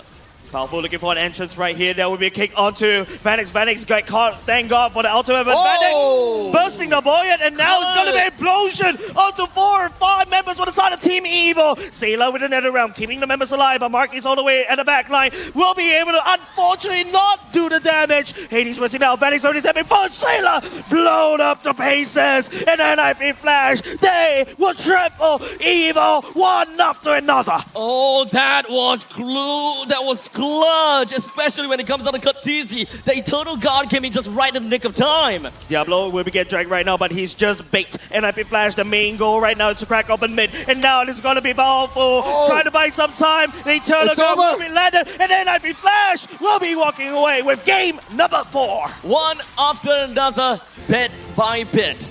That final team fight was so huge. I know that it was just a single Eternal Guard, but that one single Eternal Guard saved Vanix. And because of the fact that Vanix stays alive, he was able to be that one guy that kills everyone. Once again, another classic case of protect the President. And this time the President stays alive, and boom, they got the win.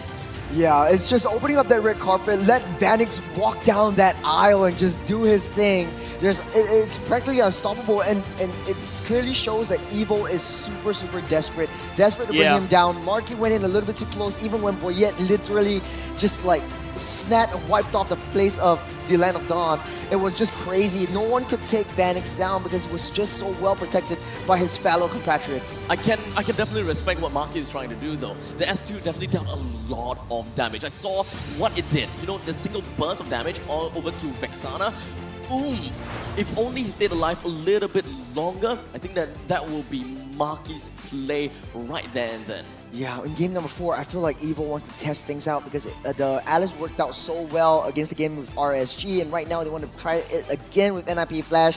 NIP Flash is not buying it because Vanix, remember, he was the first one that brought Alice into the gold lane in MPL SG Season 8 during one of the regular season matches. And he was like, yeah, you can do that, but I did it first in MPL SG. I'm going to show you why. There is a flaw in your system. We were talking about Vanix though. Yeah, Vanix is literally the play of MVP, and he's great. Definitely. He knows exactly what he wants to do in lane. As such, it only makes sense for Lord Vanix to Lord be Vanix the MVP of the game. Oh hell, Lord Vanix, man. He was the one that managed to secure like what, first 2 kills against his other laner, and then after that, Alice just fell flat, right?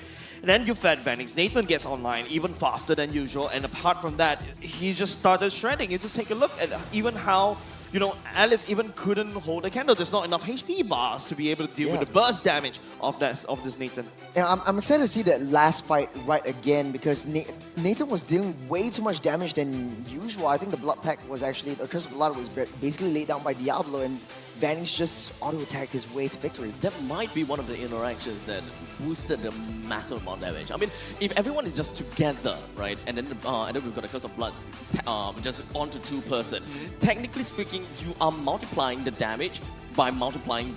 You're multiplying the received damage, right? It goes through two-person, both of them, they are bouncing the damage to one another.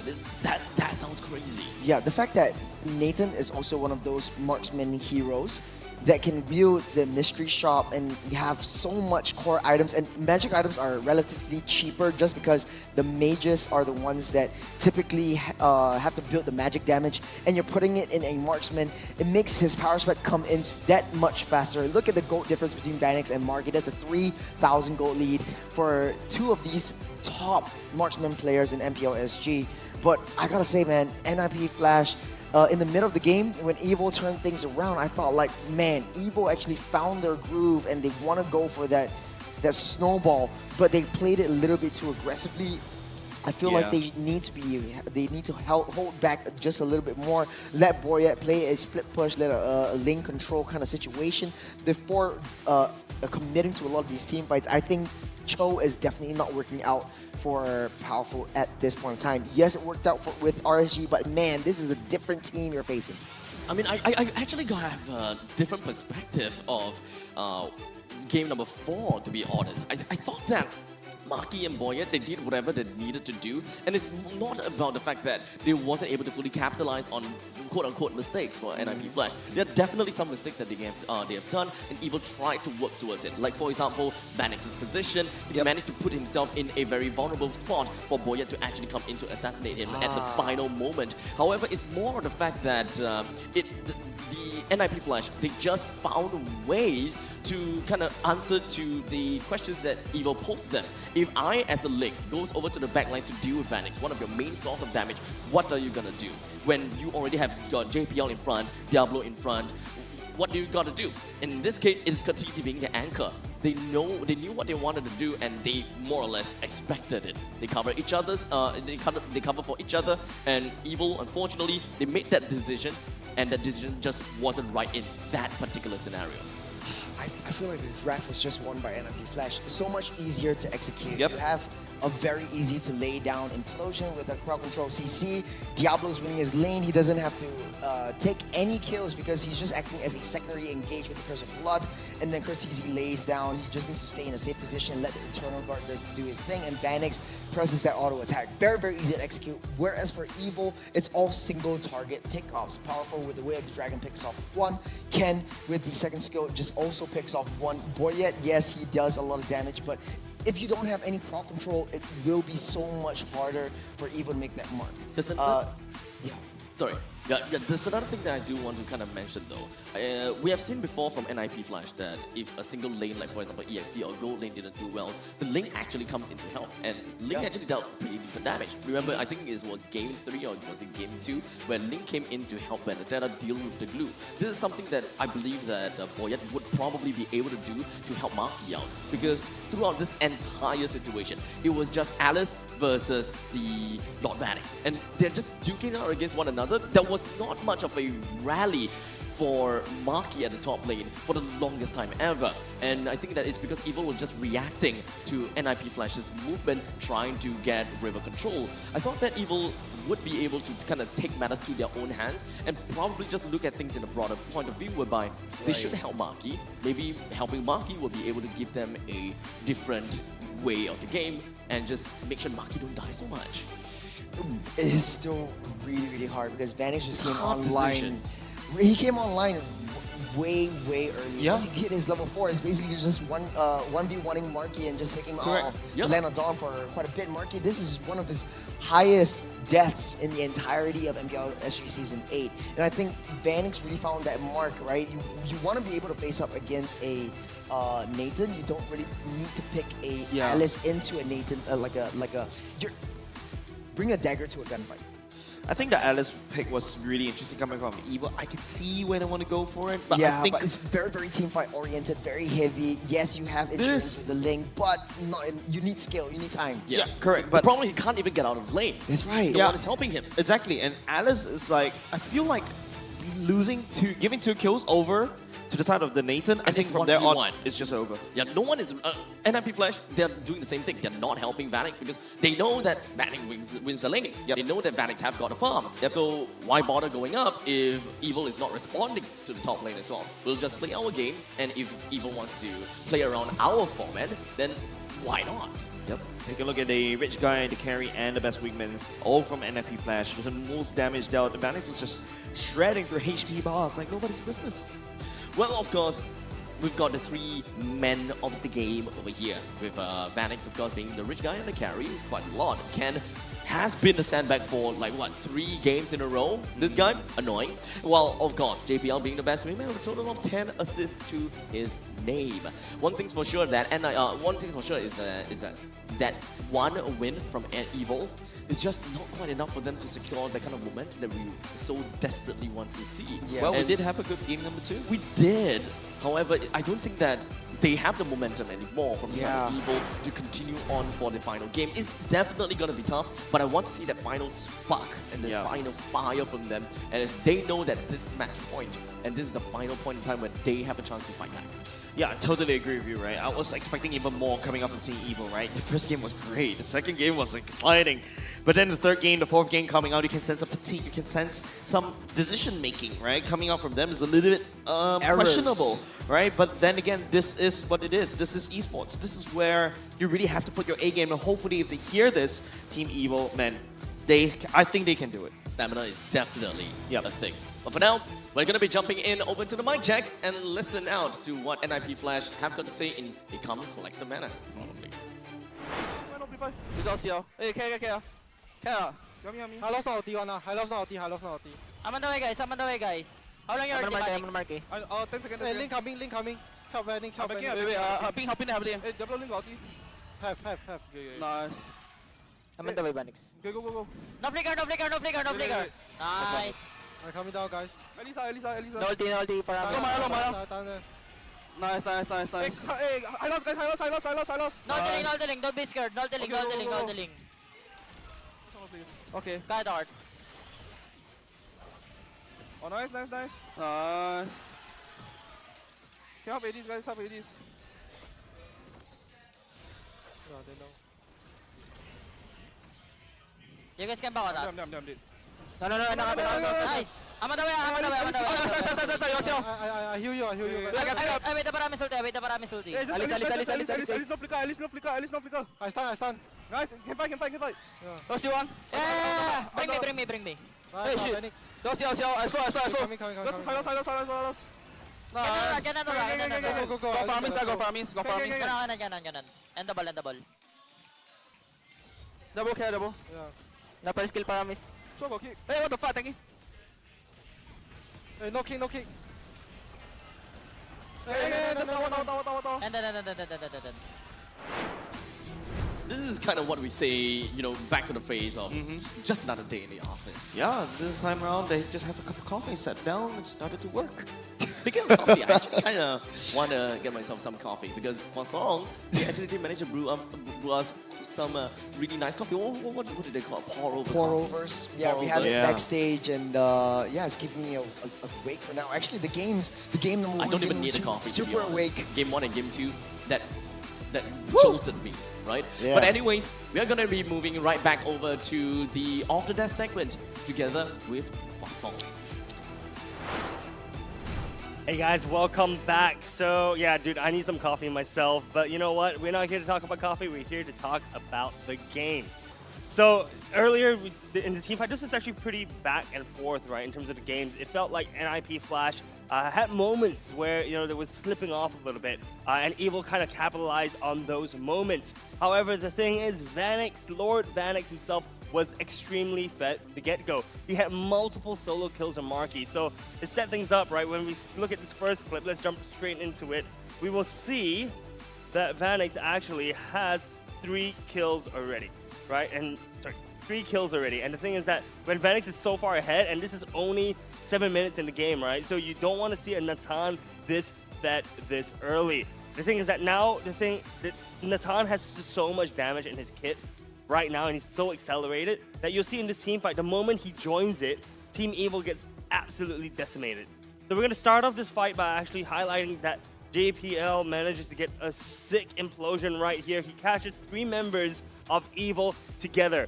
This buys enough time for Vanix and for Vanix as well as Alice to kind of make their way down into the team fight to join in. Whereas Hades also is just able to take his time and find the opportune moment to jump into the team fight, right? So we can let it play out. Evil here actually manages, it looks as if they're winning, right? Marky reaches the fight. First, he actually manages to take JPL very, very low, takes him down. And at this point in time, when the moment Vanix himself joins in, you're gonna notice that actually this is perfect for Natan because everyone is in one line, right? So as we let this fight play out, we see this Evil getting shredded like butter.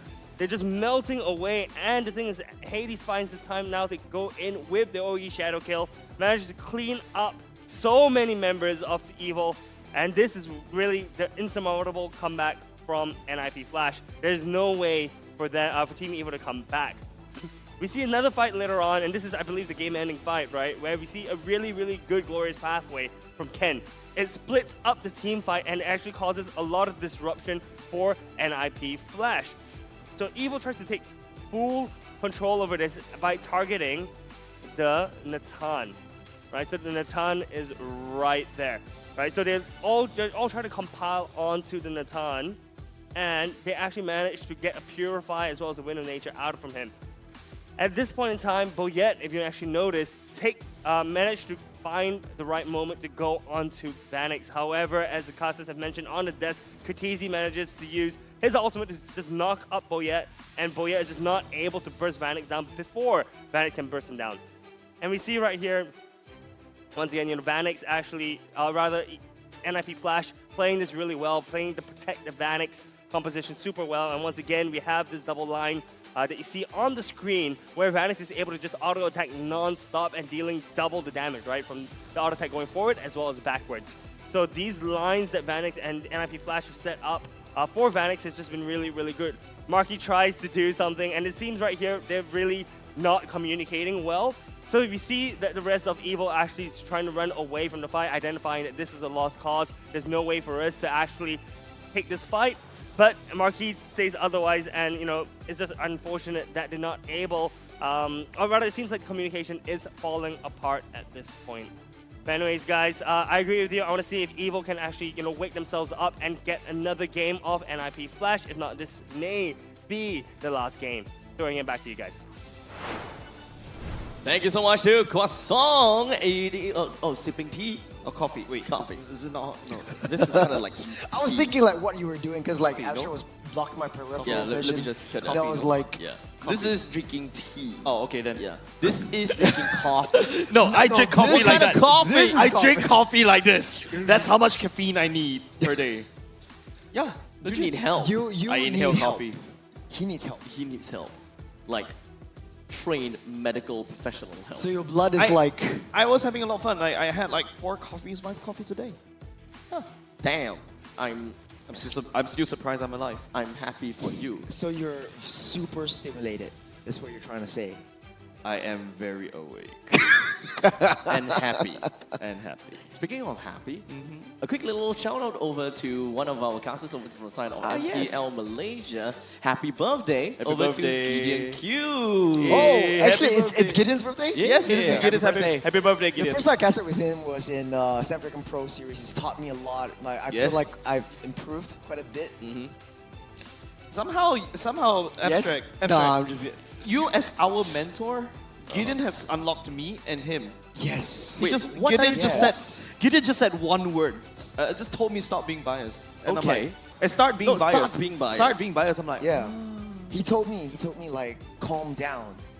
and then I'm like, oh, okay. So here I am sitting in between of my mentees, you know, raving about another caster for mentoring them, while they never said anything about my mentoring for them. I'm a huge fan of getting cute. I'm a huge fan of abstract. Okay. Hey, I said on the very first time, sure, very first thing I said to you. You gotta say it on camera. Say it. It's clipped. To who? Okay. Happy birthday. Okay. Abstract, but in your defense, at the very least, you brought us together.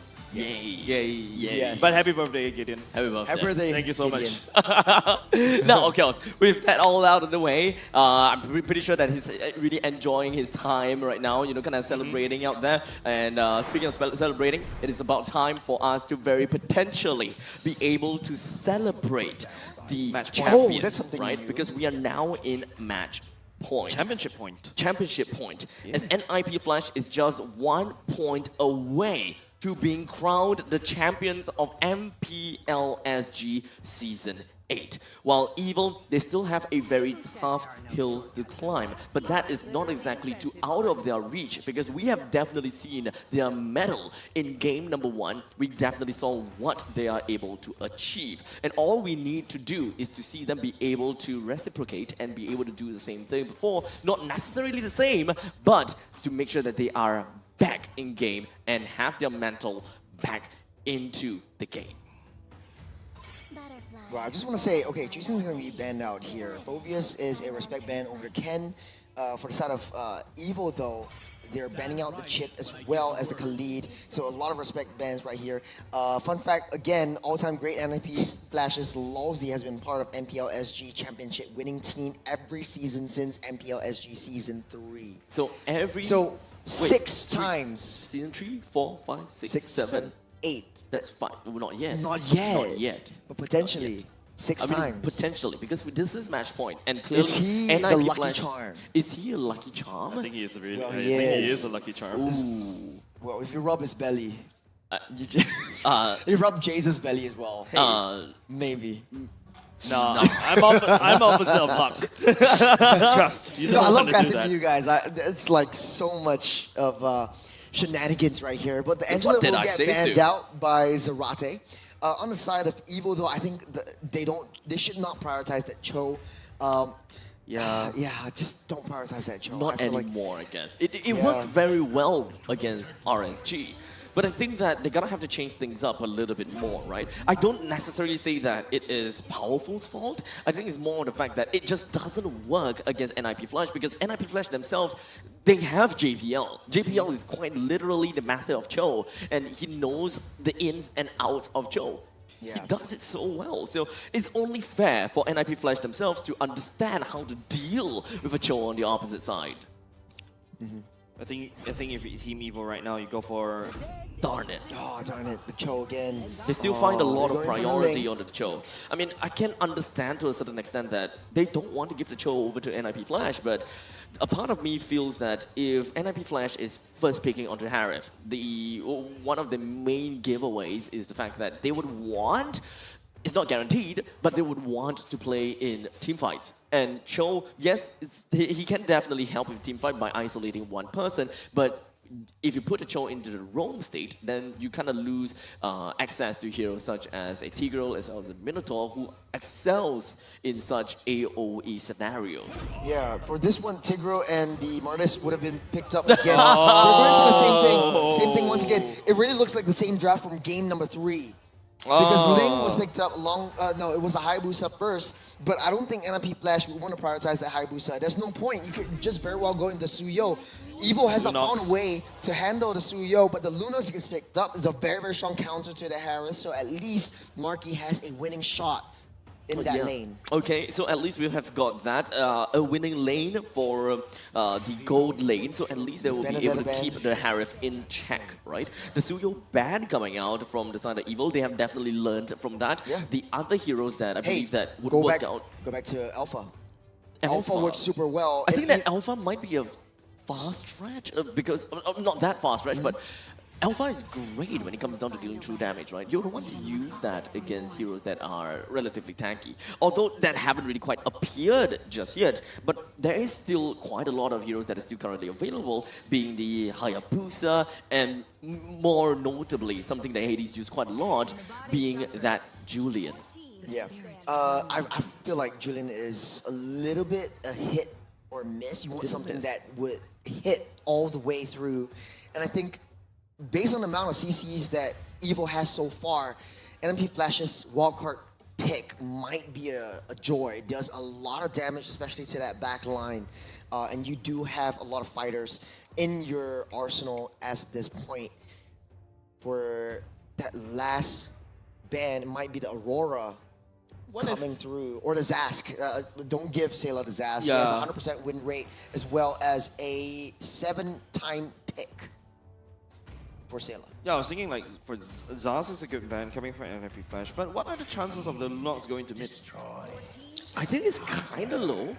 Yeah. Possible, because Sayla plays Lunox and Kagura back in the day as well, but Lunox is definitely better in terms of lane-to-lane matchup against Harith. Yeah. One more fun fact, I think they're throwing everything out because this is the Chosen One. Chip is the only hero to have been 100% picked and banned in all 67 games in MPL SG Season 8. They've only picked it once, if I'm not mistaken, and he won that game. Wait, what's Chip?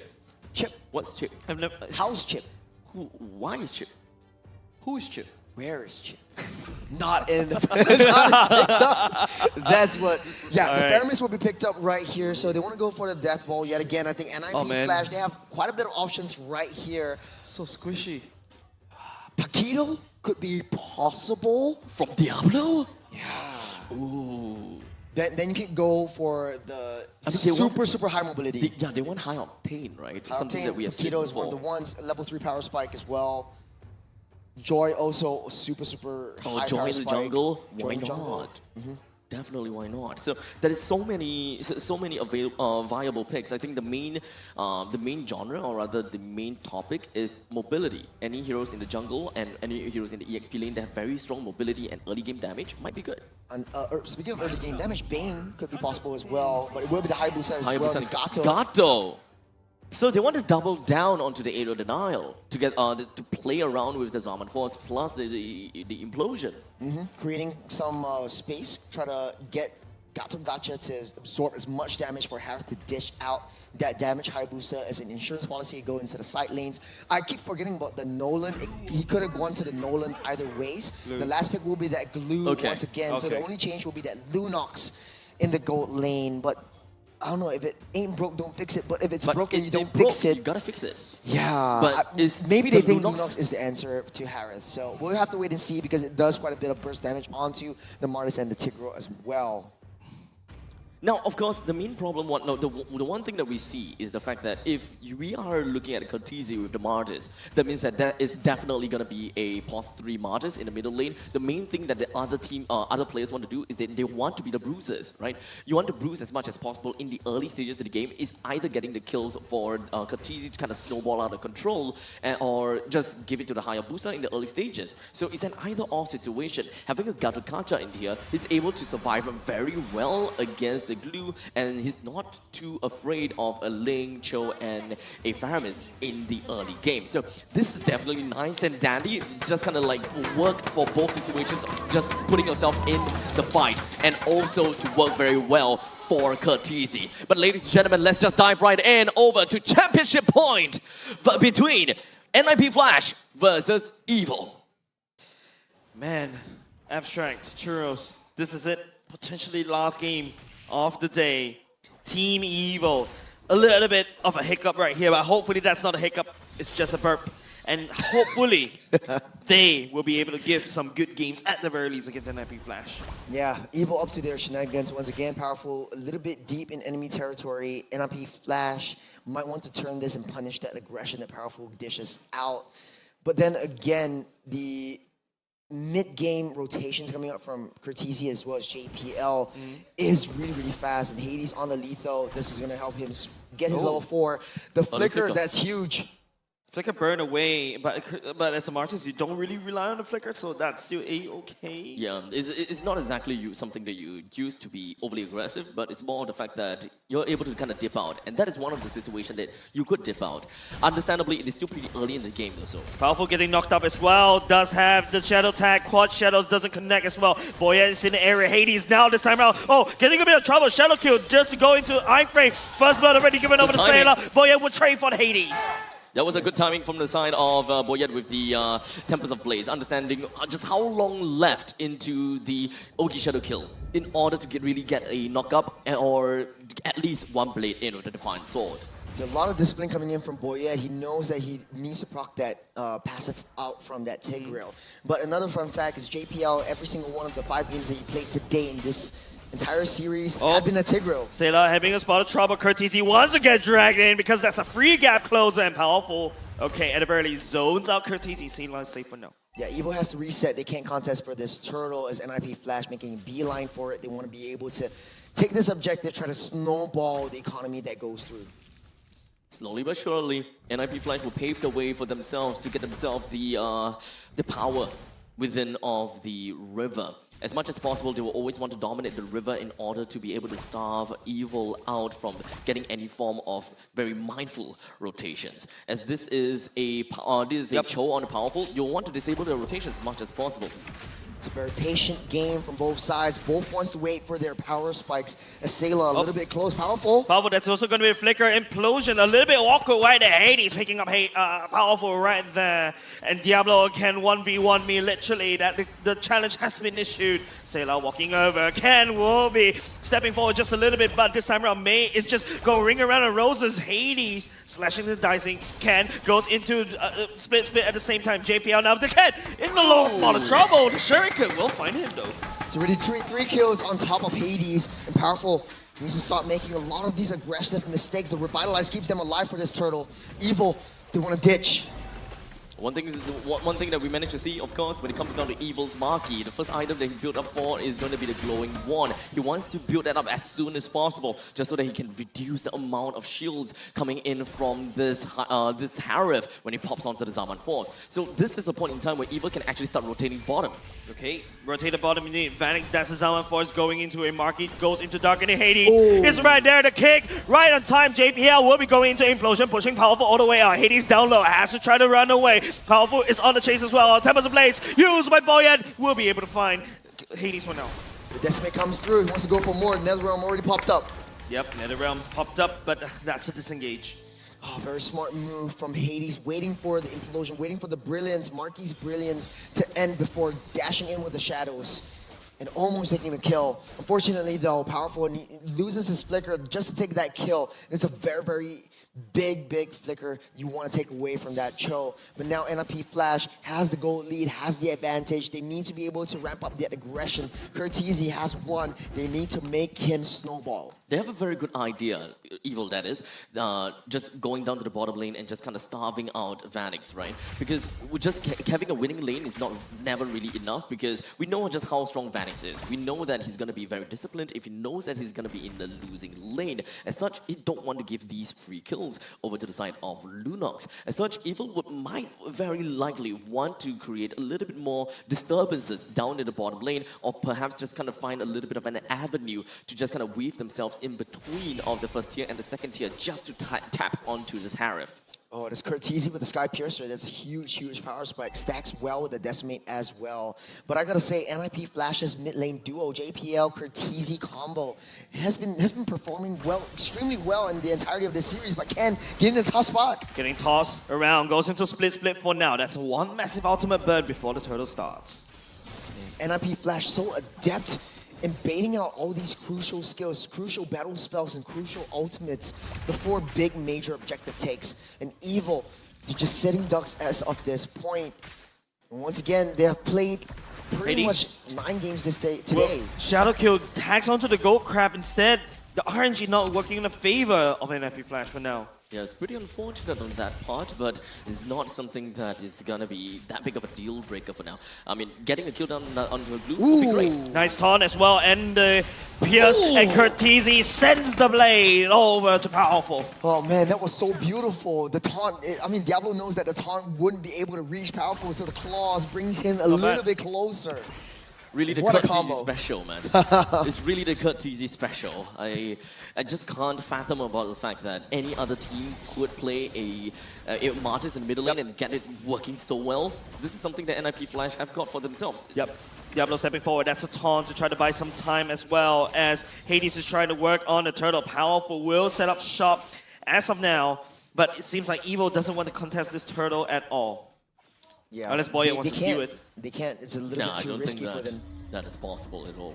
Yeah, another Sky Piercer bought by Hades, another power spike for that assassin. The second turtle slain. NIP Flash now up 2,000 gold lead. Powerful needs to be able to be a little bit more passive when it comes down to these team fights. Don't give any more kills to Curtizi than you can take. Yeah, not a lot of action happening down bot, knowing that, you know, Vanek's definitely not going to have good time during the laning phase. So being disciplined right here, just as long as you don't give Marky kills, you're safe. I mean, we're currently looking at just a single assist from the side of Marky. And Evil does seem like they are trying to get a little bit more information down to the bottom lane. But once again, it is still a very reactive gameplay. I'm not too sure whether it's information that Evil has gotten, but they're reacting. Here's the spin, but it's too far deep. It's too safe for Team Evil, for NIP Flash to try to do anything for now. Unless Diablo has something to say about it. Powerful, dashing about, trying to source for a little bit more information. He has to be careful though, because every single bush is a landmine when Curtizi and JPL are in the area. Yes, NIP Flash extending the gold lead. Evil desperate and trying to push the waves. No turrets touched as of yet. And NIP Flash, they want to ramp up that aggression. Diablo charging up, won't be able to commit onto Boyet. Very interesting thing here. Void is not exactly Finch pointing out of that. He's really just here to defend the turret. Down the bottom lane though. Purify. Burned already. Here comes the kick from Powerful. Implosion onto 1 or 2. Marky needs to burn and Purify. JPL has been doing so well in a lot of these setups for NIP Flash. Curtizi, he's trapped, he got possessed by Ken as well, and also going to be Boya picking up Curtizi for now. Ken stepping forward, but no cigar. But at the very least, they still take down Curtizi. Yeah, that is definitely one thing that they will want to do. One thing at a time. And Evil, even though they are looking at what, 2,500 gold deficit, they can eventually get themselves and their way into the game eventually. Do note that Boyet at this point in time is 2-0-1. He's got a tiny little bounty on his head, and he haven't died a single time. So just give him a little bit more time. Let him cook. And I will say the same thing for Marky. He's having a pretty nice time in the lanes, albeit not quite enough to bring down turrets just yet, but just give him time, get the farm. Yeah, just a little bit of poke from Hades, but Evil desperately trying to find turrets before the big Lord fight as Marky gets a nice lane swap on the top lane. Diablo zoning out Ken as Curtizi starts things up.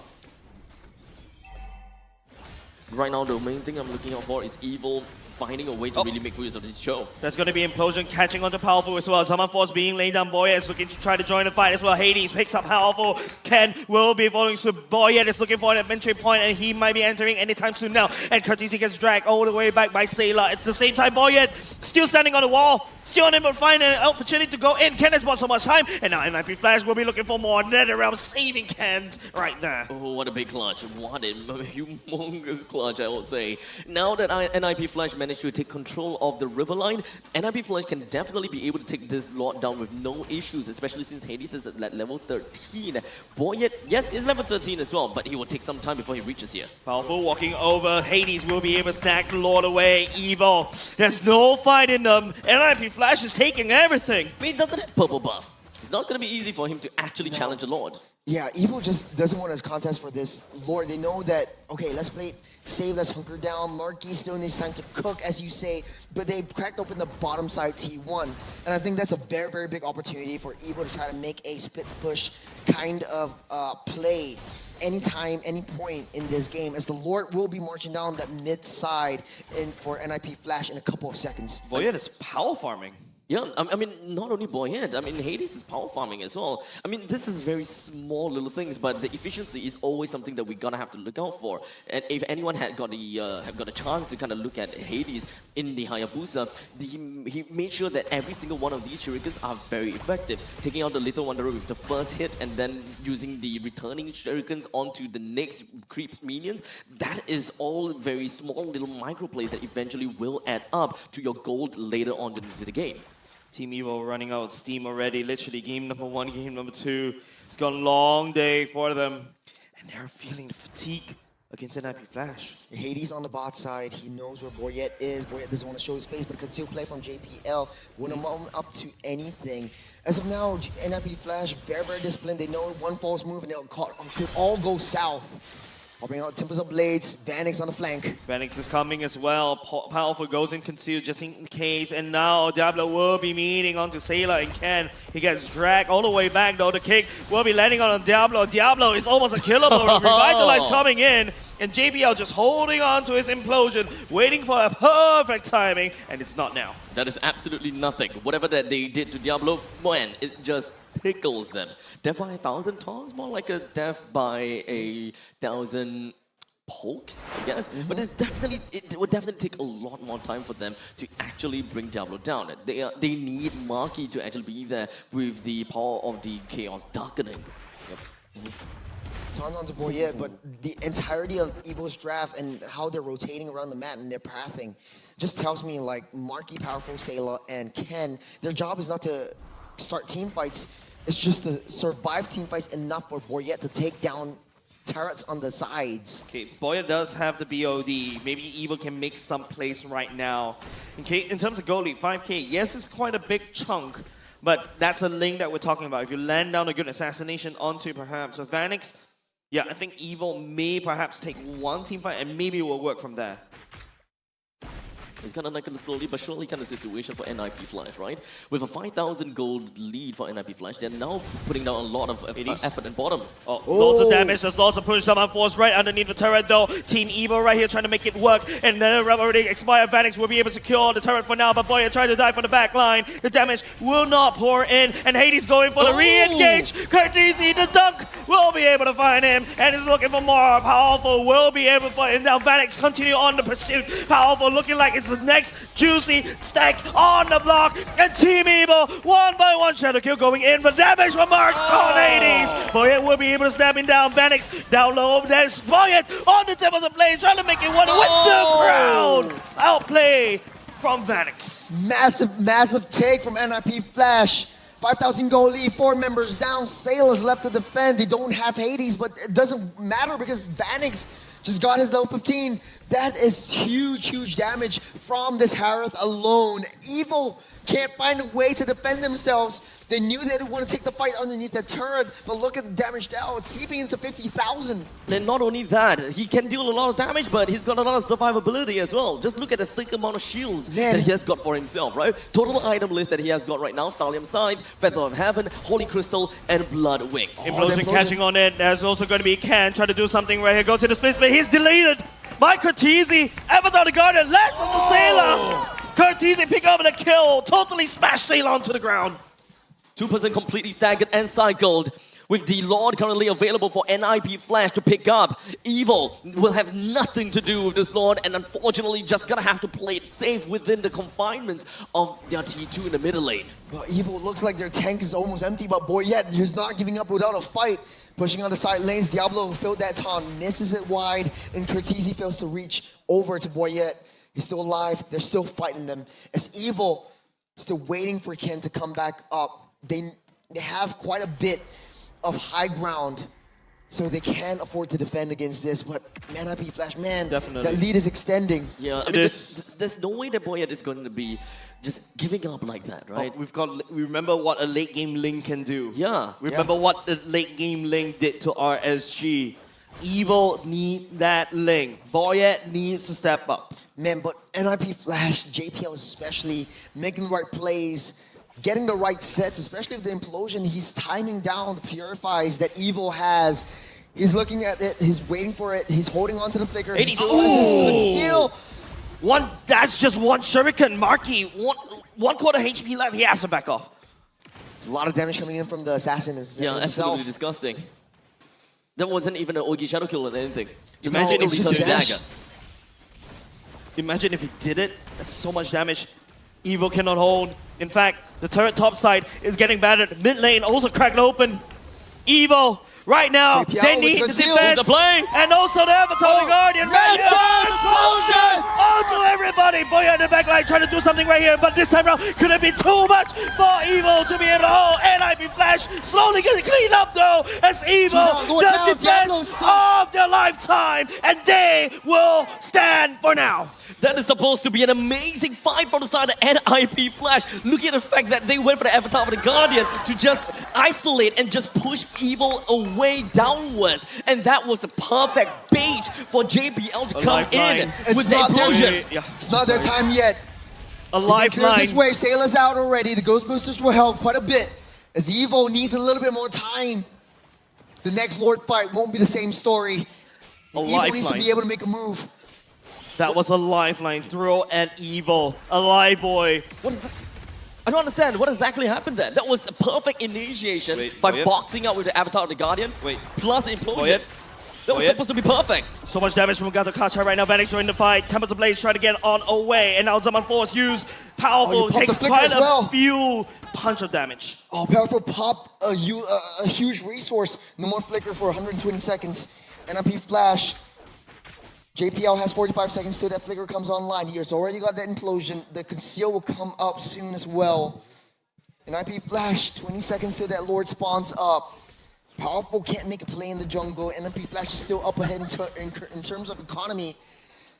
Man, it's super dire for Evo. Backs against the walls. It is. Evo has a leaking ship that they need to fix.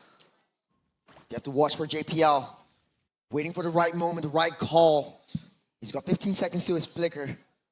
But that was a huge blunder for NIP Flash and a huge success for Evo, at least for now. Lord spawns up, this evolved Lord, 18 minutes. Just a little bit more as Diablo opens it up over to the side of Evil. Just kind of pushing them away. That's really just the main job of Evil. Yeah, we'll be able to catch on to JPL. He's no more. He's deleted. Diablo in the back line cleans up Evo. And Cortese, double kill on Marky, making a triple. Boyet left alone on the side of Team Evo. And this could be it. Ladies and gentlemen, and will be going into M6. They look strong as he dominates over MPL Singapore Season 8. Ladies and gentlemen, this is it. As NIP Flash stands with a Kung Fu. Ladies and gentlemen, you have all been here in the ground theater to bear witness the champions of MPL SG Season 8. Man, they've earned their back-to-back-to-back, their three-peats. They broke the record. They are one more season to be breaking the record, and now they're on the same par as the record made by RSG. Ladies and gentlemen, give it up for NIP Flash! As we hear the crowd theater roar, this is definitely what we want to see. NIP Flash going in hot. Even though Evil, they went in hot as well with their very first game won. This is definitely the kind of game that we want to see from MPL SG. They started to go great, but NIP Flash, they got it.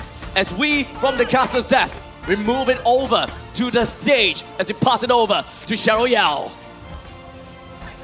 Ladies and gentlemen, we present to you the champions of MPL SG Season 8. Give it up for Team NIP Flash!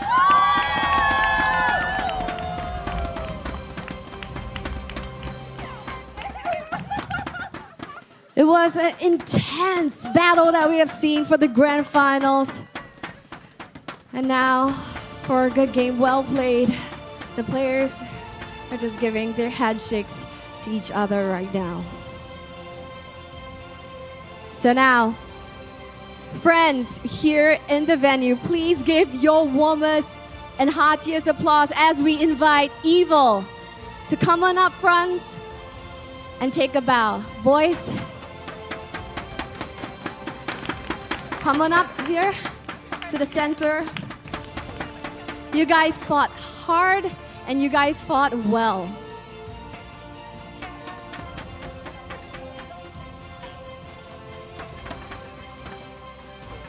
This way.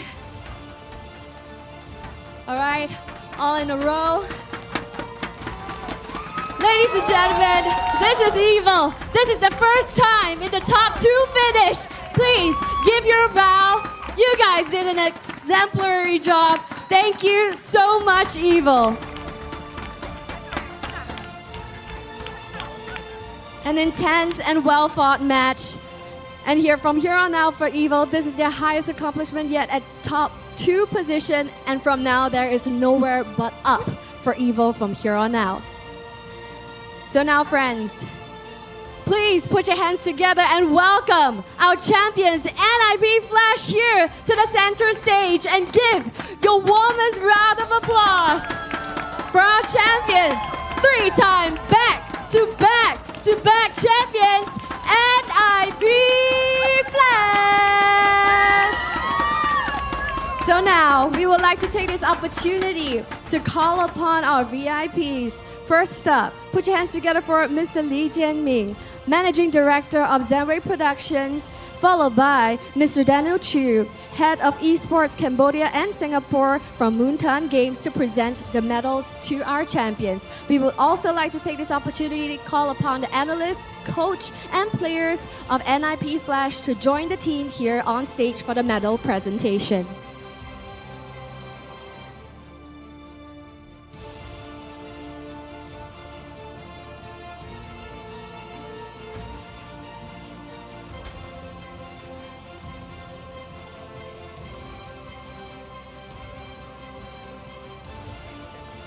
So yes, now our representatives, Mr. Lee Jianming and Mr. Daniel Chu, are currently presenting the awards to all of our players, adorning them one by one for their valiant hard work.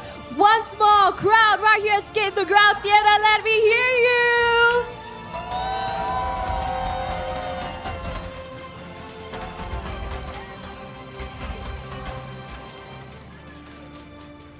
It is an intense moment right now. 3-time back-to-back champions.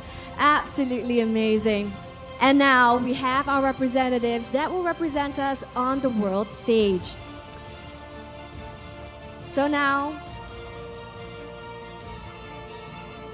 thank you so much, Mr. Lee Jianming and Mr. Daniel Chu, for presenting these awards.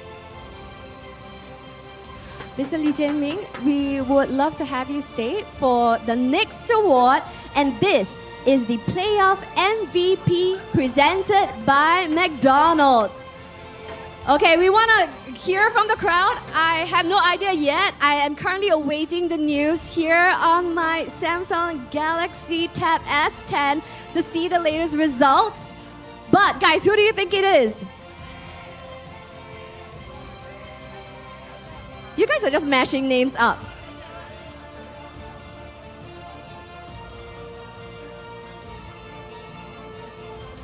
Ladies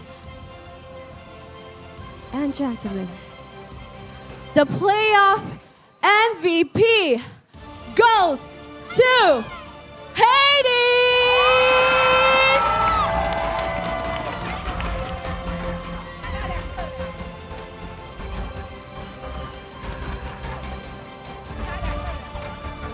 Big smiles for the camera. Now, Hades, this is the second time for this award. I think first time anybody has received 2, actually. So, yes, one of applause. First time ever here at MPL SG for any individual person to win 2 times of the playoff MVP, and it goes to Hades. Hades, anything you want to say to your audiences, your family, and your supporters, and even your teammates? I think this is all thanks to my teammate, especially JPL. I think he deserved the MVP more. Wow, wow, Xiaori, absolutely amazing. All right, so thank you so much, Mr. Lee Jae-ming, for presenting this award. Now, boys, take your position. Take your positions. Yes, this is your time to shine. Let me shift out of the way.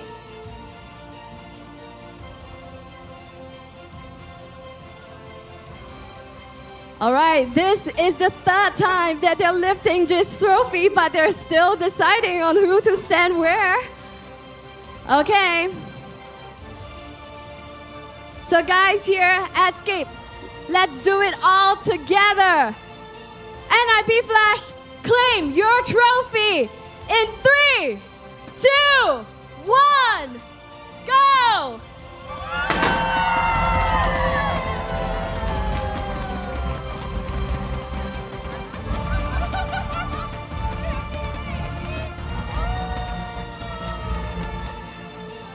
So there you have it, friends.